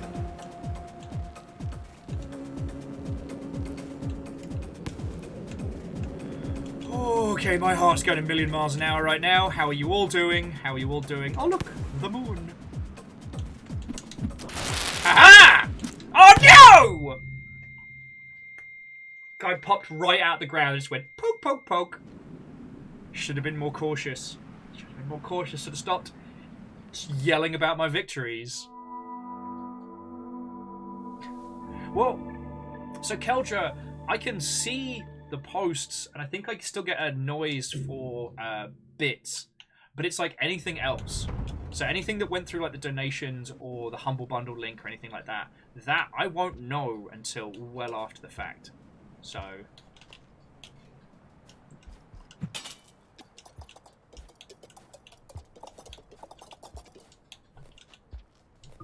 And yes, I did get hubris in the sky.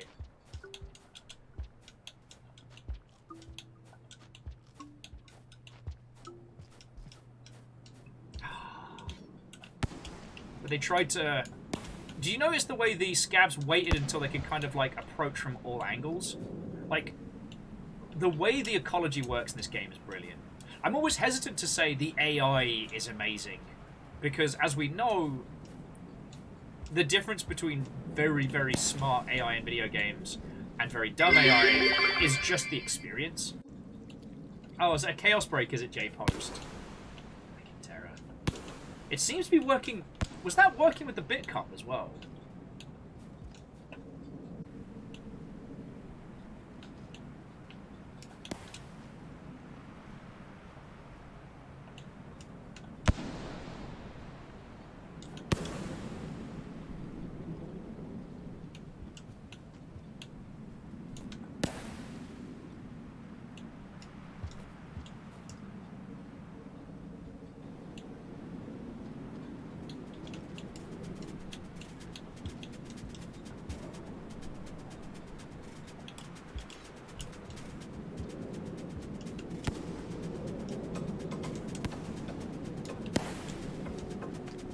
Alright, crumb bombs, let's go.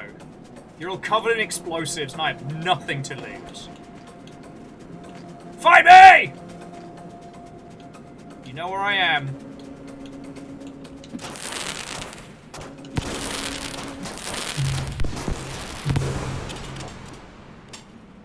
That was not smart! Fuck. Sorry. I'm very energetic today.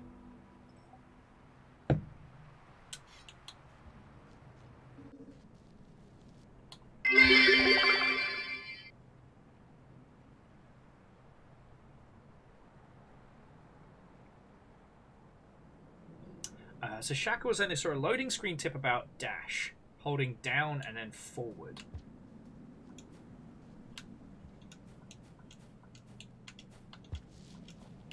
Oh, yes.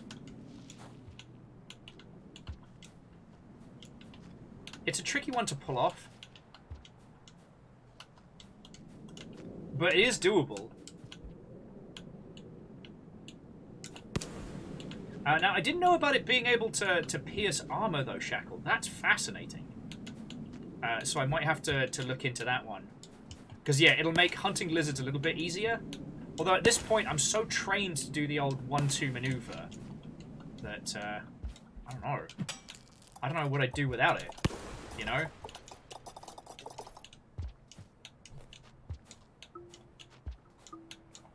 But no, that could really work.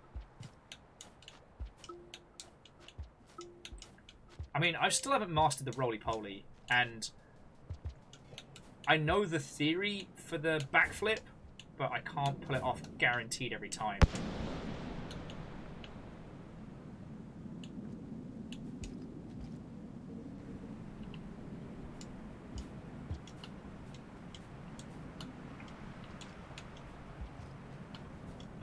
And it is possible for your SLUGCAT to get themselves a little bit arse over tit. But I don't know, I'll keep trying with it.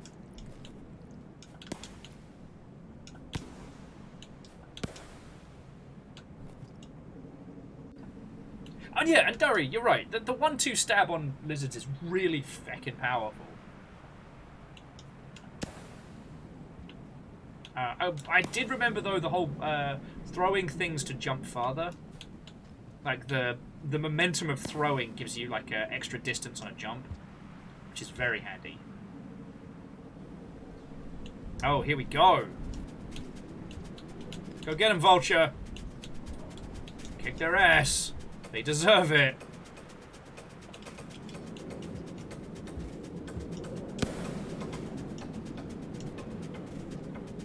Okay, yeah, this might be the time that we're just gonna book it.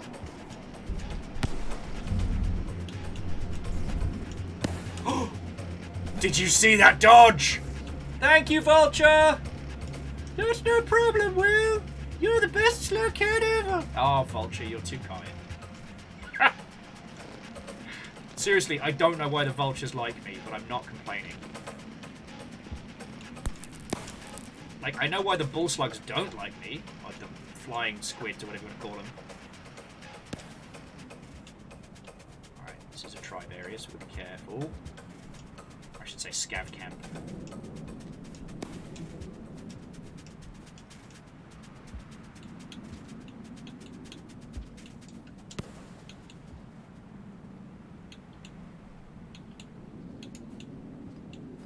Legend says the Vultures must see us as a free meal ticket. Yo, because wherever we go, there's a massacre of feckin' scabs. And the Vultures don't have to work for dinner. I can respect that, you know? They say there's no such thing as a free lunch, but make friends with a SLUGCAT. No. Vulture. We're friends, remember? Remember, buddy? Friend, not food. I knew you were going to be this way. The moment I woke up today, I knew you were going to pull some horse piss. Take some shots in my banana cage. Bilbo! Sorry, I've been watching too much Big Top Burger. It's actually getting to be a problem. Every week when we do Sea of Thieves, I always want to go, Conrad! Ready the cannon!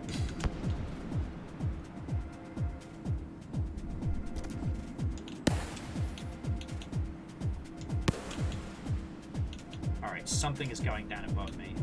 You see the sparks flying.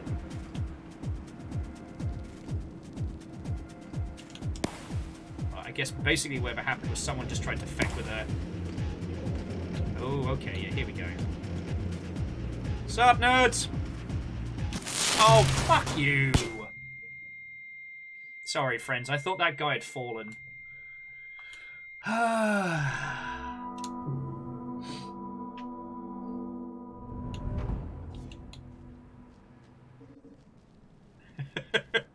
Sorry, Crystallium says maybe it's because you look like a murder hobo. I mean, think about it. We are better for the vulture population than adventurers are for, like, the skeleton population. Like, we just generate free resources by nature of existing. Like, you ever think about the fact that if there weren't so many adventurers going around killing people, there wouldn't be as many skeletons for, you know, necromancers and liches to raise? The very act of adventuring gives them the forces and the might they need.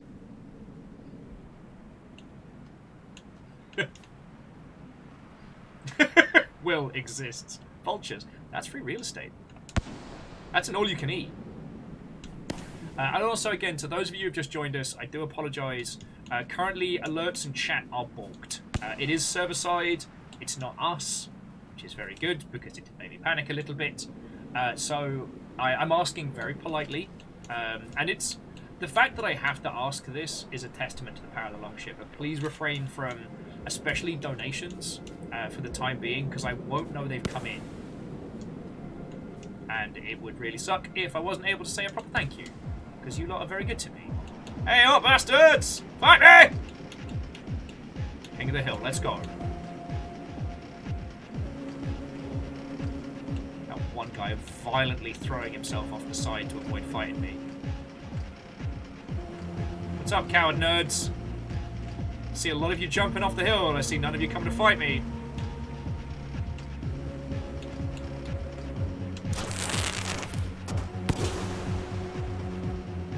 Next contestant, please!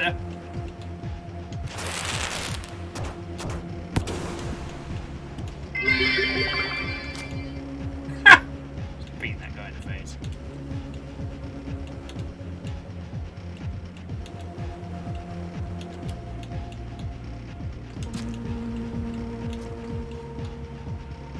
See, this is a good spot to fight because the bodies kind of sort themselves out a little bit. And everyone keeps bringing me spears.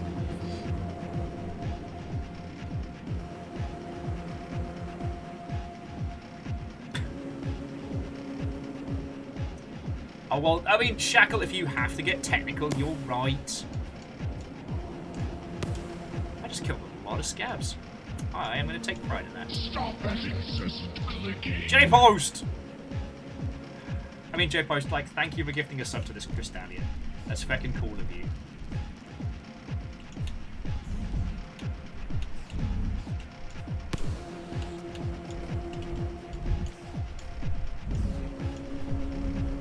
Vulture, friend, buddy, pal. You know how the song and dance goes, mate. Yeah, go after the other thing. It's alright. The vulture is fine, I just hit it with a brick. That little shit lizard.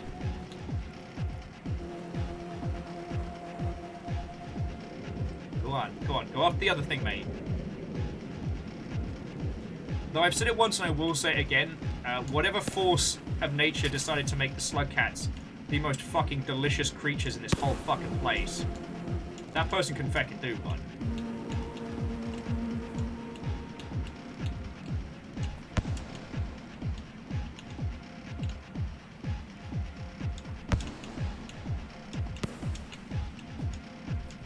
Okay, I'm through worst of it.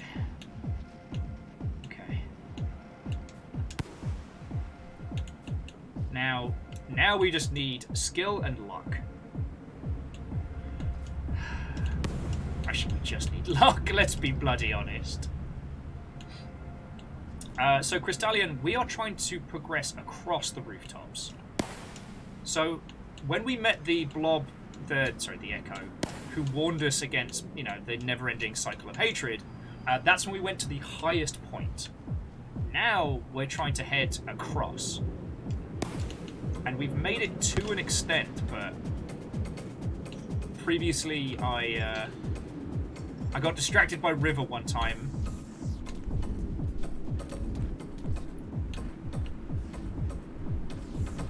Let's wait for the vultures to finish fighting.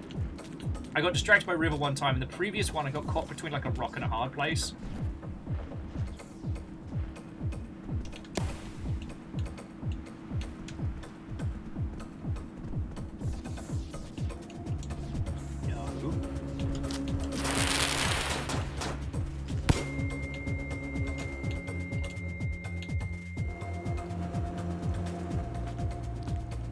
Bloody darn right you are. I was about to say, I am not moving until that grapple slug is finished doing whatever the fuck it's doing. Oh, someone got zapped.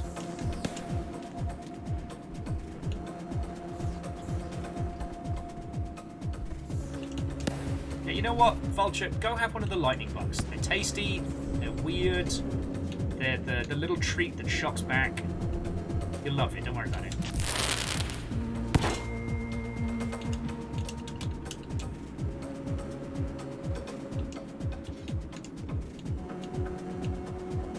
Excuse me, is that guy dead?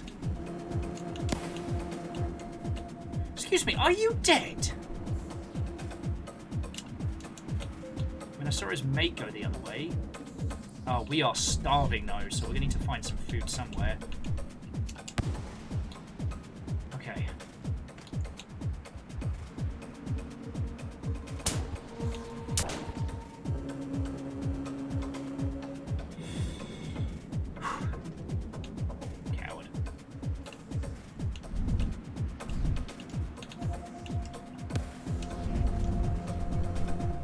Vultures have had their fill.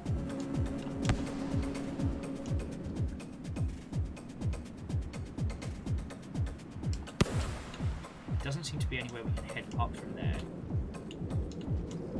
We know we can't go directly across, so we've just got to risk it for a biscuit and hope. Yeah, okay. So this is good. The drop wig's still setting up.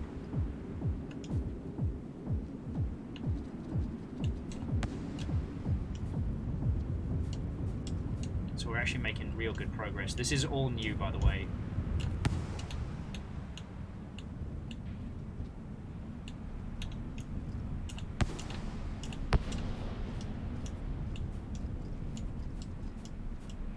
Okay. What the fuck even are we in right now? Seems almost mechanically organic.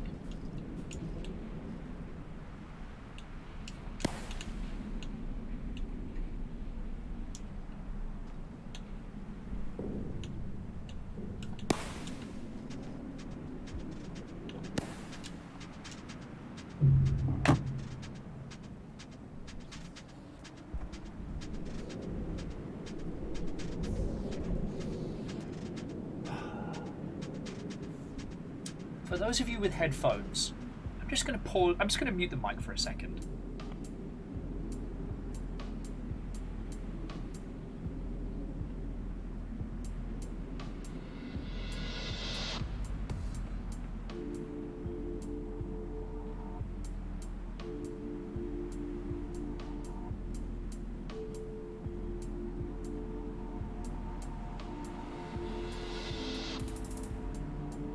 And we're back! And we're back!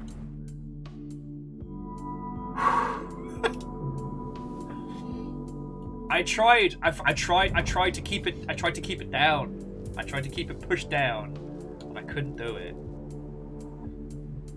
What we just learnt there, friends, is the importance of a good breakfast. No, so basically the situation I was in there, even if we'd made it to a shelter, I didn't have enough food in our little SLUGCAT stomach to survive. That is to say, if you're not familiar with it, you need to have a full belly to be able to sleep proper. Now, you can progress to the next day if you don't have a full belly, but it doesn't save. This is partially to stop you getting caught in like a death loop, and also partially because of how fucking brutal this game can be. Yeah, scavs are good eating. I didn't hang around because I was too busy patting myself on the back from all those murders. Oh, but I tell you, friends, my kingdom, if this has been keeping track of all the scavs we have killed throughout, I'll be so stoked. Now, currently, one of the rocket lizards is over that way, so that should...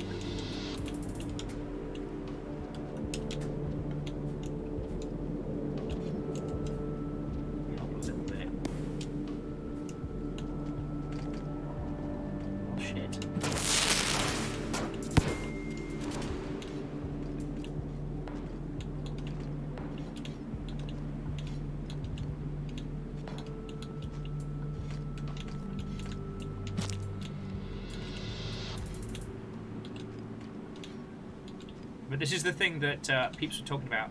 It's really hard to get hold of the bodies because there's just so much stuff.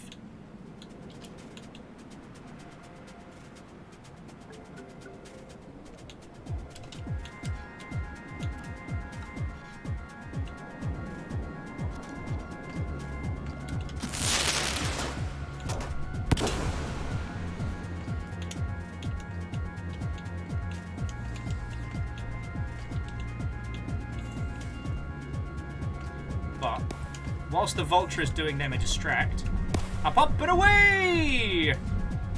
SLUGCATs give no fucks! Ha-ha! So what I'm going to do is I'm going to make sure that... excuse me. I'm going to make sure that I always have enough food in my belly before I start making explosives now, because I need to stop planning for success.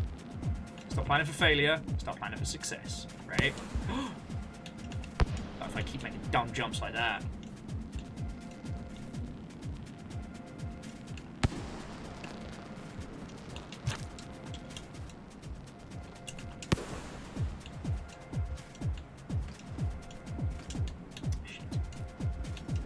Haha, he went under when he should have gone over. He zigged when he should have zagged. Get away!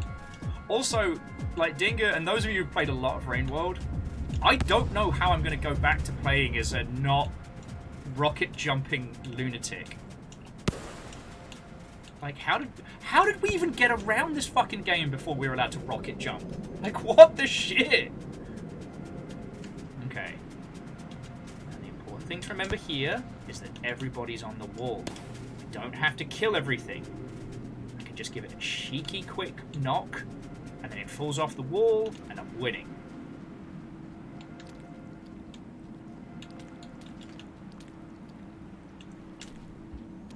Nip, nip, nip, nip, nip.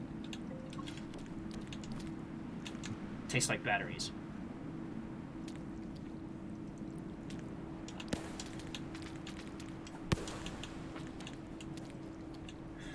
I'm getting like a good cardio workout from all the stress.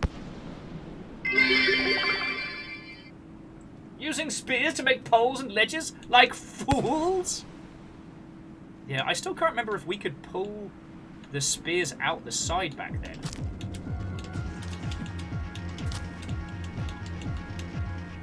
Suck.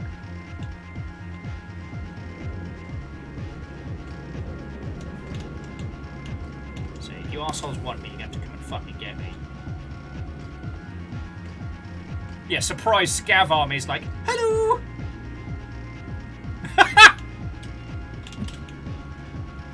SCAV's army.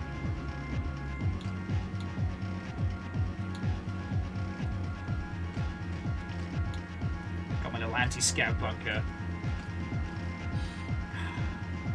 I don't think that the mediocre British comedy show Dad's Army has enough of a following to warrant a Rain World meme crossover, but I want you all to know that I'm thinking of SCAV's army very fondly. Watching these scavs just fall from the fucking heavens. Yeah, come on, mate.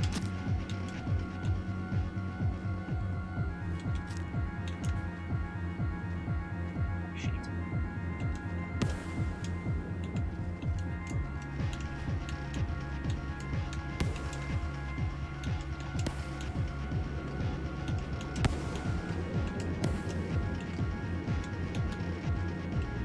No. Alright. This we can work with. Thanks, Big Vulture! You, Big Vulture, help yourself to some scavs, mate. They're nutritious and delicious. Baby Vulture, what's up? Like, I'm calling them baby vultures now, despite the fact that they are mean and fucking vicious. Oh look, it's a baby! Grapple slugs, no. Alright. Just gotta keep a hawkeye out for... Fuck! Well, not that guy.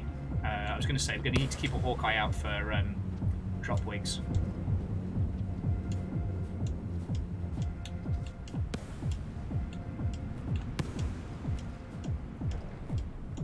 God, this seems to be something. Alright. So now we're gonna play it careful. Got a full belly. That's good.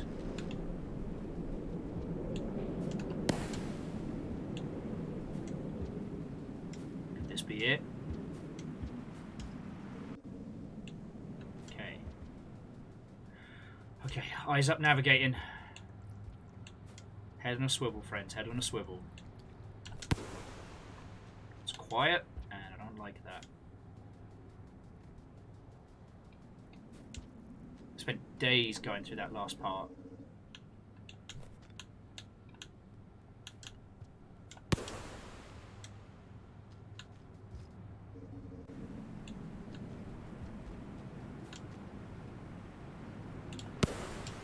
Jesus, how is any SLUGCAT supposed to make this run?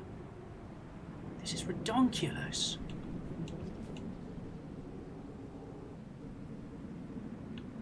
Okay, and I guess we literally just did it, but you know what I mean.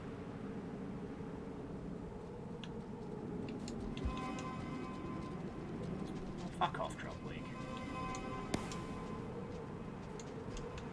Don't you know who I am? Actually, how are we doing for food? Yeah, we can afford to make a spear. I am not, I repeat, I am not dying now.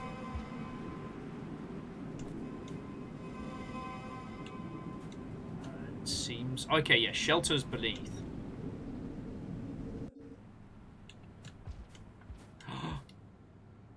Twelfth Council Pillar, House of Braids. This is a different house!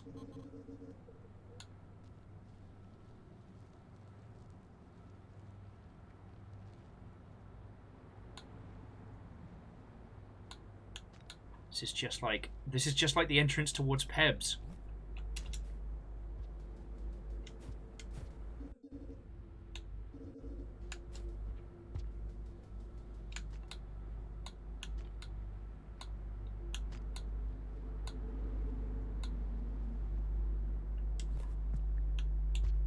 Gravity's even weird.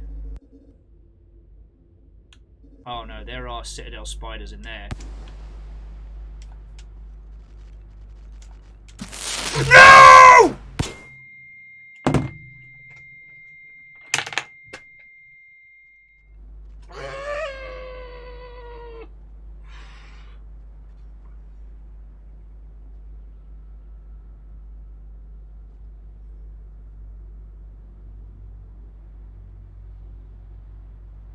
Yep, Dingo, those were elites.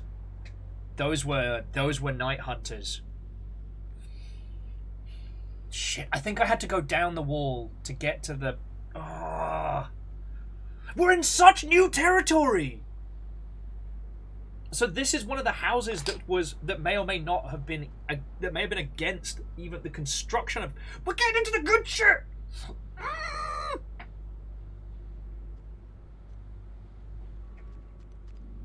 Okay, and it's not... Again, friends, it's not RNG. Those are the night hunters. Because I took so long and I didn't make it to the place in time, while we're above the clouds, the night hunters, the elites, come out.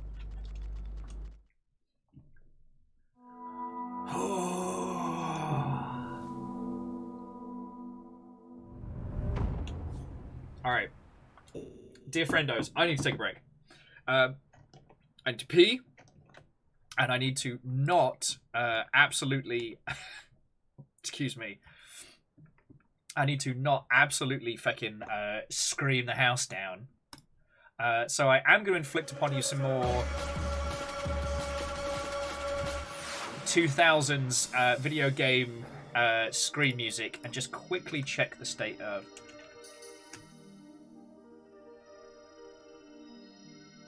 Okay.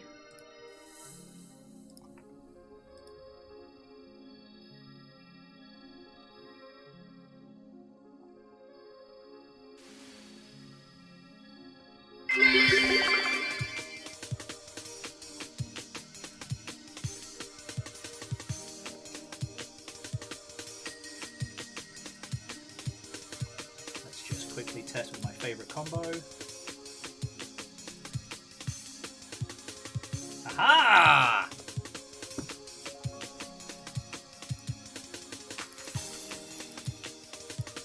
Aha! Alright, so you should be able to start chatting now.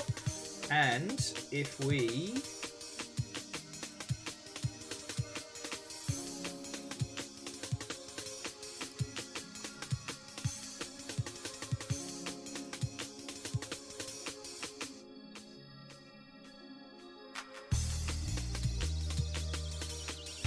should be able to refresh this. Let me check my voice. Yeah! Me. Alright! Friendos, we are back in business.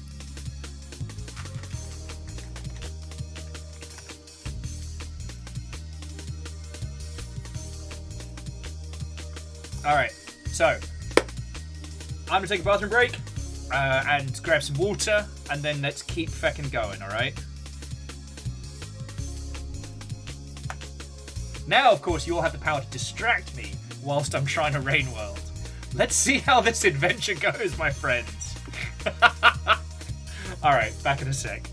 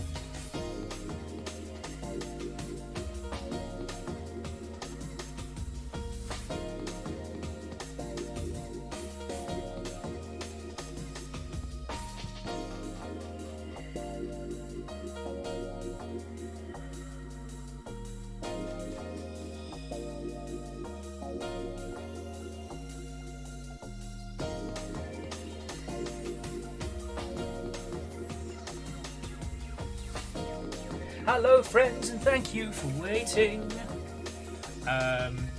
Crystallian, the particular song you're looking at right now is from OG Ridge Racer on the PlayStation. Ray, Watto, and welcome. Hello, hello. Alright, we can remove the... I think we can safely remove the pinned message caffeine. So...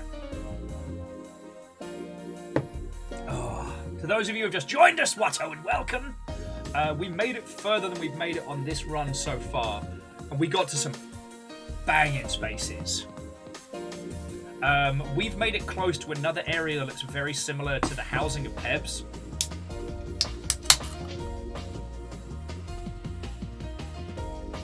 Oh, cheers all. Liquid Death, please sponsor me. I am a poor man and I like my fizzy water.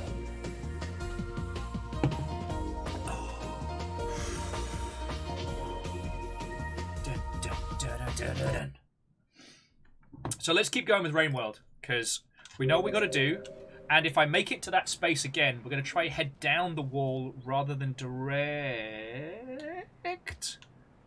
No, oh yeah, there it is. Rather than directly go after, like the new areas, because the thing is, the writing was literally on the wall. Oh yeah, Crystallian, that whole thing is feckin' brilliant. It's got like ambient music from a ton of classic games, so like Street Fighter, Ridge Racer, Ace Combat, Unreal Tournament. Like, it's a little like who's who of that time when the done thing was to always have drum and bass as like the ambient menu music. I think it came from the arcades where you wanted to be pronounced but not aggressively loud. You know, you wanted to keep that upbeat tempo style for like arcade design, but you didn't want anything that was going to drive arcade owners insane. Super Mario Grand Prix! Yahoo! Go fuck yourself! Sorry, for those of you that only found us in the last couple months, so here's a weird story from 1,000 years ago, and to the long ship, you'll know this, but I realised it's not something we talk about a lot, which is that for about, was it 4 or 5 months? I was the resident streamer of the local GameWorks. If you're not familiar with the franchise, GameWorks at least was kind of like a Dave & Buster's style, like food, booze, and arcade. As my friends would lovingly call a child casino. And... oh, crud sticks. Yeah, I mistimed this. Oh, you're going where I want to be.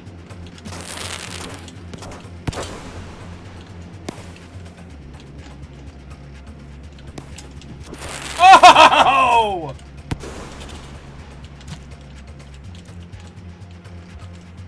From downtown. I am the SLUGCAT who knocks. Let's fucking go.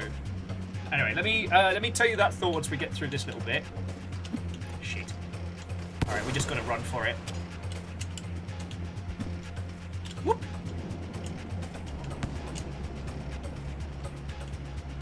I biffed the window on the shot, but I seem to still be okay. Alright, and you two do you two. Okay, so. Yeah, Lily, you actually got the chance to visit, like, when I was still in the glass box. And it was really fucking cool, because, you know, like, streaming from Ket's place was always only ever, like, a temporary solution. Like, I was always fully aware of that. You know, I had agreed with... I don't think I even say I agreed, because it's not like I had the, like, grand command of the situation. But yeah, I always knew I was going to have to find a new streaming setup, and the place I was staying was more of kind of like a basement, but they did not have good audio, good internet, and the person who I was renting from was recovering from surgery, so they were having a bad time. They did not need me what-hoing. Oh yeah, Ket's family are still the fucking best, and when it comes to being good and kind to others, that's the fucking gold standard. You know, if I can even be an iota as good to others as Ket's family were to me, I'm doing good. And to Valcar, I say Watto and welcome. Oh, freaking SLUGCAT keeps getting stuck the wrong way around. But yeah, so what it meant is that for a while, I was inside a Perspex box in a bar arcade setup in downtown Seattle, just doing this show. And it was fucking great. But there were some downsides to it, and one of them was the Mario arcade machine, which apparently you can only hear very rarely, like sometimes. But for me, it cut a swath right through anything I was doing, and so all day I just keep hearing Super Mario Grand Prix Arcade Edition, Yahoo! And it drove me up the wall. That and the riff from KDA Popstars, because there was a Beat Saber machine downstairs, and it was like right as, KDA's Popstars was getting big. Alright, we're doing good. I keep forgetting that I can use the explosion to stop my descent. So I'm gonna do some like safety falls and shit. No. You.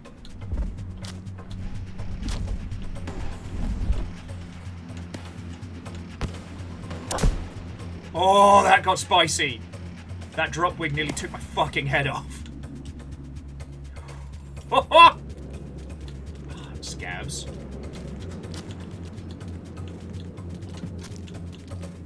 Scav, no.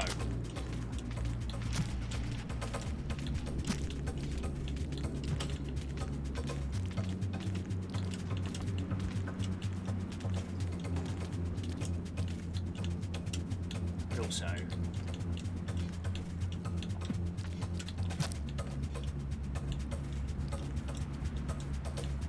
Alright, let's keep going.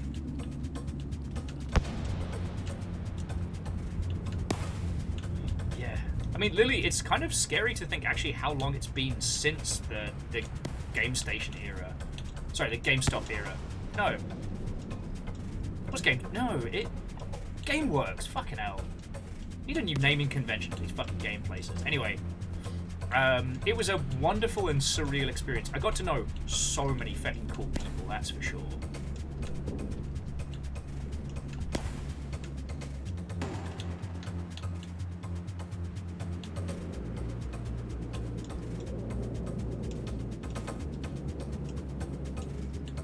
But it was such a surreal experience, especially when we play games that were really emotionally engaging or like super effective. But I was really lucky because the upstairs bar at GameWorks has the fucking best. Nim nim nim nim nim nim nim nim nim nim. Oh shit, we're in trouble. No, fuck!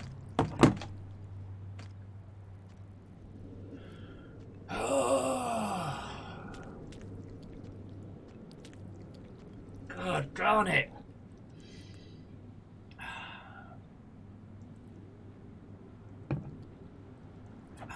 I hesitated. Should have grabbed the spear out of his hand. But it's alright. It's alright. We're still on point. We can still do this.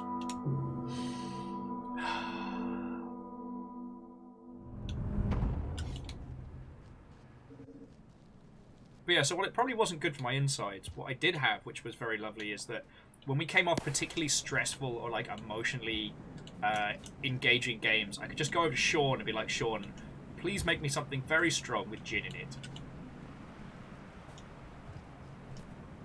Yeah, I mean, I think I know where the safe room is, Shackle.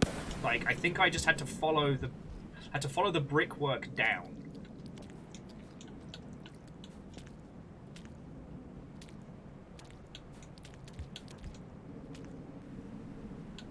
You know what? What's the definition of madness? It's trying the same thing over and over, expecting a different result. Right? I've got an idea.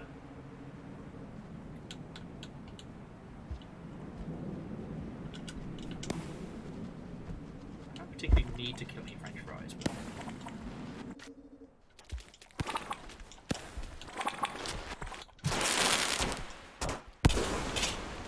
But I'll eat a French fry if needs be. Yum, yum, yum, yum, yum, yum, yum, yum, yum, yum. Nutritious and delicious. I'm a slug cat with a brick. I'm a slug cat with a brick. I'll fucking stab you when I get a stick, cause I'm a slug cat with a brick. Yeah, Miyaki Sakura, that was where the Four Horsemen came from, which is still surprising. And will definitely be on my list of cool shit forever. I know it's just the test subject. You know, perhaps at best could be described as the muse.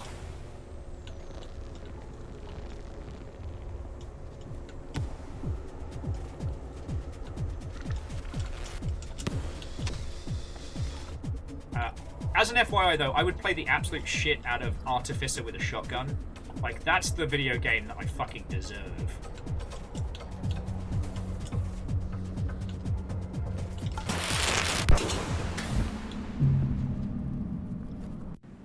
Oh, you jammy twat. Okay. I thought I could head underneath and round and then head up and try and avoid, like, going through the base camp, but I think that's the best one. As much as it pains me to say it, yeah, I think the best play is still through the camp. So what was I saying?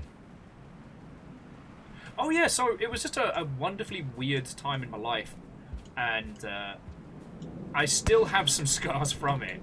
That being a fascination and hatred with the Mario Kart Grand Prix Arcade Edition.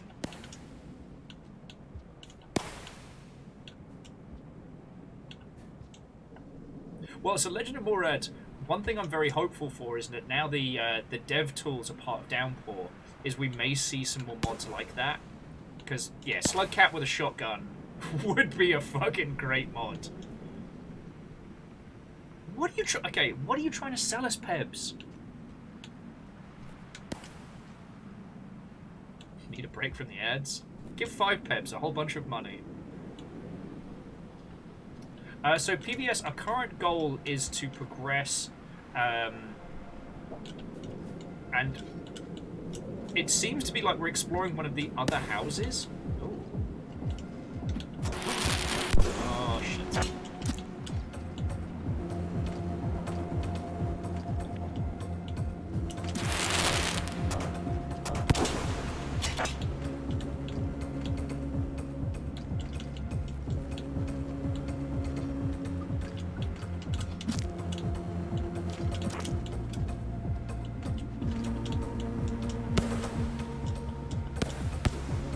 What am I using as a weapon? The corpse of your fucking friend! How are you?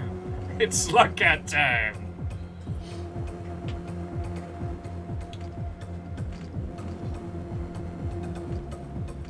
You know what? You know what, Scavs? Die mad about it. Die mad about it. I got shit to do.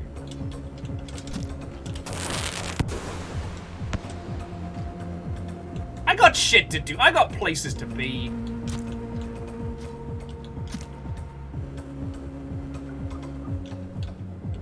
Sorry, friends, this can get a little loud.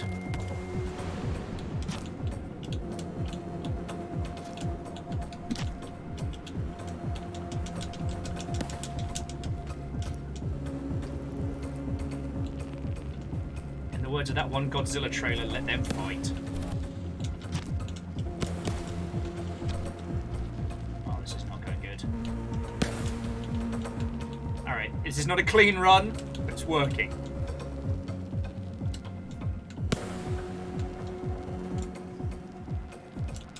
It's not called SLUGCAT's Interior Design and Decoration Show, it's called Rain World. We don't have to do it clean, we just have to do it right. Oh, PBS, the grenades are awesome, but they're very strong. And you can easily knock yourself unconscious with them. And considering you're fighting so many scavs, if the scavs have explosives on them, it'll set them the fuck off. Like, you can start a chain reaction that breaks face. And considering it's our face on the line... Wallen's like, hey, you know, for being called Rain World, I haven't seen rain in a long time. Yeah, they succeeded in making the area above the clouds incredibly fucking stressful. Well done, Video Cult. Well done. The downside to it, PBS, is being concussed and falling to our death off the side of the fucking... Oh, God. No!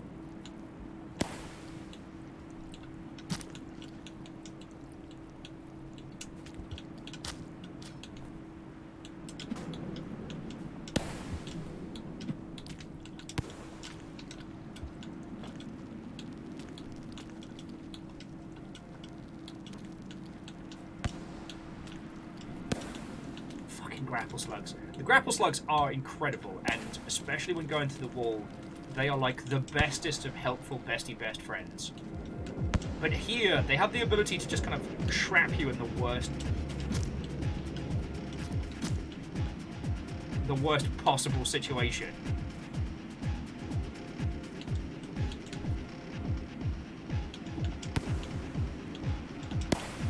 Dear SCAV in a tunnel.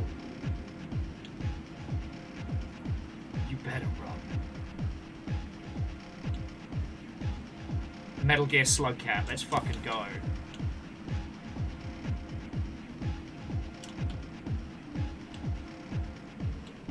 Sometimes discretion is the better part of valor.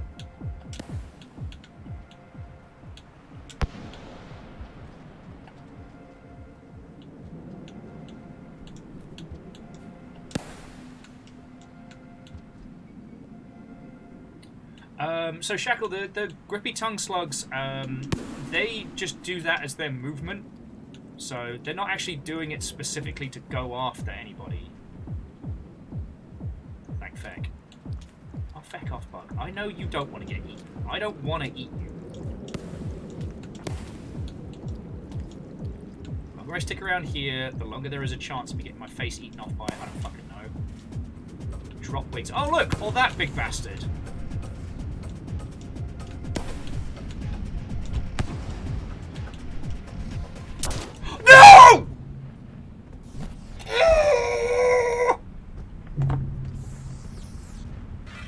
Our alliance with the vultures is now void.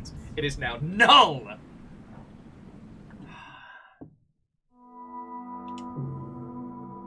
We're gonna kill a lot. We're gonna kill a lot. So what it managed to do, Fearless, was basically 360 no-scope me using its like laser talons. When I thought I was safe, I wasn't quite in cover enough. And it made sure I regretted that mistake immediately. Actually, no, you know what? Put those there. Then we get some popcorn. Breathe for a second.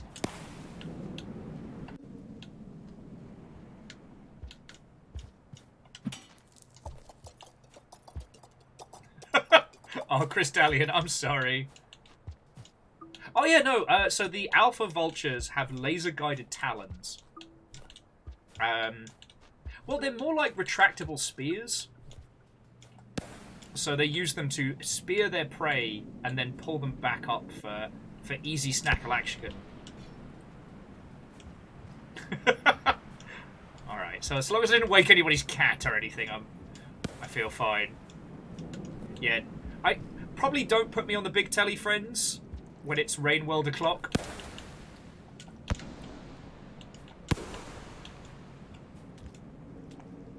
Although I feel like we're getting a good rhythm down, you know?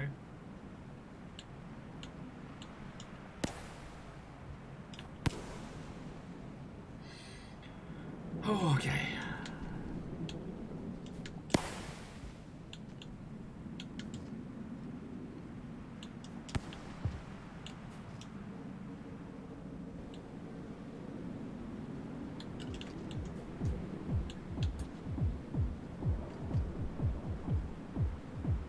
Yeah, Woland. I mean, that's why I had to, like, go in the other room when we got...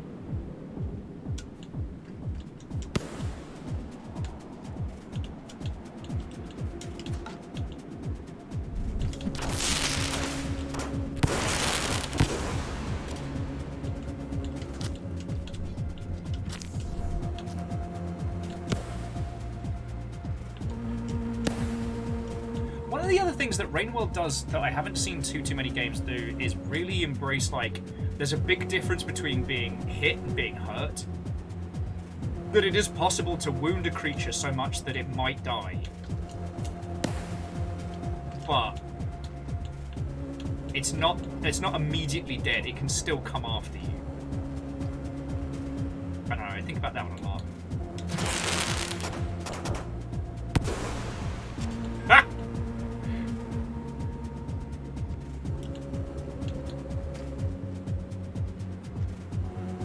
Come on, whichever you goes first.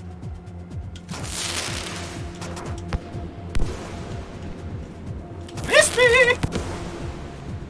Ha! Missed me again, fuckos! Whoop, whoop, whoop, whoop, whoop. Why did I do that? Friends, I don't know if you've noticed, I seem incapable of learning. Every time I've done the whoop, whoop, whoop, whoop, whoop, it has always ended badly for me.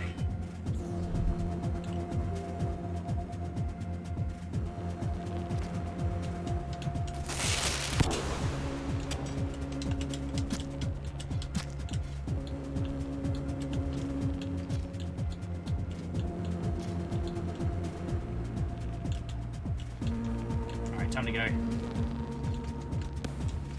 The rest of the hunting party is closing in on us. Yeah, every time I start doing like a Zoidberg or a what have you, it always ends in tragedy.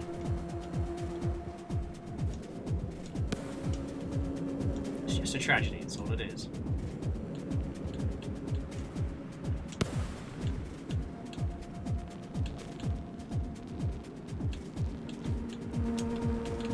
You two.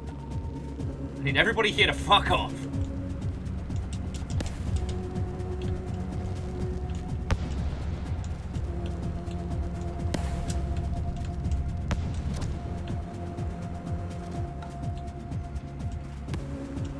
Uh-oh.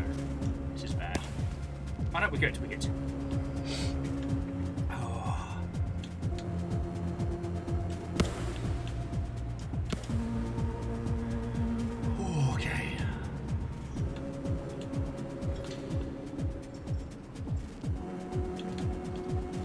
It seems like every time this happens, every time I'm like, shit, I need to stop running my mouth because that's immediately when bad stuff happens. And then, what do I do?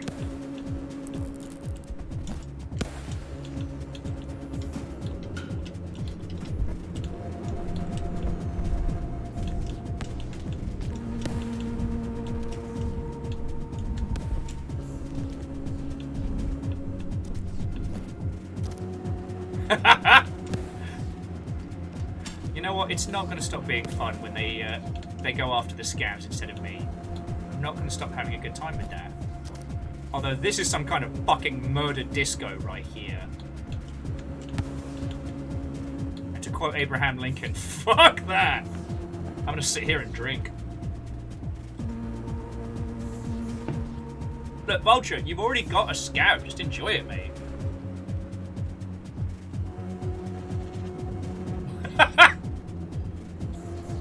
Ah,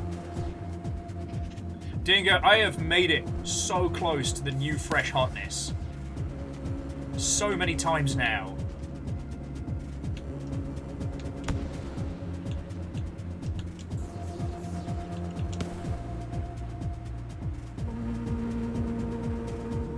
Just remember, friends, it's raining men and let the bodies hit the floor. It's just a matter of perspective. I need this Vulture to stop bad wording about with their dinner. Right, we have to actually fight. Oh, or that guy can just piss off. That works too.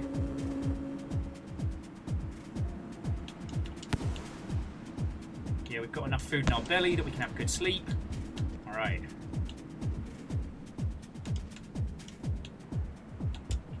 Ah, shit. Blasé with that jump. It's alright. Our little Artificer friend is thankfully fucking sturdy.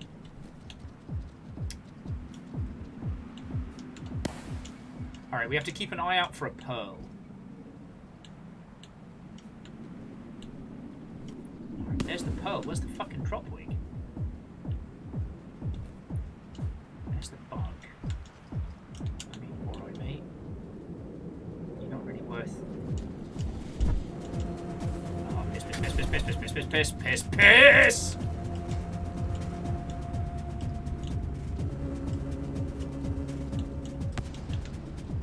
Fuck off, dropwigs.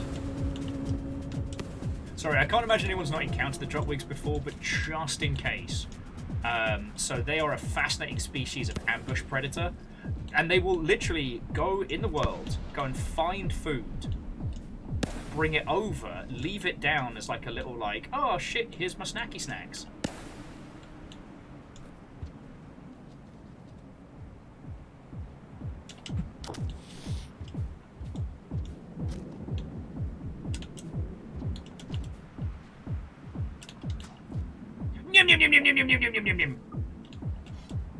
Actually, I am going to build a Splody because it's getting dark. And the night hunters are going to be out soon.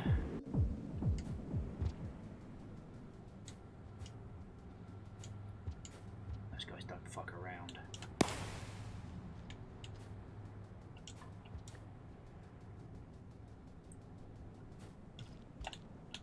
Like I said, they managed to make no rain.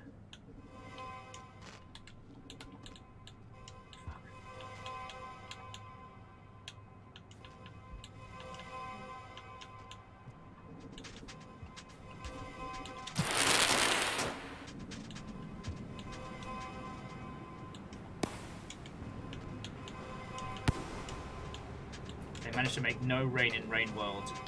Fucking scary. Okay. Where's the prize? Where's the prize? This brings us up here. We're okay. This brings us across here. Got a Splody Spear. Got enough food to have a snooze. Fine. Attack, it's going to come from ahead of us, and then we're going to try and head down the fucking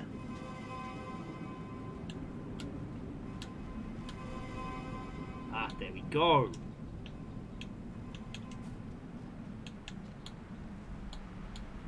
Alright, don't fuck it up, don't fuck it up. Run, run, run, run, run, run, run, run! Yes! I love you, you little saint. Yes! Cutscene, and we made it, and we're in a new area. Fuck yeah! I am never... Get the schmutz off your face. I'm never unhappy to see you, little saint. Little monk. Oh, that's not a happy noise, is it? This is going to be a bad memory.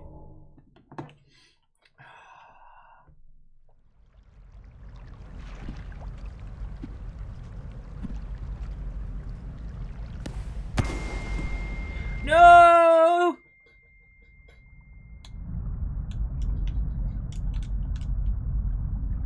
No!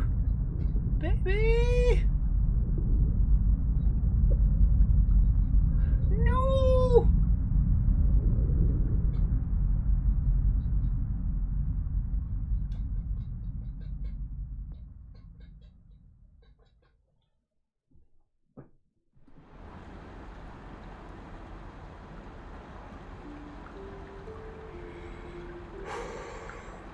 So, I mean, we pretty much knew that neither of those SLUGCAT babies were coming out of this, but fuck.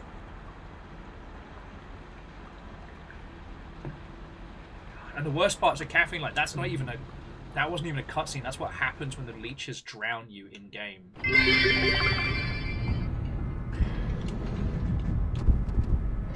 Do Artificer slugs dream of exploded SCAVs? Fuck, that's a... Alright, if we end up doing this for if we end up doing the Artificer for another stream, that's gotta be the title. Okay. It's a brand new day. We're in a brand new space.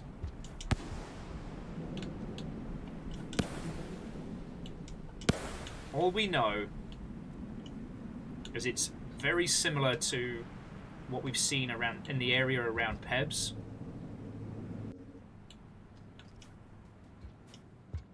Cycle 27. The 12th Council Pillar, House of Braids.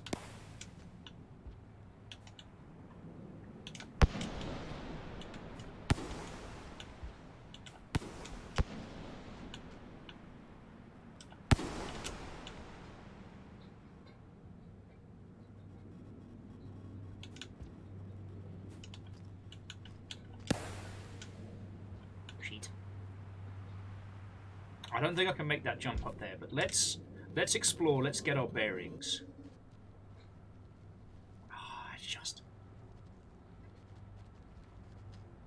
I was so nervous when we made it to this area that there's so much I didn't even think to check. So, down leads to a bunch of scary-ass hidden spiders. So let's explore this area. Also, alongside these floating symbols, this has the same kind of low-gravity cadence as being around... Alright, fine. These ones are pack animals, so we've got to kind of... Oh, shit.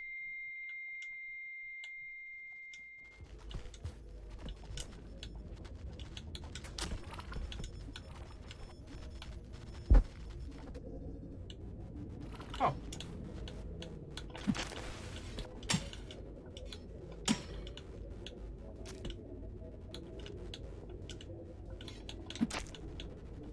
No, you are breakfast. Breakfast? Breakfast doesn't talk.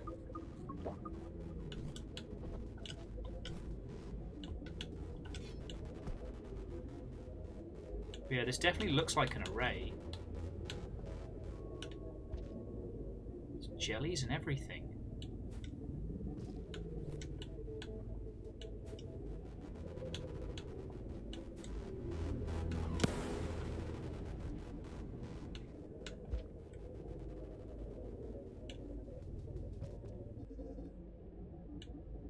Although this place also appears to be full of spiders. So any of you, if you do have arachnophobia or the ilk, good luck, I guess! Fuck!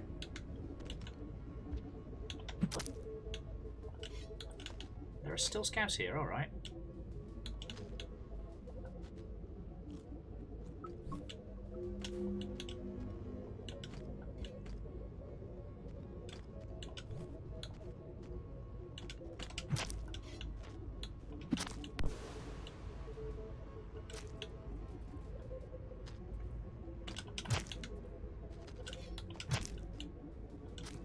This must have been the area that Pebbles was talking about what they were messing with. So this could be part of Pebbles' array. Or something that... No, fuck you!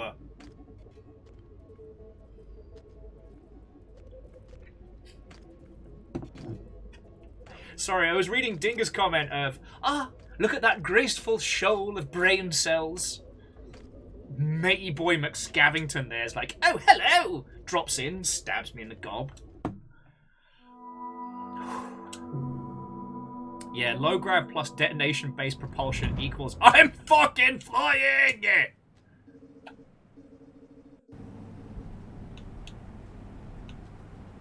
Dinga says, is this meant to be the city on top of Pebbles? I'm not sure. Oh, so, Don, this is the Artificer, one of the 5 new SLUGCATs added in Downpour. So you've got the Artificer, the Gourmand, the Spearmaster, the Rivet, and the Saint. And we are playing as the Artificer, who is, well, an unhinged killing machine. Hell-bent on revenge. Oh, and Don, it's no worry. I love talking about Rainworld. It's such an incredible game.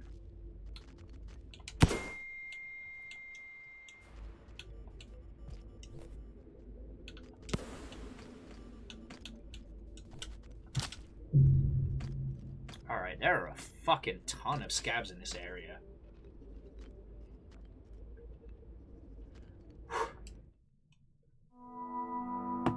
Well, so Don, originally they were more like, okay, when you first play Rainworld, it presents you with 2 characters, the Monk and the Survivor. And it makes it seem as if, like, one is normal mode and one is easy mode, and there's like a, fuck. Fucking hell. That was not good! But in actuality, each of the different SLUGCATs is a different story unto themselves. Like, you know, they each have their own reasons for being. You know, the survivor's kind of the primary story. No, Don, I didn't just fall to my death. You did. No, no, that would be incredibly stupid if I fell to my horrible... What the fuck are you guys doing here?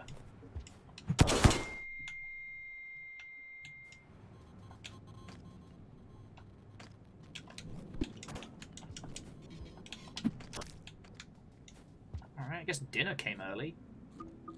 I don't know who door-dashed a handful of scavs, but cheers. It's getting pretty... Fuck. It's getting pretty peckish. Ooh, that one comes pre-cooked.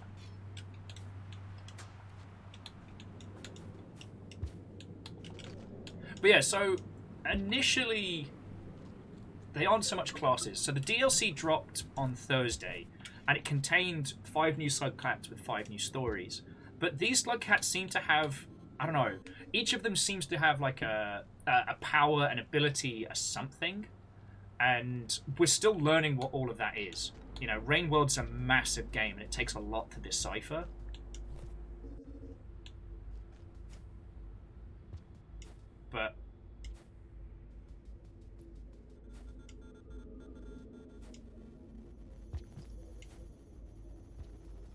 But it's absolutely fascinating.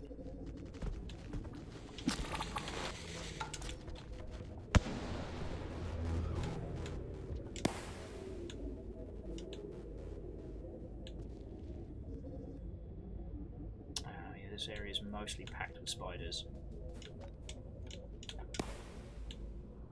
But we might as well check out a couple of extra screens, you know. Knowledge is kind of kept between deaths, so...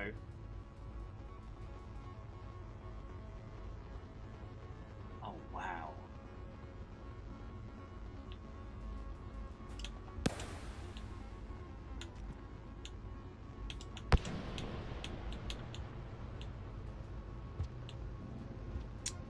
This feels very important.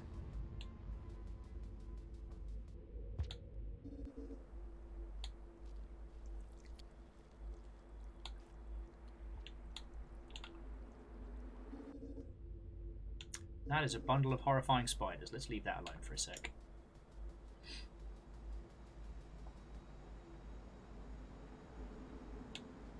And Don, that's entirely fine. You know you're in good company.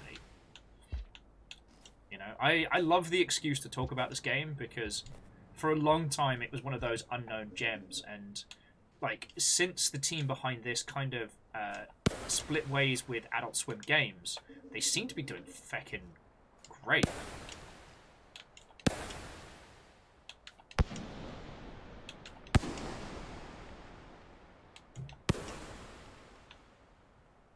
Well, Digger, the feckin' Artificer is here for murder. But yeah, while Rainworld is not a game for everyone, it is one of the special games. You know, I can't say it's one of the greats, but it is absolutely one of my favourites. And if it is a game that, if it is the kind of game you'll enjoy, it's the kind of experience that will stay with you, you know? Just like that arrow stayed with that guy in his face. I suppose I can craft something.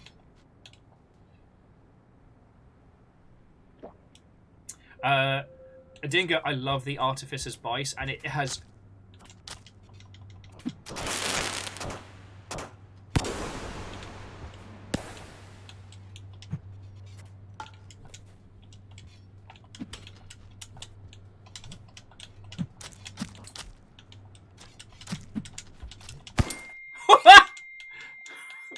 That was not a smart fight! I don't know if the other guy's still alive, but I blew him up. Crystallian, I don't know, and at this point I'm too afraid to ask. Yeah, that guy's super dead. So Woland, it's not that there aren't other games that do ecology simulation, but like no one's worked it out like Rainworld has, you know.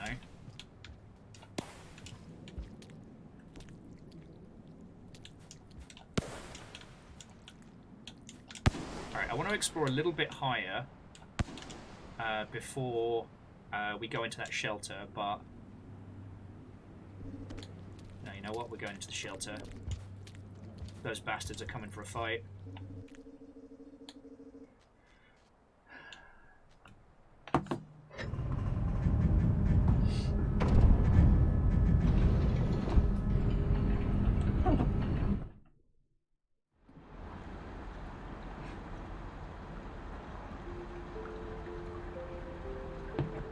But yeah, so Warland, ecology simulation is very complex, and due to Rainworld's construction, it's able to do a lot more with that.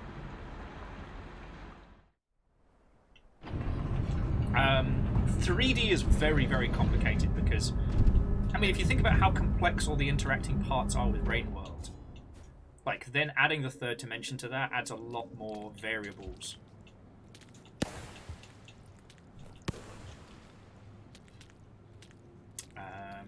Shit, what was I going to say?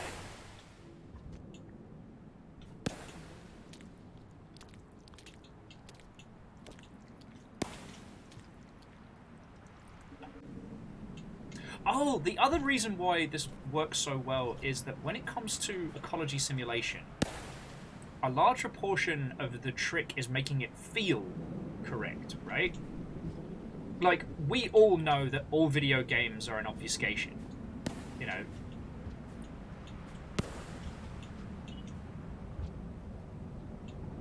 What the fuck?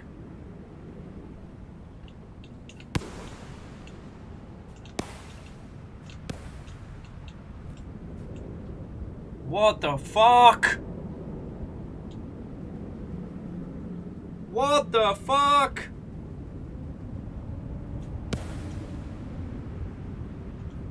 Alright, nothing that I had to say is as important as this.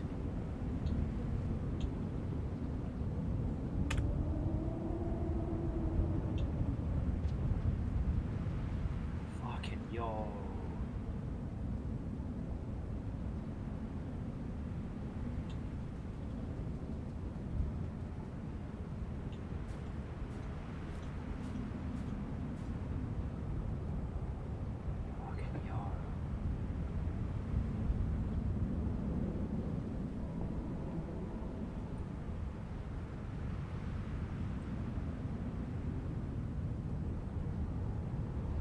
Sorry, Don and everybody, we'll come back to the discussion about like video game ecologies in a second. This is a hell of a view.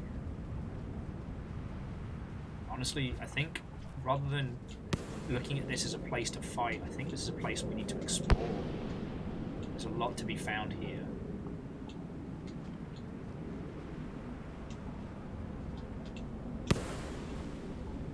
Like this SCAV temple.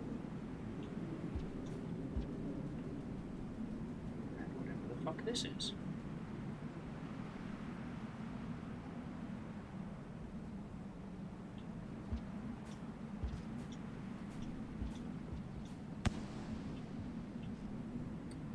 What the fuck?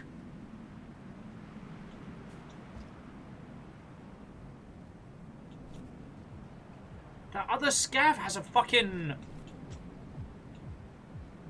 That other SCAV has a little robot like ours.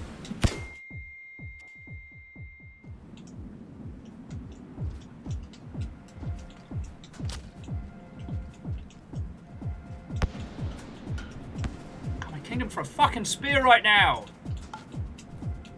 Here we go.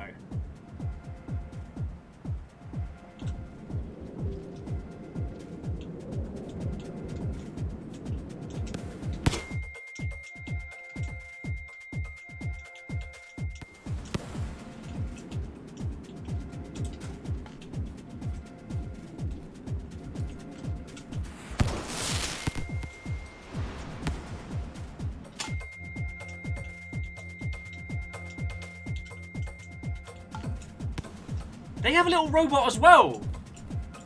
Why do they look like a turkey?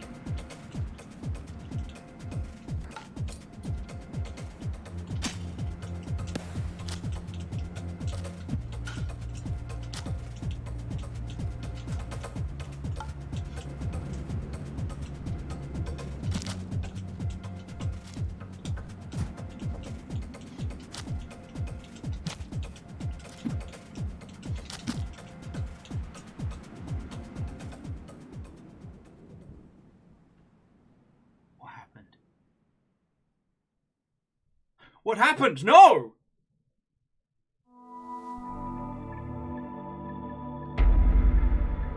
No! What?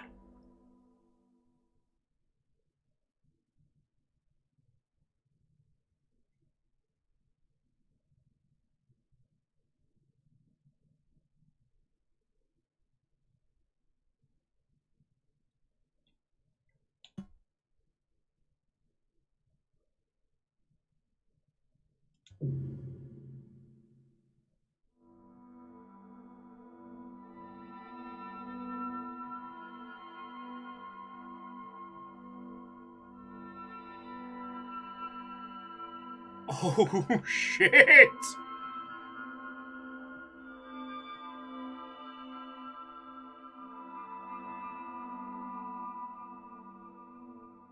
I am the fighty!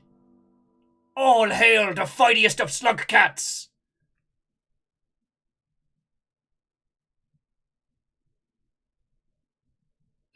Congratulations! You did it! Why do I feel so bad? Snuggle pile now? Yes! I feel really bad!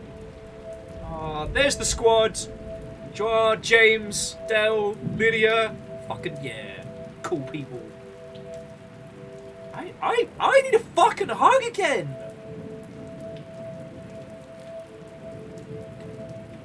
No, Caffeine, you're right. It didn't initially attack us. I was so in the mindset of like, don't die, survive. We need to explore.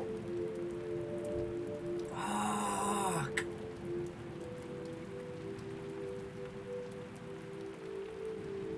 Moose, that really does feel like the villain ending.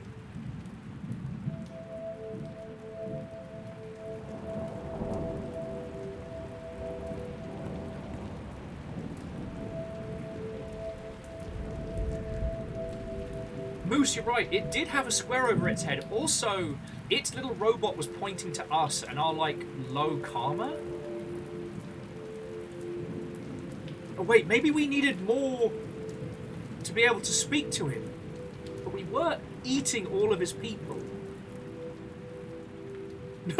Numbers is like, bam! What up, dog? And I'm here cuddling all of my SLUGCATs like, I made it worse.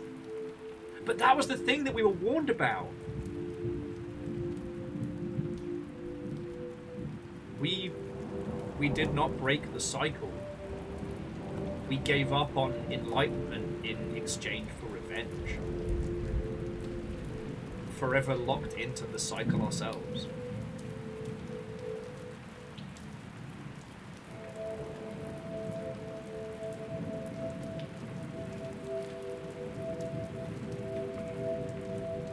Well, so Moose, I think it was very direct, because that's what the Echo said, is that if we cannot leave behind this path of hatred, it will consume us.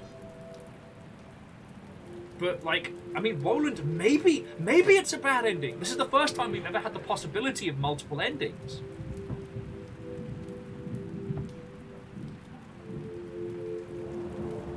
I'm feeling a lot of things!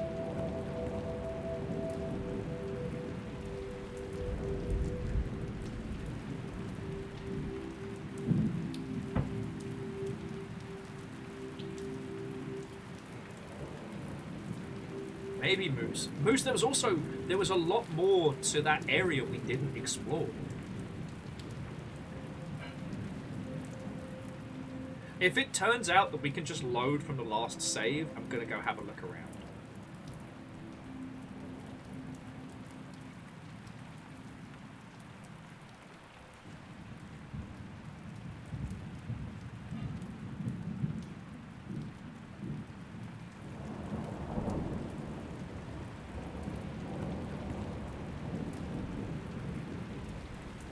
Because, yeah, in the end, the Artificer got their revenge, but at what cost? And we did get an achievement as well.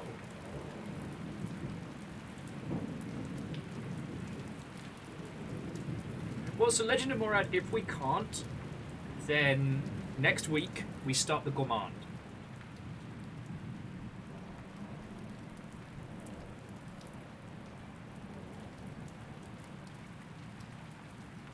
I mean, yeah, Ark of the Conclave, we became the very things that we hated. We became the leader of the SCAVs.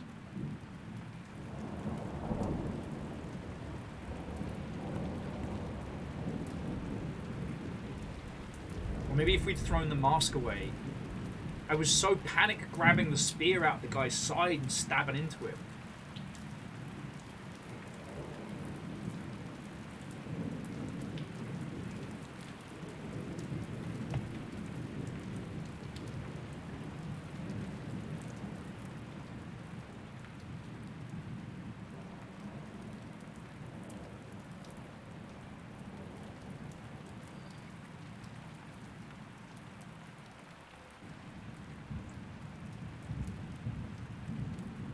Just kept killing and killing and...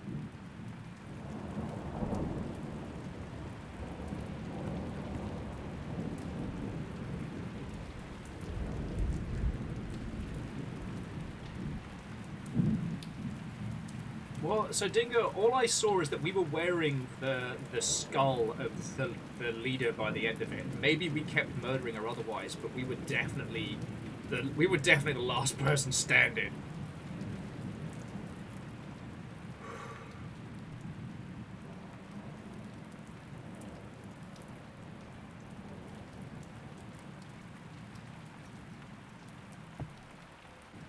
But it very, very clearly just said to us that no, there was no more enlightenment. It just went straight down and was locked in.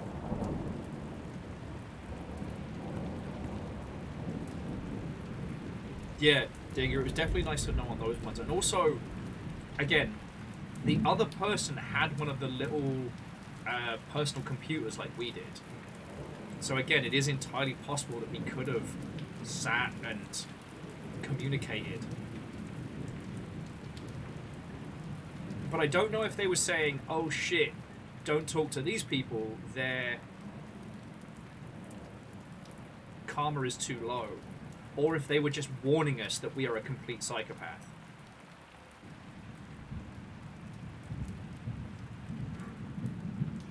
But I like to think that because the way the Echo was talking, the blob half ascended one, that maybe there is a way to break this cycle. Maybe there is a way to get out. Maybe I just love these fucking SLUGCAT so much, I want them just to have a happy fucking life. Because that's the kind of lunatic I am.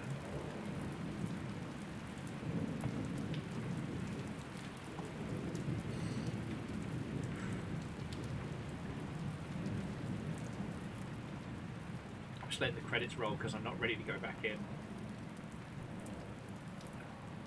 Yeah, Morad, I agree with you. Artie deserves a lot better than they got. Are there answers to these questions? Find out next time on Rain World. Sponsored by Exploding Stick Corp. When you absolutely positively need to kill every SCAV in a room, Explodo Stick.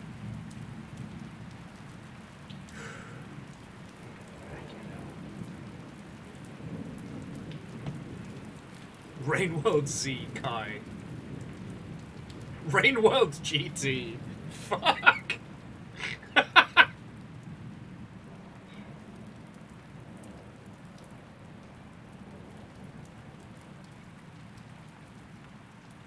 Okay, so Dinger's played ahead of us, so... I mean, thank you for not telling us just yet. We did get an achievement that popped up when we finished that just said closure. So I'm going to have a look at the Chivo and see if that gives us anything. Oh yeah, and this is the Kickstarter and patrons.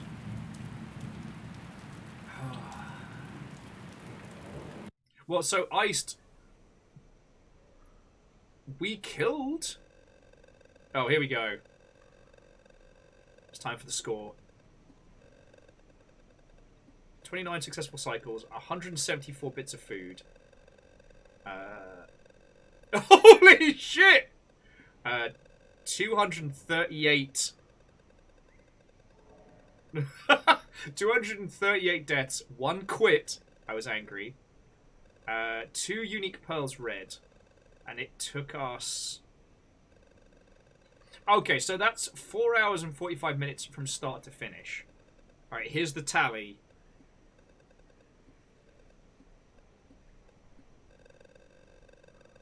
Holy shit! Killed 70 scavs. Oh, and 3 of the scav elites, like the Night Hunters.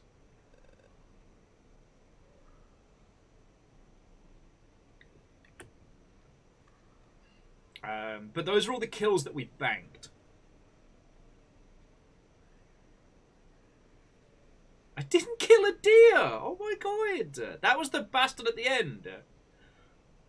So, Iced, how much of this have you played? Because now I want to see if there's a way we can get a happy ending for the Artificer, because they deserve it. I don't know if a ranking of 200... Oh, God!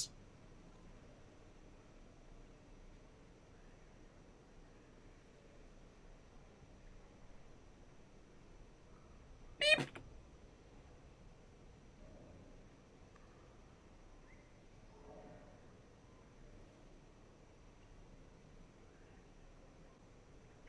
What we are looking at is the SLUGCAT who took it all.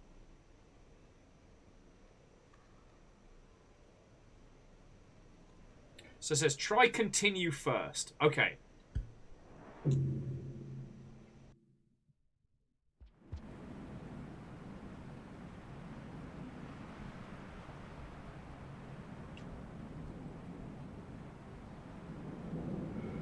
Okay, SLUGCATs. Okay.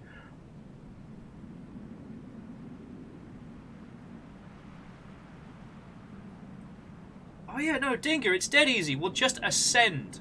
Super easy.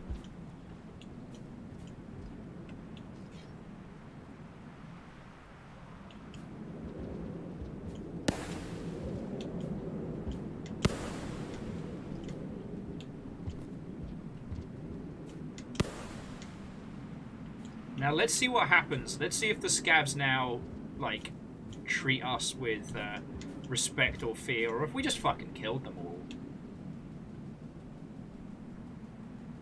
Wait.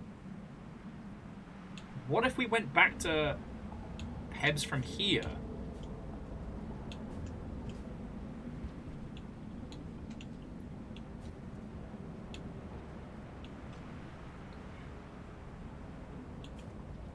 You die killing the scouts, or you live long enough to become their leader.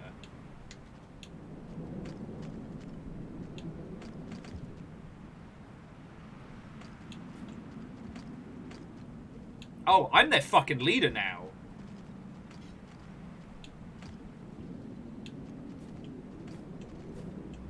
Yep, I'm in charge.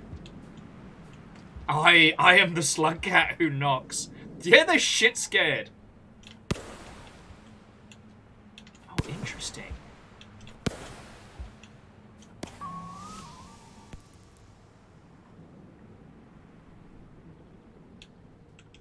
Yeah, #1 rule. Don't kill slug pops.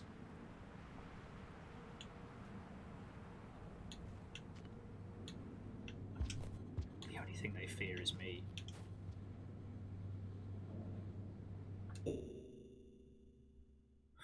Okay. Let's stop. Let's pause. Let's take a breath. So, Iced, let me tell you some of my theories, and you can let me know if I'm going completely loopy or otherwise. So, Theory 1. Now that we are the leader of the scavs, we can go see Pebs, and Pebs will either confirm or deny. Is that a sensible maneuver?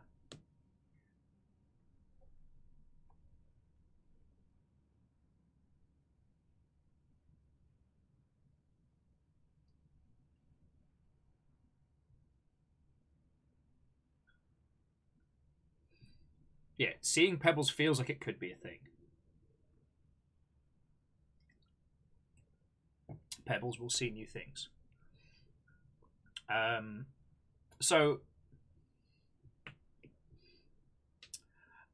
guess the other thing, Iced, is there a way to reach a happy conclusion now, or would we need to start again? Is there even a way to make it so that the Artificer has a happy time? The consequences of your journey caught up to you. Closure. That was the achievement we got.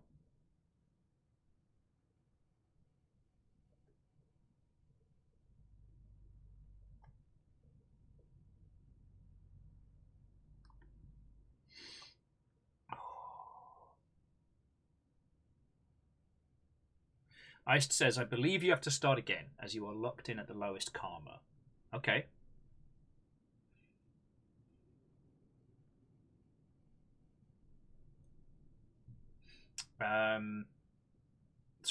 So that's the case. So it does mean that, friends, that once we come round the hog from doing the 5 different SLUGCATs, we'll come back and we'll do a new run of the Artificer with the goal. The other thing I did want to ask Iced is there a way to get to Moon? Because I couldn't track a path down to Moon from this. Like, is it possible? You cannot get to Moon as Artie. Okay. Right, I had a feeling. Just because the way that Artie, unfortunately, explodes underwater.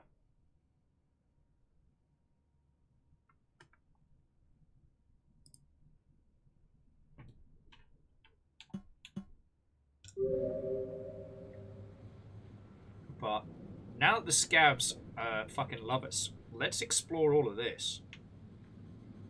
Because the only thing we had to worry about was SCAVs and otherwise. Now, Iced is saying we can still use dead SCAVs to get through the gates, but that does mean killing the SCAVs who now worship us as their leader. So,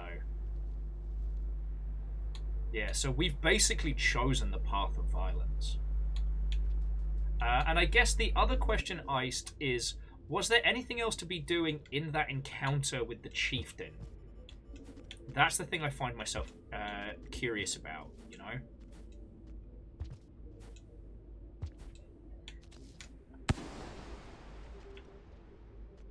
Okay, so there wasn't anything else we could have done in that fight that Iced is aware about. Okay. And this is only one of 5 SLUGCATs. We have 4 more campaigns to get through.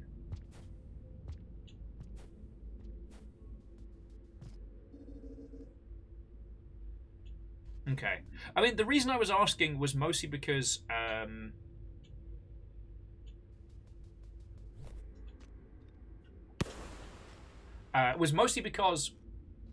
his little personal pocket pal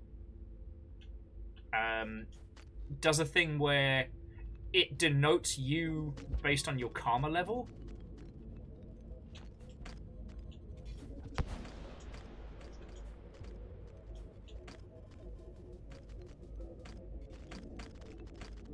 Sup, nerds? Yeah, I am the one who fucking knocks. Heisenberg SLUGCAT right here.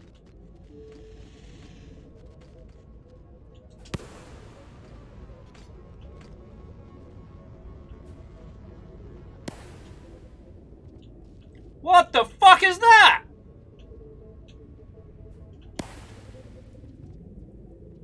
What the fuck is that?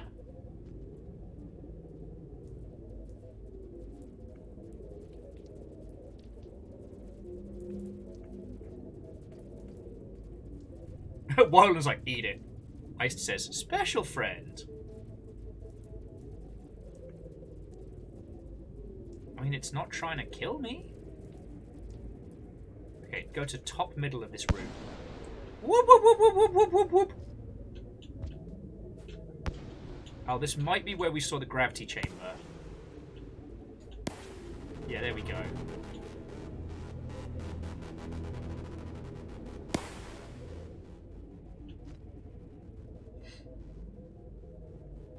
So, Iced, if you don't mind me using your knowledge...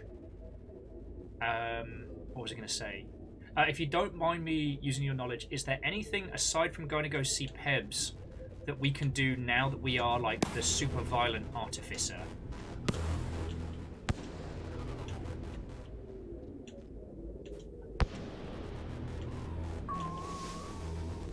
Alright, and thank you for the unlock.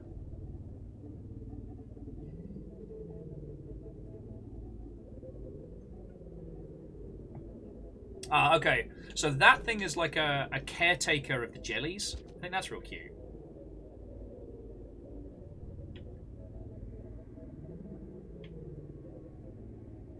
God, there's a lot to explore here. I mean, on the plus side, when night comes, the only thing there is the night hunters, and I don't know if they'll try and eat us. What are you big lads doing? Oh! Oh! Oh, you are fucked up now! God, no wonder you all got fucking ruined by a SLUGCAT.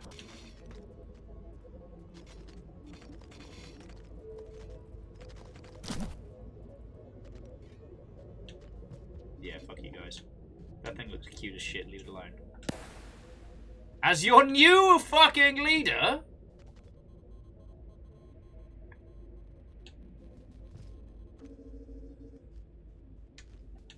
It's a big tough bugger and all.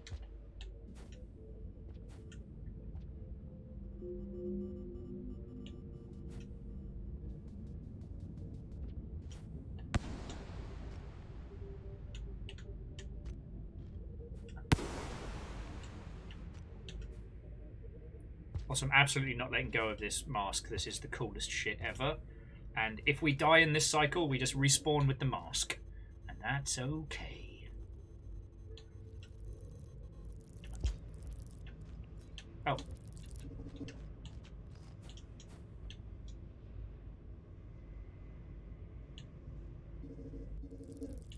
Ooh. Secret tunnel. Secret tunnel. Through the mountain. Secret, secret, secret, secret tunnel.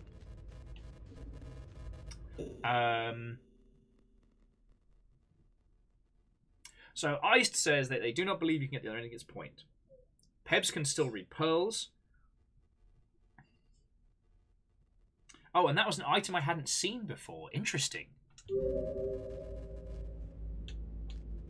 Okay. Now I'm learning about all of these little hidden pathways and stuff. Although this does remind me a lot of when we've had to deal with the Invisibastards. Like on the way down towards Enlightenment and shit.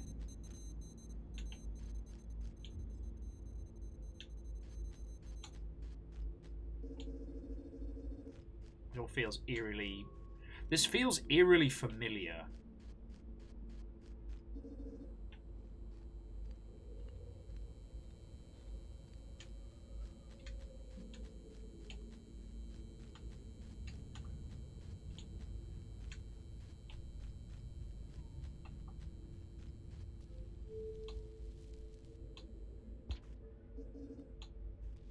Where the fuck are we?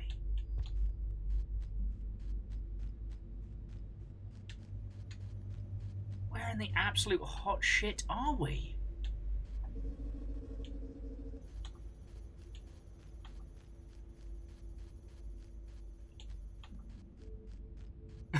Legend's like, well, we're lost.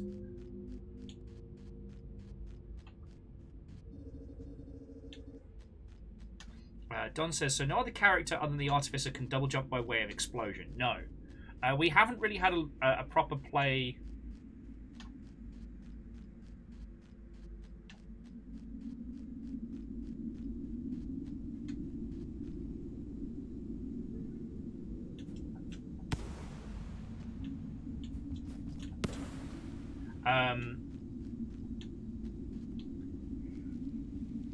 And Crystallion, I don't know. Like, it's an untested theory, but it's entirely possible that yes.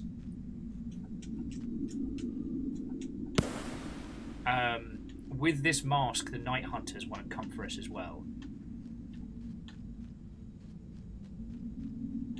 And whilst I'm kind of in the process of getting us extremely lost,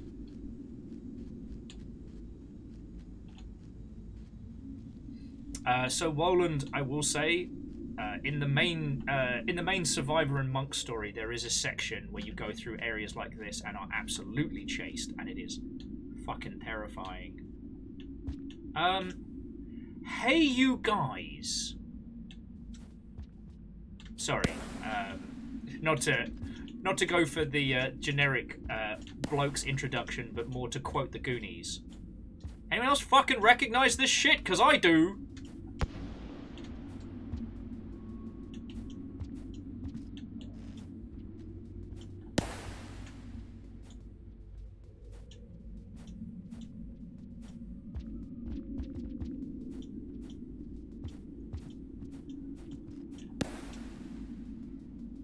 I recognize this a whole fucking bunch. Ooh. We unlocked arena character, the Artificer.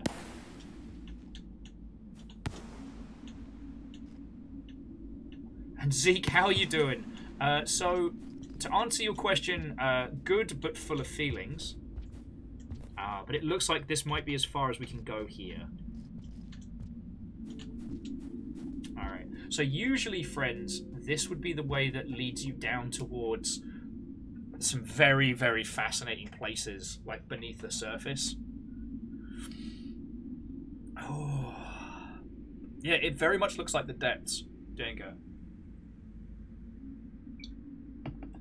But in fairness, the depths did imply that they had this like massive transit system going on.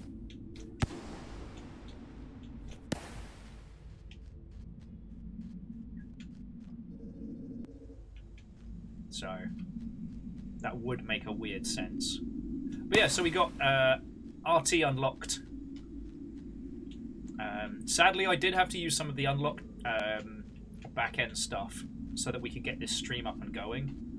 Because my OG Rainworld saves are a gajillion years old. Long lost to the annals of time. Because, I mean, this is what's been so incredible about this project.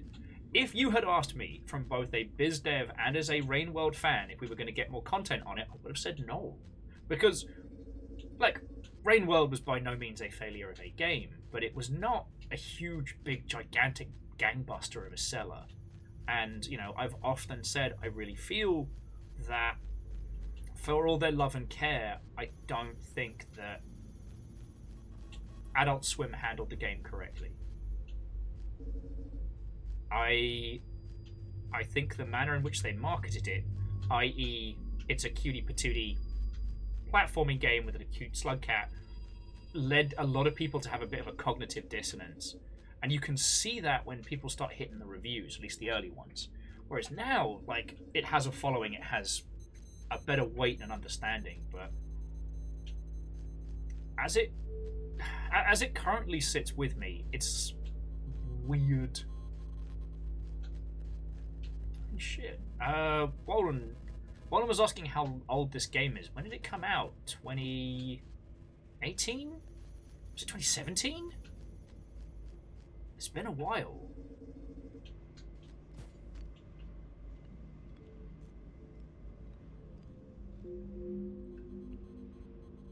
Oh, I mean, Iced, I absolutely agree with you that the modding scene has always been with this. That was one of the cool things, was that when I first started streaming, I wasn't even intending to be streaming for a living at that point. You know, that would come later.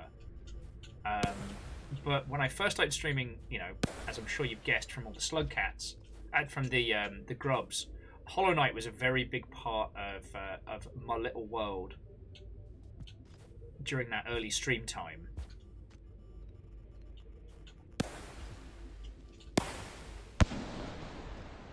So we didn't know what to expect from Rainworld, but I already had it. It was a gift from, I believe, yeah, again, a gift from James. Or it might have been Steve, who was over at Adult Swim at the time, I forget. You know how it is, friends, when it all starts kind of blurring together.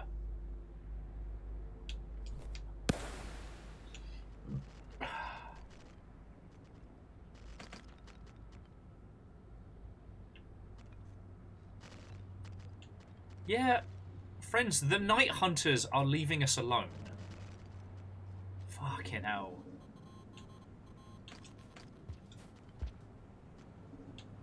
Even the Night Hunters are afraid of us.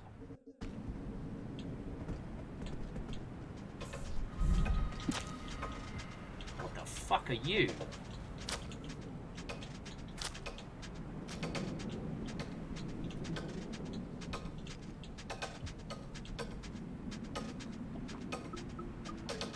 Well, whatever you are, you're fucking heinous. There we go.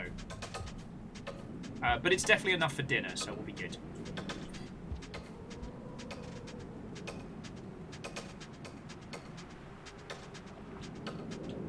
It's going to be so easy to get back to Peps.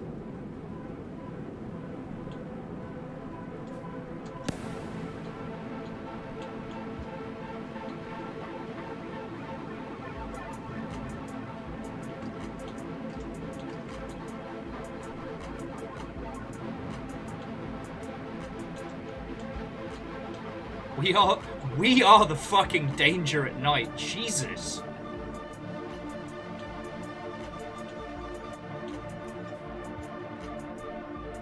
Okay. One, I also love this place at night. Also, check out how the different pearls, how they're all dancing along with the music.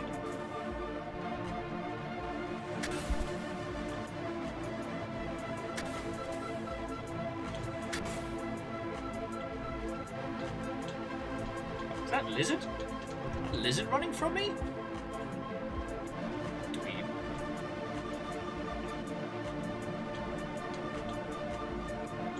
Okay, I could get fucking used to this.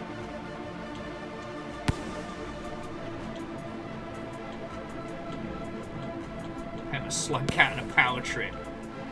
We have been abused too long through this playthrough.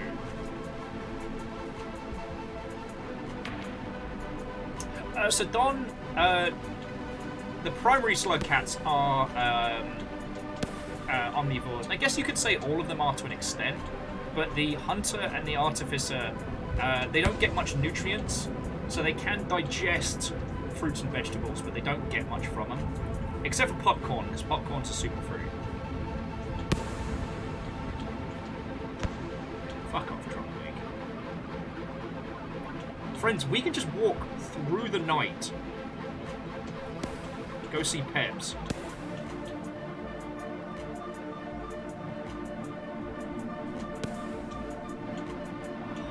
Word.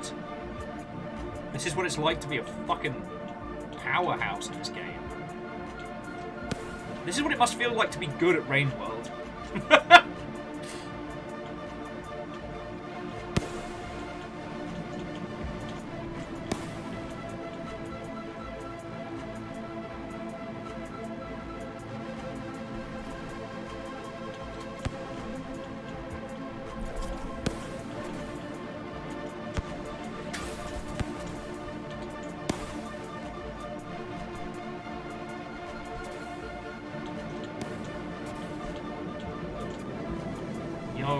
I think the lizard's leaving us alone as well.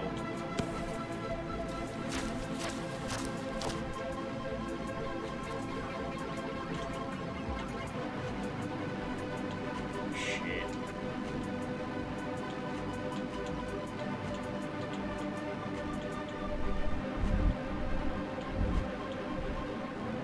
You know, we're doing fine for food.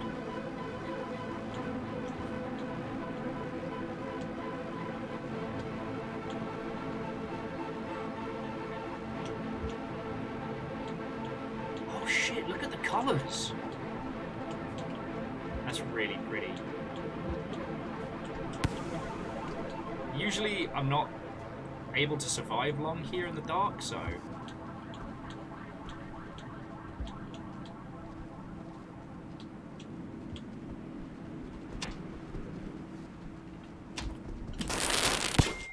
Oh, what? Fuck you! Alright.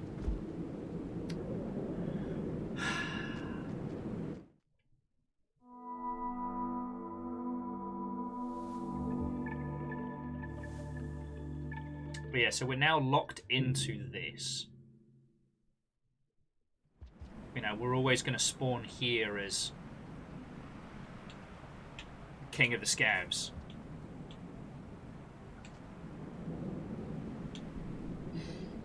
Quasi, a lot has happened. We got the bad ending, but it was awesome, but holy fuck.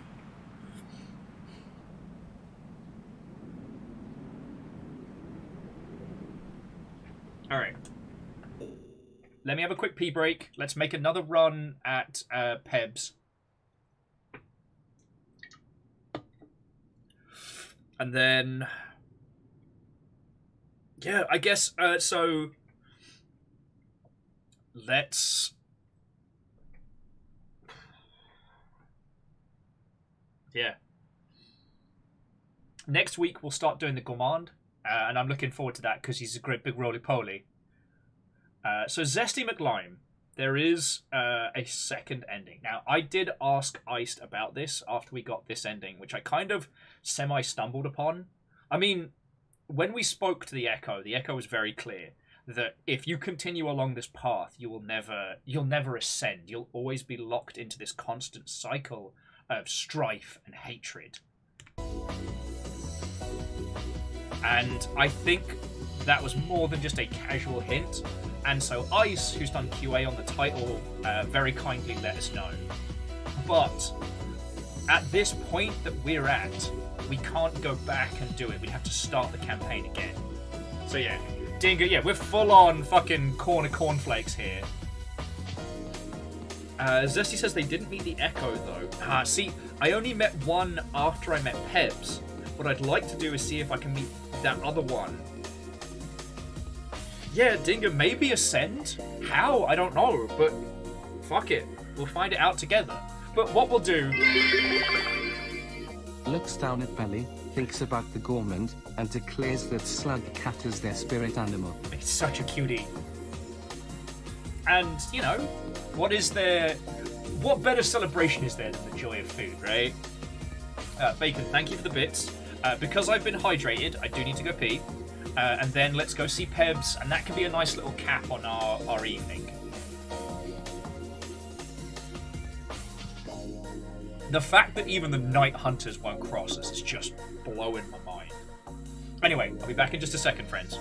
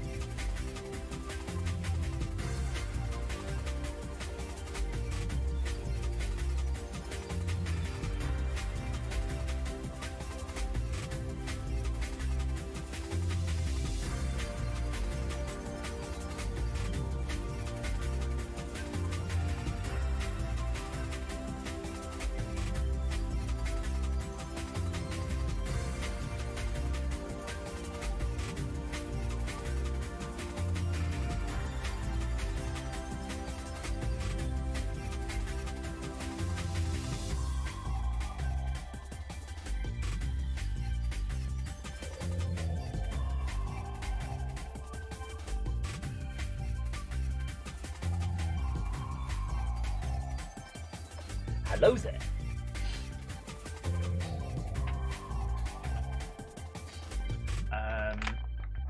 So yeah, so Zesty, we didn't do the gourmand to start with. We did the Artificer. So we've been on this... General Kenobi!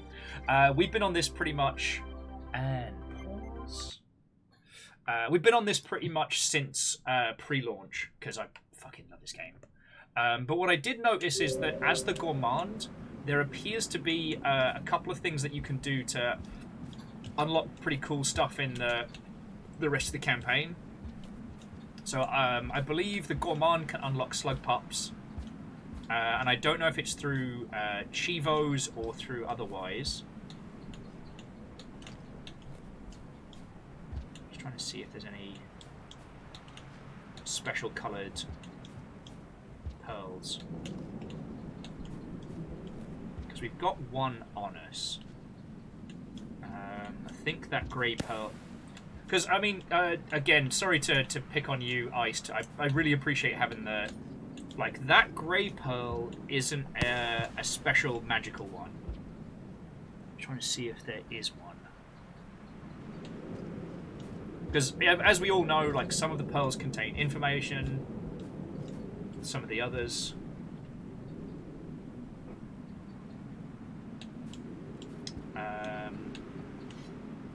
What's the ding? That'll be an interesting one to look into.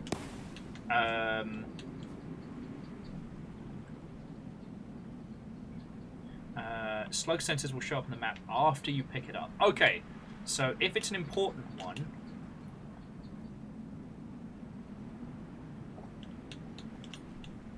it'll show up on the map. Alright, so the one we picked up from earlier wasn't. Alright, but we'll keep an eye out for a good one. Also, I got to thank the team for adding the tracking on that. Fucking love it. What up?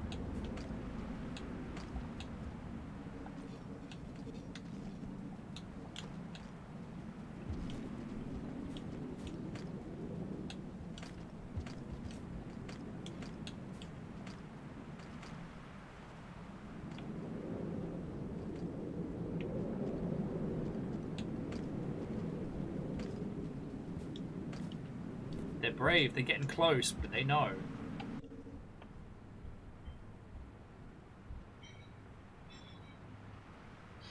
And Zesty, to my knowledge, we don't yet have a confirmed list, but I think everybody's working on that at the moment. Because, as we all know from back in the day, all of the different SLUGCAT stories...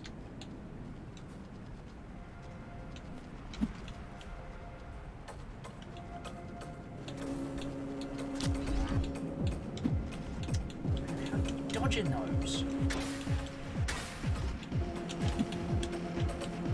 You know what? Feck it. Weren't even worth having for dinner. Oh yeah, and Lily, this game is so fucking pretty.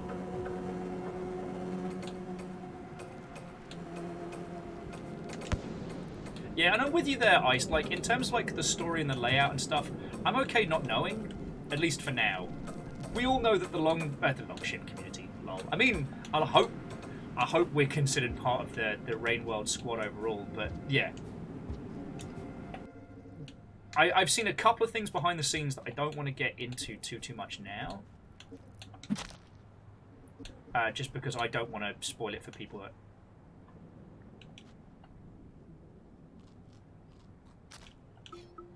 Right, want to save that stuff for later. But yeah, suffice it to say, there's so much to this, and I guess one of the things that we talked about earlier for like Don and people who haven't seen Rainworld before, what really grabbed me was that initially it does seem like it's one game. It's the story of the SLUGCAT running around and trying to get back to their family, but you have different characters you can play as, and there's like, you know, the monk is like an easier playthrough than the survivor. But what it turns out is that chronologically, you have the survivor and then the monk. The monk goes looking for the survivor. It's cute as shit.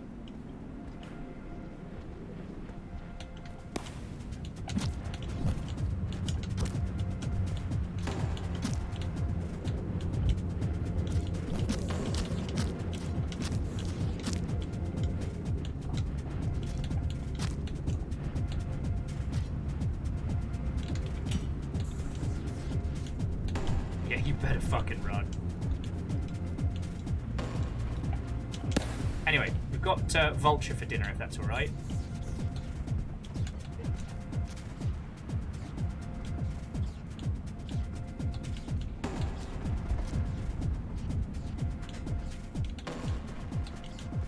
Darn it.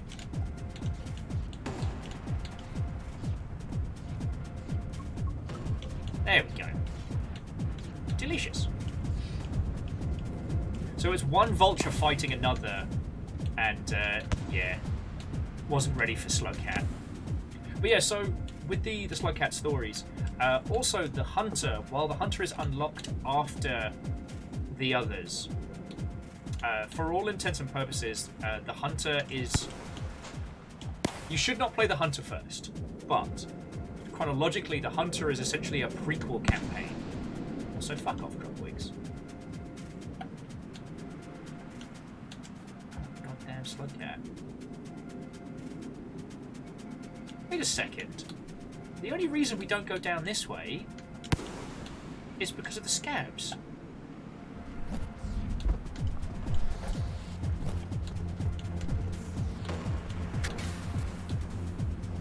But we are the fucking danger.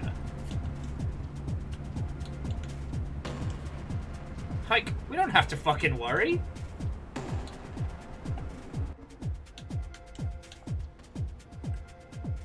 Although this is new. Question, friends. Should we take a snooze here? As we're heading back to Pebs, or should we keep it at the throne? Crystallian votes for snooze. Oh, and Zesty, this was one of the things that was great about playing this with a crowd, is that the longship worked out that my karma was changing when I was holding the corpses of SCAVs before I worked it out, which was fucking brilliant.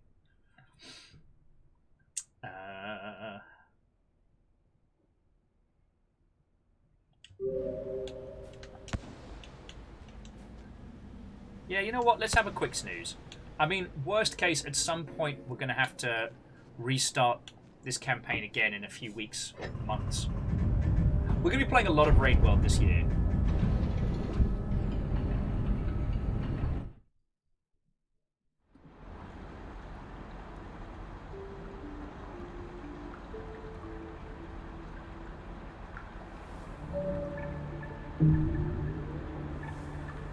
Look at this little fighty. He's so little, so angry.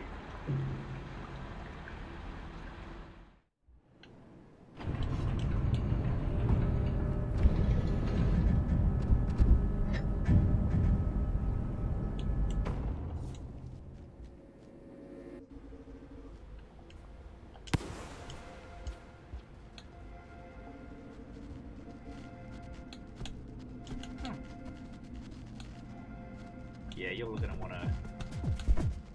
Jesus fuck! Friends, that was a whole squad. That was a whole squad.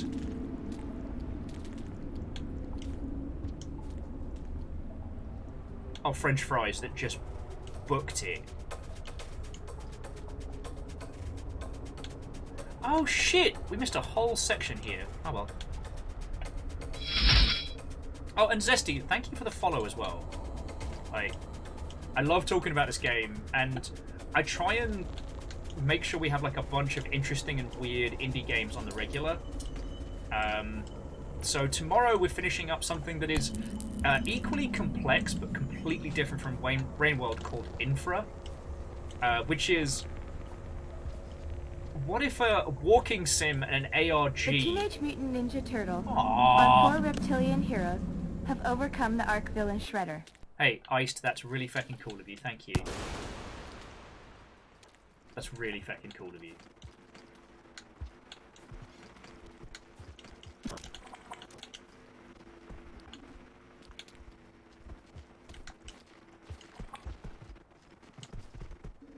Thank you.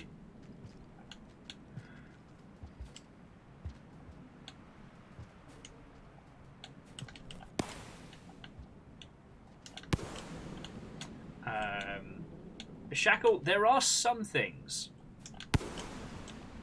Like, it's typical ecology stuff. If something is desperate enough, or if, forgive the term, if they see the mask slip, some creatures might...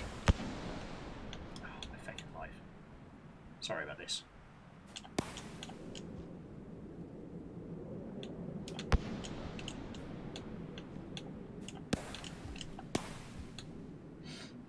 Some creatures might still attack.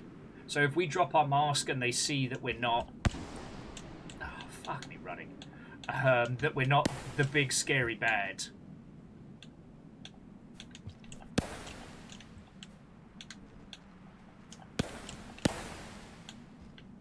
Then they may come after us. I'm a little bit fearful to think about what kind of fucking vulture had this mask. Because it's decorated like one of the deer. Alright. SLUGCAT. Buddy. Pal. You're making a very simple jump. Far more difficult than it needs to be! We've done this together so many times!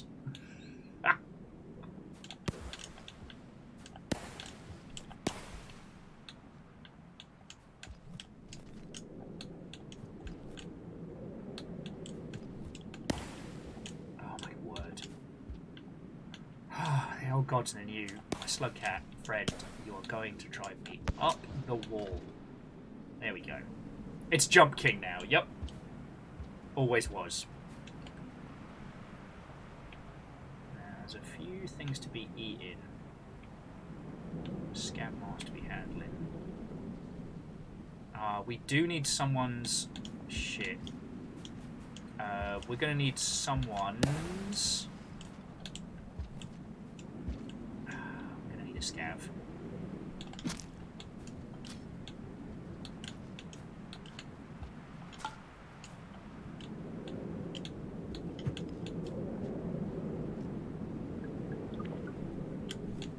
Darn it.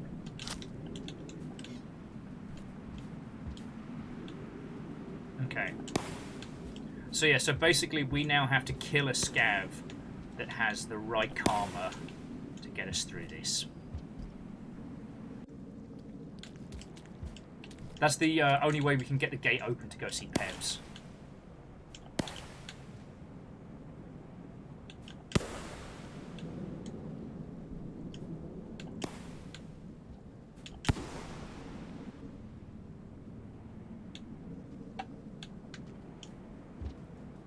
Come back here, you coward! I know you fear me! As well you should!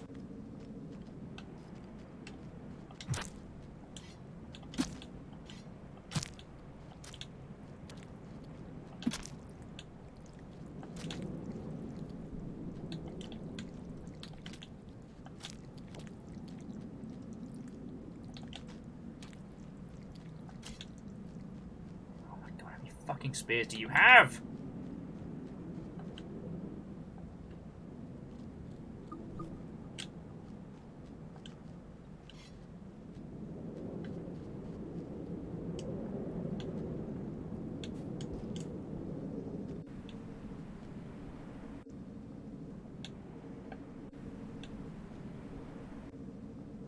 Oh, he went into the hit scan hole.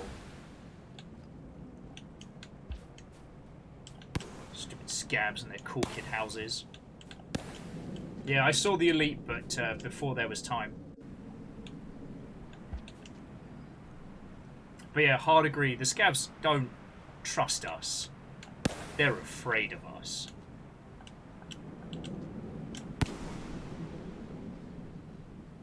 So Angel Kalina, this is the scab's mask. One of the most powerful.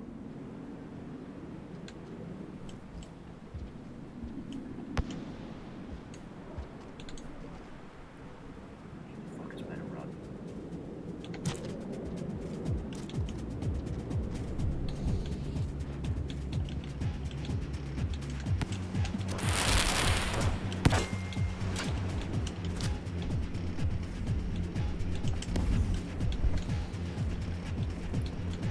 Dear these vultures. I'm gonna need you all to not.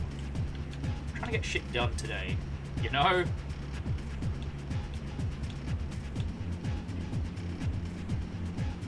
It is I, the Doom Slug. BFG division intensifies. Shit.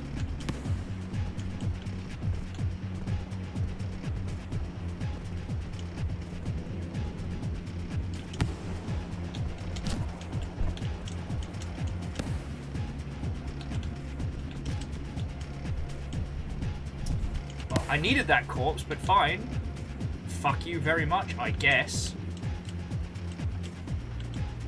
Kids, who's next?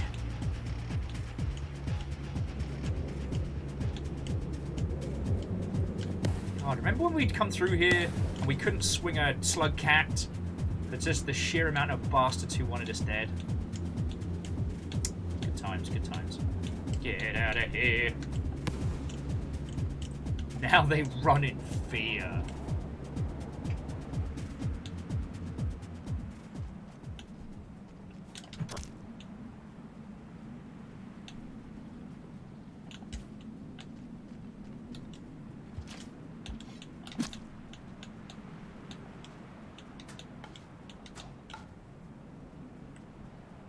Is he going to be enough to get us through that?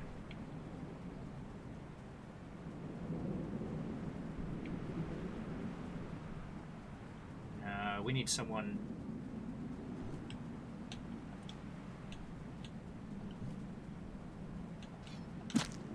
Oh, darn it! I needed that guy. Yeah, maybe one of the super hunters. I mean, okay, worst case, we hit the place where we started off today.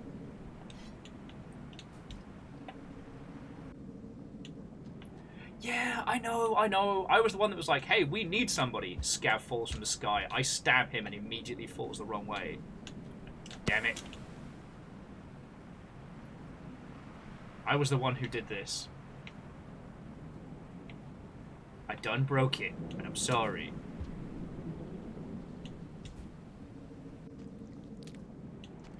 Oh, you might work. No. Come back here!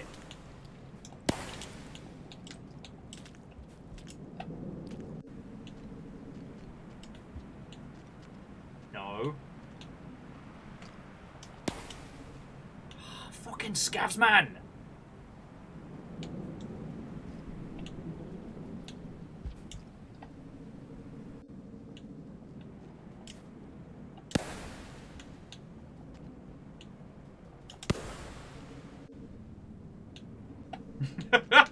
Come back here!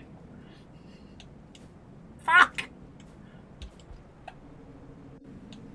It appears that I have become too silly and or goofy. Well, so I tell you what, we leave the cool mask... We've got enough food to snooze. We leave the cool mask in. We kill scavs till we find someone who's the right setup. Oh, come back here!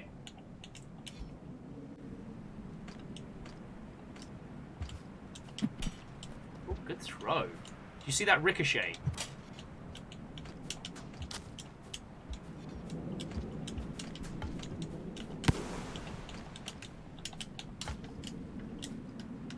Oh, I'm gonna get you. The Imma get you. No, I don't think that's high enough, is it?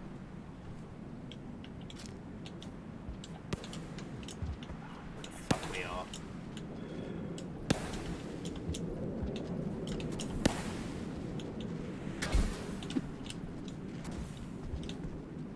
God, even the exploders do not want shit to do with us. Oh, God. Well, good news, bad news. Good news. Bug's dead. Bad news.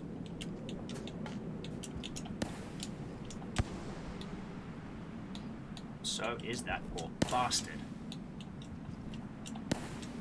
Ugh.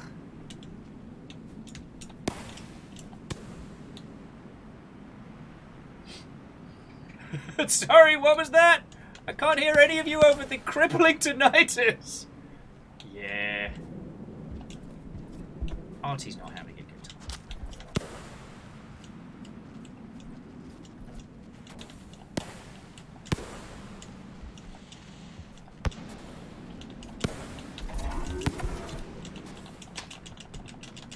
Fuck.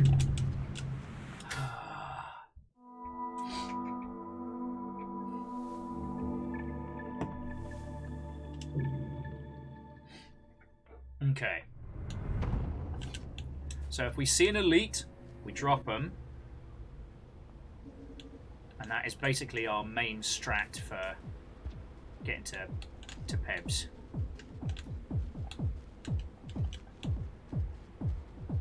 You know, the problem isn't making the kills, it's finding them.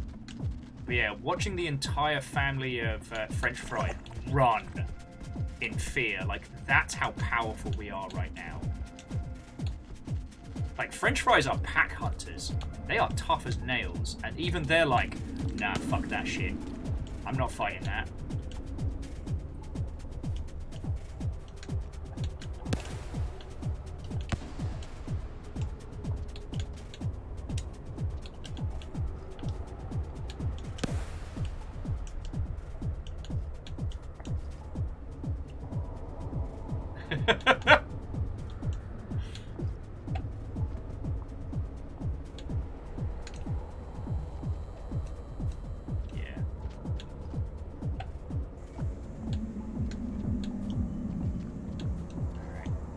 See a bugger in a mask, we take him out.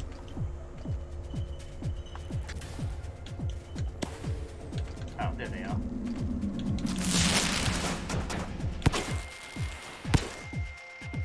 Shit.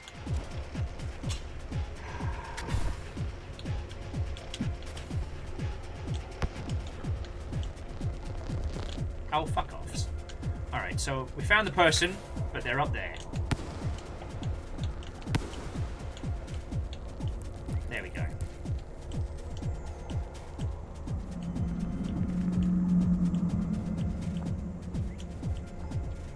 This could be a challenge, but we've done it before. We'll do it again. But yeah, this will get us all the way up to Pebs. Okay.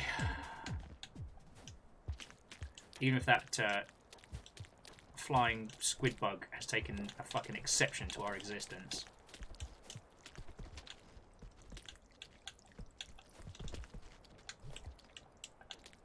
Hopefully the mask will be enough to deter the French fries.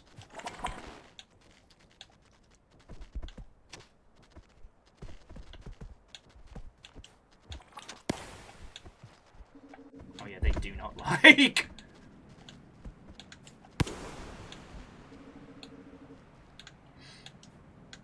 Okay.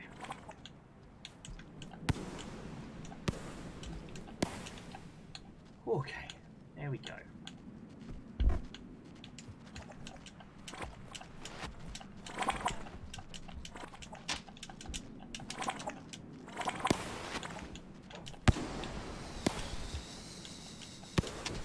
Okay.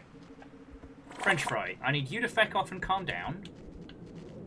Artificer, I need you to chill your roll. I can't remember if there's a better way to get around here. No, not without going a super long way. Alright, so we're just going to make a super awkward jump while two French fries try and eat us. Job's a good one, right?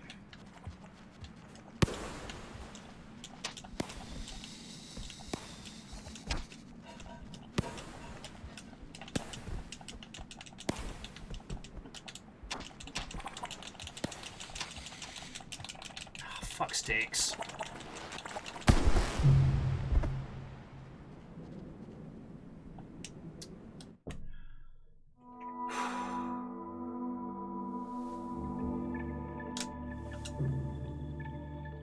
Okay. I'm gonna make one more attempt. Yeah, no, they were definitely going for the SCAV corpse, you're right. I'm going to make one more attempt, but what we're going to do is we're going to head to the camp up top, because it does seem like the the French fries gained their courage once they'd had a bit of time to think about it. And they're not the brightest, but they are pack hunters. They can prove to be a pain in the ass.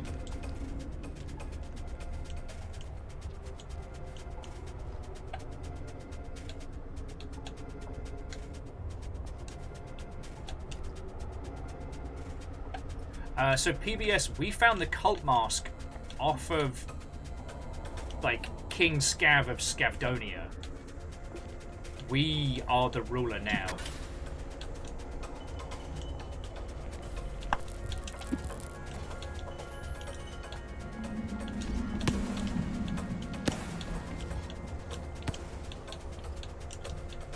Also, I didn't realize that we could explode so hard we died. That was a bit of a surprise.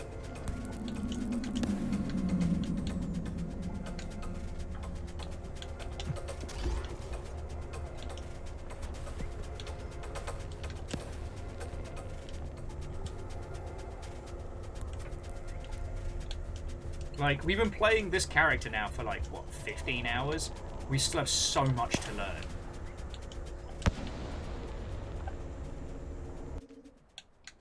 Alright. I don't see any of the elders. And there's no point just... There's no point just murdering the useless ones because... Well, it's in the title, right?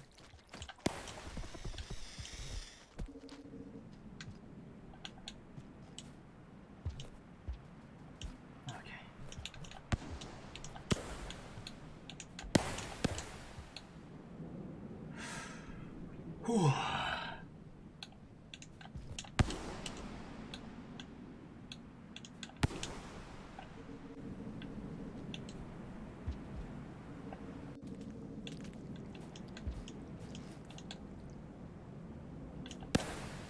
Now, you know what? We're gonna eat. We're gonna stop at a nearby space.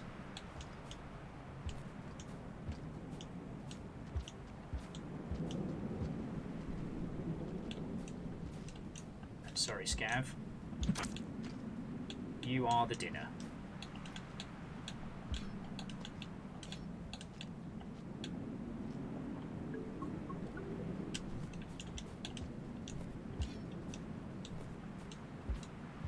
That way we don't have to keep doing that awkward fiddly-ass jump every time we're trying to do this. And, if needs be, we can stash the Chieftain mask somewhere safe and not have to worry.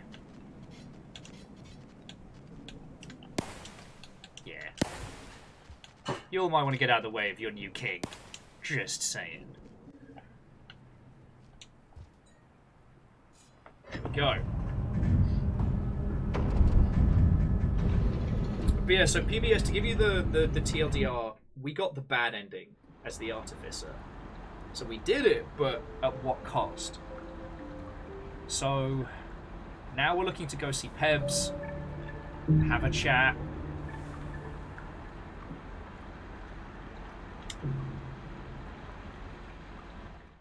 And see where this feckin' cycle takes us, you know.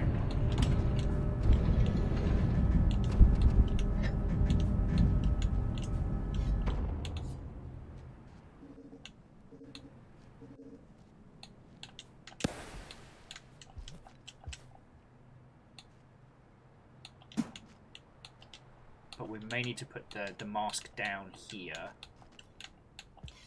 Because otherwise, it's going to be very difficult. SLUGCAT. SLUGCAT. I love you, little buddy. Little friend. But I need you to focus.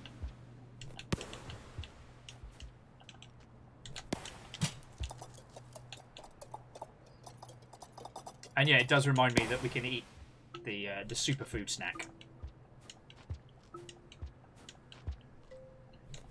I mean, Crystallian, at this point, I feel like I should be able to wear a vulture mask on each bloody shoulder, like some kind of unhinged space marine.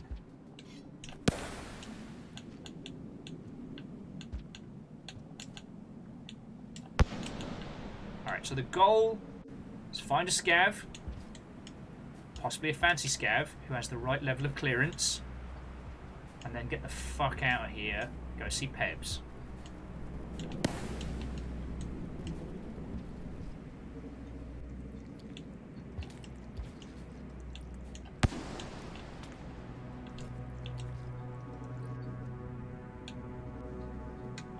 Like, we're not here to make friends. We are here to kill scavs and take their karma. Which, when you think about it, is fucking dark. My friends, we're not talking about eating for food or survival. Because our karma is so awful. Because karmically, we are the baddies. We have to kill someone and bring their corpse with us.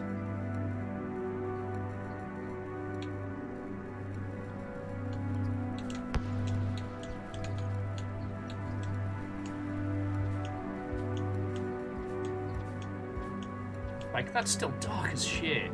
And especially when you consider where our little character is now. Like, they have rejected any chance at a betterment and happiness for revenge. Don't worry, I stashed the mask. Alright, there we go.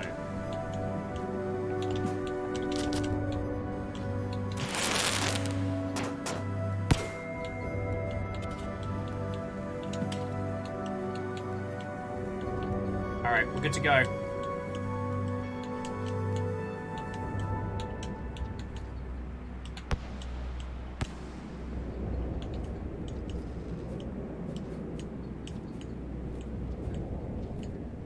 Yeah, Woland. That wasn't just me, right? That scav wasn't fighting back proper.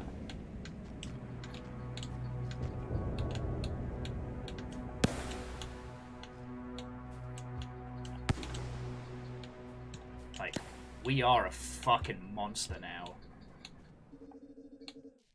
Yeah. I mean, Angel Kalina, if it wasn't for the physical limitations of the human body, I'd want to start another fucking playthrough. But yeah, Artificer's bad slug day. Fuck! That's a great name for a playlist. Hey, next up, we're playing as the Gourmand. A little happy little slug cat who's all about combining different things to make tasty foods. And landing on people. The Gourmand is cute as shit.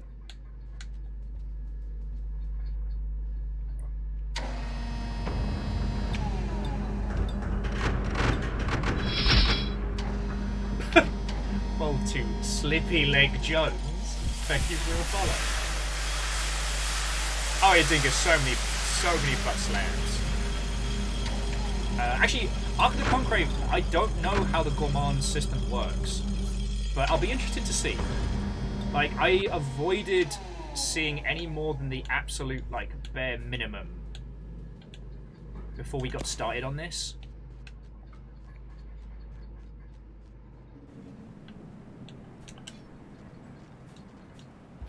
I just took that guy's spear. Yeah, you better fucking run. Oh, fuck yes! And I get dinner! This is a great day. Reactor online. Sensors online. No, Weapons thank you. online. All systems nominal. I got chicken, I got bread, I got veggies. Howdy. And a dreamer. Thank you kindly. Well, so Slippy Leg, if you've been enjoying the VODs, leave a comment, because so Scardy, who joined us, God, was it a year ago? Has been the one handling the VODs and the chaptering and all of that stuff. Like, the reason why the VODs aren't awful is because Scardy's a legend. Like, so feel free to leave some compliments at him. Oh, also, Dinker's at 5 Pebs on their monk run, so we might get to see if the outside gate is there. And Hookshot, I'm doing real good. Still working out what GDC is going to look like, but I'm starting to get excited for it, you know? Out of my way, children.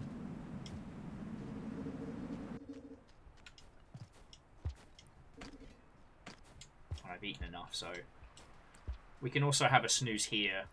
Gives us the chance to return back.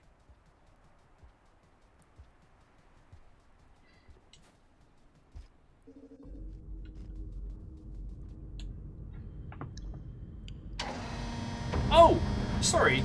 Well, yeah, so Slippy, yeah, you can watch him over on YouTube as well. Like, the Twitch VOD system is fine, but I personally find YouTube's a bit better about keeping my place and stuff.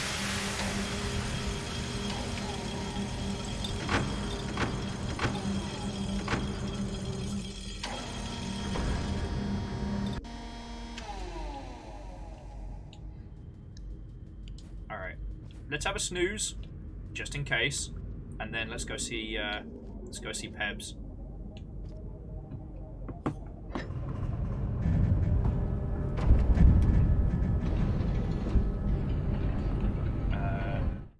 Well, so Hookshot, at the moment, I'm at the, I think, asking people for Crash Base this year. It's one of those, like, I can either cover... Actually, I can cover travel, but accommodation's beyond me. So I'm hoping I can scrounge some space. You know how it is.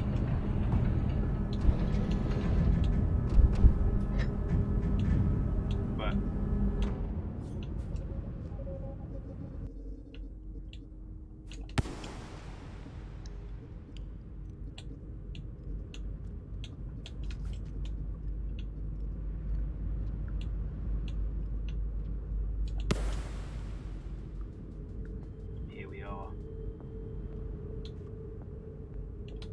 Now we know there are different parts, different houses. God, there's so much I want to know.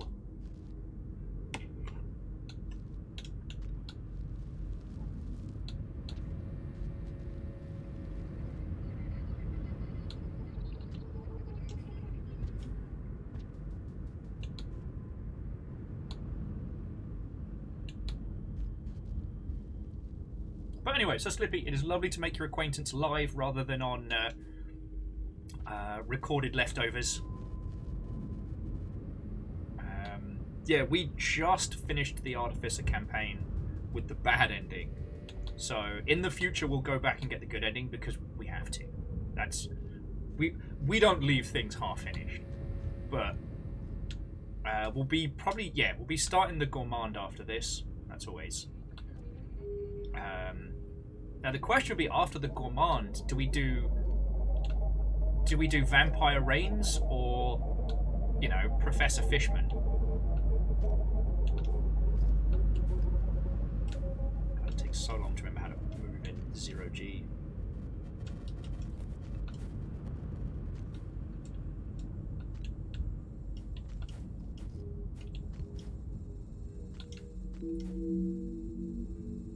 Sleepy saying both the next characters are sick, yeah. I mean, they look awesome. What's haunting, though, is we encountered the strange night spider that's kind of like Spearmaster... like Spearmaster Plus. The one that uses, like, the... Okay. You're alright, little SLUGCAT. Oh, yeah, why do I keep forgetting I can propel myself? I'm a self-propelled SLUGCAT! Oh, kind of overshot there. That's me. Alright. Hold that thought. Let's go talk to 5 Pebs. Ah, you've returned. You know I care very little for the creatures that wander through my facility. In your current state, I can only assume you have found what you were looking for. For your own sake, I hope it was worth your struggle. Now please leave. I would prefer to be alone. You do not know what it took to get here, buddy!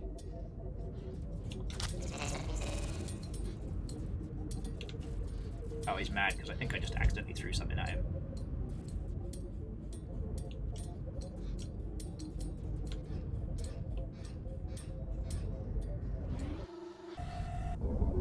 Oh. Wrong place. Yeah. Pebs is grumpy because I bumped his stuff. Oh.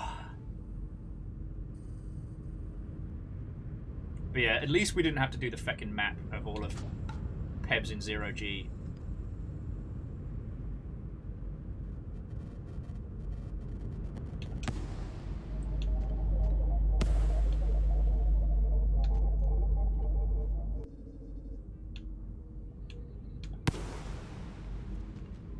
Well, I consider that Crystallian, but then I realised, like, Pebs has never really cared for anybody.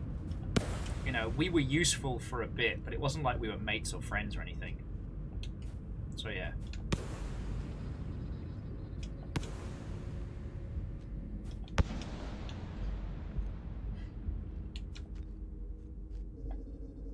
But Peb's definitely recognized. I was kind of wondering what would happen with the other,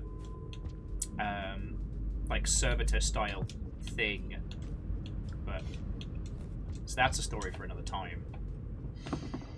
Okay, so friends, this is a lovely place to bring our adventure to a close. While it was not a good ending, holy crap, was it good. This continues to be fucking amazing, and what I'm really looking forward to for those of you that are properly into, you know, the Rainworld community and stuff like that, you will all zoom past me in like unlocking the mysteries of the world now and what's been put in. You know what? I'm looking forward to when we finally finish the Saint and just being able to sit down, spoiler free, and just crack open into the meaning and the meat of this game. It's so good. It's so good. Now, it might break because it was buggered earlier, but I'm going to run credits in just a second. You lot were fucking wonderful to me today, and I cannot say thank you enough. If you're new here, like, I'm entirely supported by whatever gets thrown in via the stream. So be it gifted subs, but you know, bits and donations are the big things. So anytime anyone even's like, oh, here's $2 in bits, that's a big deal. Today, y'all went big and loud, and I'm gonna have to process that after stream. I'll have a little cry in a shower after I have my dinner. But in a good way. In a good way. So, I just wanted to say an extra special thank you to everybody that's thrown in so much. Now, if it works,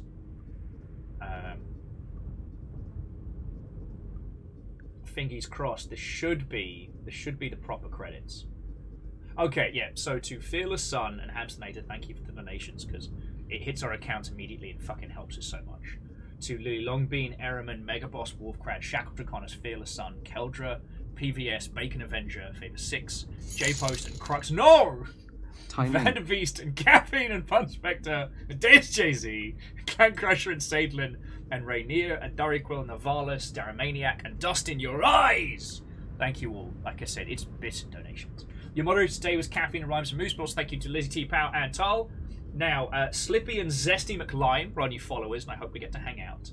But to those that subbed, resubbed, or were hunted by House Card, I'd like to thank Lily Longbean, Wolfcrad, Cat of Cats, Rainier, Crux, Happy Pie, Pew Pew, Valorish, Tongzi, Iced, Cyber Saiyan, the Nyan Cave, the Green Zombie, the Kestrel, no! The Sagatsu, the Deuce Bigelow, the Ascendant Glaze, the Shadowless, the Fresh Not Frozen, the Licher, the Jersey Gamer, Lister Marifrey, Unbroken Friend, Bycaster, Miss Monet, Heavy Kettle, the Real Gelsia, Tanoff, the Green Monster, Miguel, the Seventh Octopus, specifically, Soulspeed, Drexner, Raindog, Ananaurus, Zelibarius, Illuminachos, Psycho Penguin, Evil Geek, Far Race, Riveter, Wissipatipachua, Nexus Darkshade, Andrew, Semicolon, Tarndi, Decky, Miat Clark, Corrupt You, Lucky Charmsy, Just Call Me Spoony, Darkside, Mateus Code, Woland, Dr. Sonith, the Kid from Canada, For This Dude, Brain Drain, the Gravity Queen, Kazale, Tin Tamadation, Twizlight, Bajolicut, Luna Brecker, Nene Chan, Nifty Chris, Professor Nels, Firelass, Gamil, Pixie Druid, Wampin, Ark of the Conclave, M Hart, Ferric Phoenix, Dime Dropping, Critical Event, Shaky F8, RJ Coe, Low Par Panda, Drycianus, Ragdog, Huffslike, Spartan Trash Can, Haha, Ari Aliens, Mad to Win, Radio, Ace TFG, Assless Med, Silvering, Alice Wynyard, Don Musk, Thrillian, Darth Dean, Rattlebones, Wolf, Dratonius, Easy Bench Dev, Sentient Monk, Scardy Editor, Eeyore, Red Scar Tiger, Lucum, Obsidipan, Thrame, Errol Threnot, Akira Zero, Kyle Gardo, The Crystallian, Sedo, and the Dreamer! Ugh! Raids today was not just caffeine, but also Kestrel North. What's the most important part of comedy? It's farts. It's fart. Everybody knows what's the most important part of comedy. It's farts. It's not rocket science. It's farts.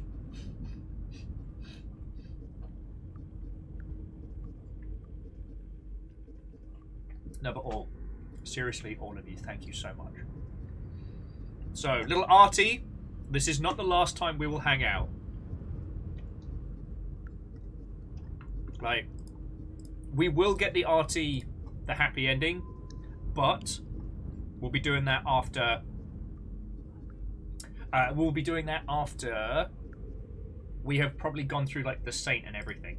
I will say, the fucking Artificer has been so much fun to play, and it's going to be weird going back. Okay, so here's what I can offer you, friends. Here's what I can offer you. You don't have to go home, but you can't stay here. I can offer you a glow-in-the-dark Gundam. I can offer you Dead by Daylight, or I can offer you. Let's say Hunt Showdown. Oh no, swap Hunt Showdown for Garden Story. Actually, let me just make sure all these people are still going to be kicking it. Yep. And once those commercials pass. Yeah, I swapped Hunt Showdown for Garden Story. So it's Garden Story, Dead by Daylight, or Glow in the Dark Gundam. Or Glandam, if you will.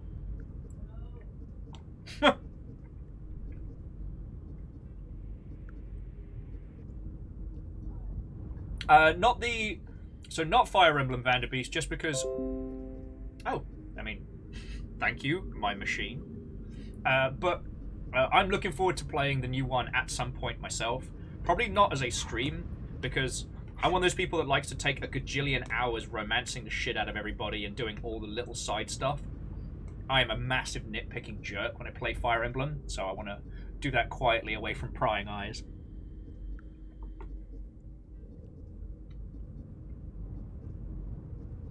Okay. Angel Kalina has the quickest draw for a spot of Garden Story, and I'm down for that. So, it's going to be Dinsdale, but, like, friends, if you've been here for long enough, you know Dinsdale's a fucking legend.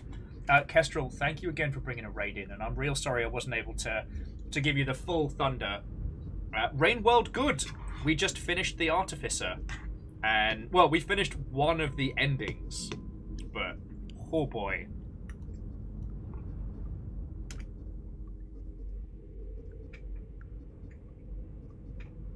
So yeah, I'm going to pass you over to Dinsdale, who is a lovely feckin' person. And I'm sure you're going to have a lovely rest of your evening. But,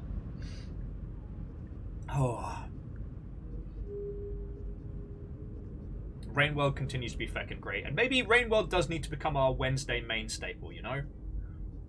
Next week we get to start the Gourmand. That's going to be fucking brilliant.